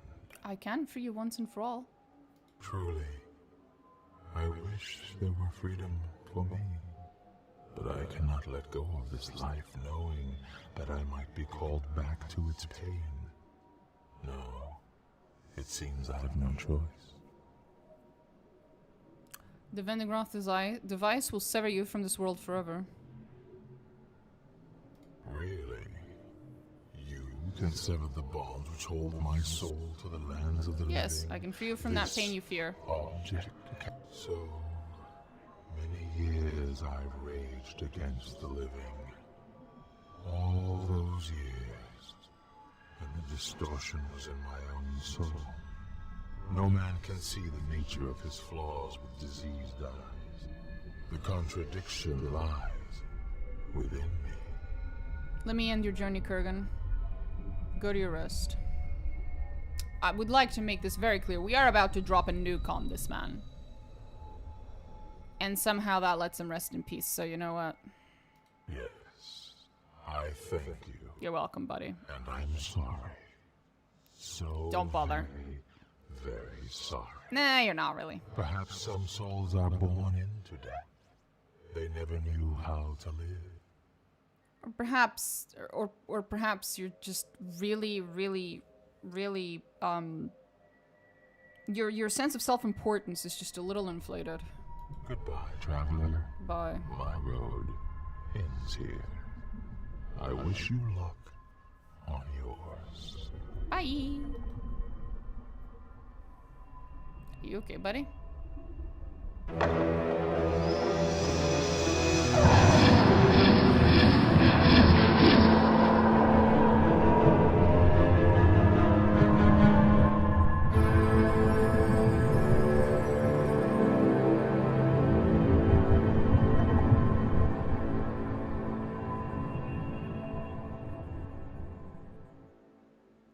The defeat of Lucan and his henchmen, coupled with your freeing of the ghost of Bessie Toon, enabled Shrouded Hills to grow and become a thriving community once again. A new silver vein is discovered in the old Bessie Toon mine. Workers pour into town by the dozens, and within a few years, Shrouded Hills is a bustling boom town. Nice. Such towns often have problems keeping the peace. Shrouded Hills has no such trouble, mainly due to the efforts of their new sheriff, Doc Roberts. Nice. Because of your outstanding efforts in the negotiating of the terms for Caledon's membership into the Unified Kingdom, Durant continued to prosper, while Caledon's influence waned in the following years. Caledon never reached its fullest potential, mainly due to the watchful eye of the Tarantian Industrial Council. The long-standing deception of the Panari by the Dark Elves was finally brought to light. Alexander became the new High Priest of the Panari, and he wrote a new chapter for the Archaeon based on his experiences with the Living One. Upon returning to Arcanum, Aranax buried his father on the Isle of Thanatos. Later he traveled to the Vendigroth Wastes, and there used his powers and single-handedly raised the city from the ruins it had become. Vendigroth again became a place of awe and wonder. I fucked up Caledon because I forgot something. I forgot. You're supposed to do this one quest with this one orc dude who's like, who becomes like super relevant as like a politician or whatever if you have the good ending with him. And I completely forgot about him and we never met him. I don't know why we missed him. Kurgan the anti-natalist? Very true, he is an anti-natalist. How are we supposed to meet him then? Because I was waiting for us to meet that orc dude. Sorry, half-orc. The half-orc dude since the beginning of the game when you reach Tehran for the first time and he's literally in the first newspaper that you open. He's referenced. And I knew from that moment that that was foreshadowing. But then we never met him. But I know we're supposed to meet him. Somehow I managed to miss that entire subplot. Fuck. Damn it. I'll go figure out how to fix that and maybe we'll fix it tomorrow if I can. If I can do it without having to reload too far. But yeah, that was Arcanum. Pretty cool. I enjoyed it. It's quite good. I was looking up anti-natalism. What did you miss? Who did you miss? I missed the half-orc dude. There's like a whole quest thingy. It's like a whole quest. God damn it. I need to go and figure out if we can still fix that. 'Cause me missing out on his quest fucked up Tarant and Caledon. Oopsie. But I'll see. Maybe tomorrow we can fix it. If not, whatever. Well, no, tomorrow's Tuesday. Tomorrow I'm streaming with Amethyst. So, maybe another day, but we'll see. Anyway. And then Wednesday, we have a new game, because Wednesday we have the beta... Sorry, I'll just stop the fucking music. Wednesday we have the beta release of the newest game by Owlcat. The one that's Mass Effect-ish. What's it called? The Expanse Osiris Reborn. They're having their beta access release on Wednesday. And I have a key, so we will play that. We'll see. Goddamn. That was one hell of a ride. This was a journey. I know. Holy shit, bro. It was a hell of a journey. What a game. What a fucking game. I can see the bits and pieces of Pillars of Eternity in it. Every now and then there's these little glimpses of Pillars of Eternity. I'll go, and every now and then there's these little glimpses of Fallout as well. But yeah, that was a really fun game. I understand why people people are not like the biggest fan of like the very, very end part of it. I think the end was a little It was a little But it was great for about 80% of the time. Now, if I could have just played the game without wasting like 50% of my character points, we could have almost had a build where I actually dealt damage. Anyway, well, tomorrow's a new day. Tomorrow's Baldur's Gate day. I will see you guys then. Bye.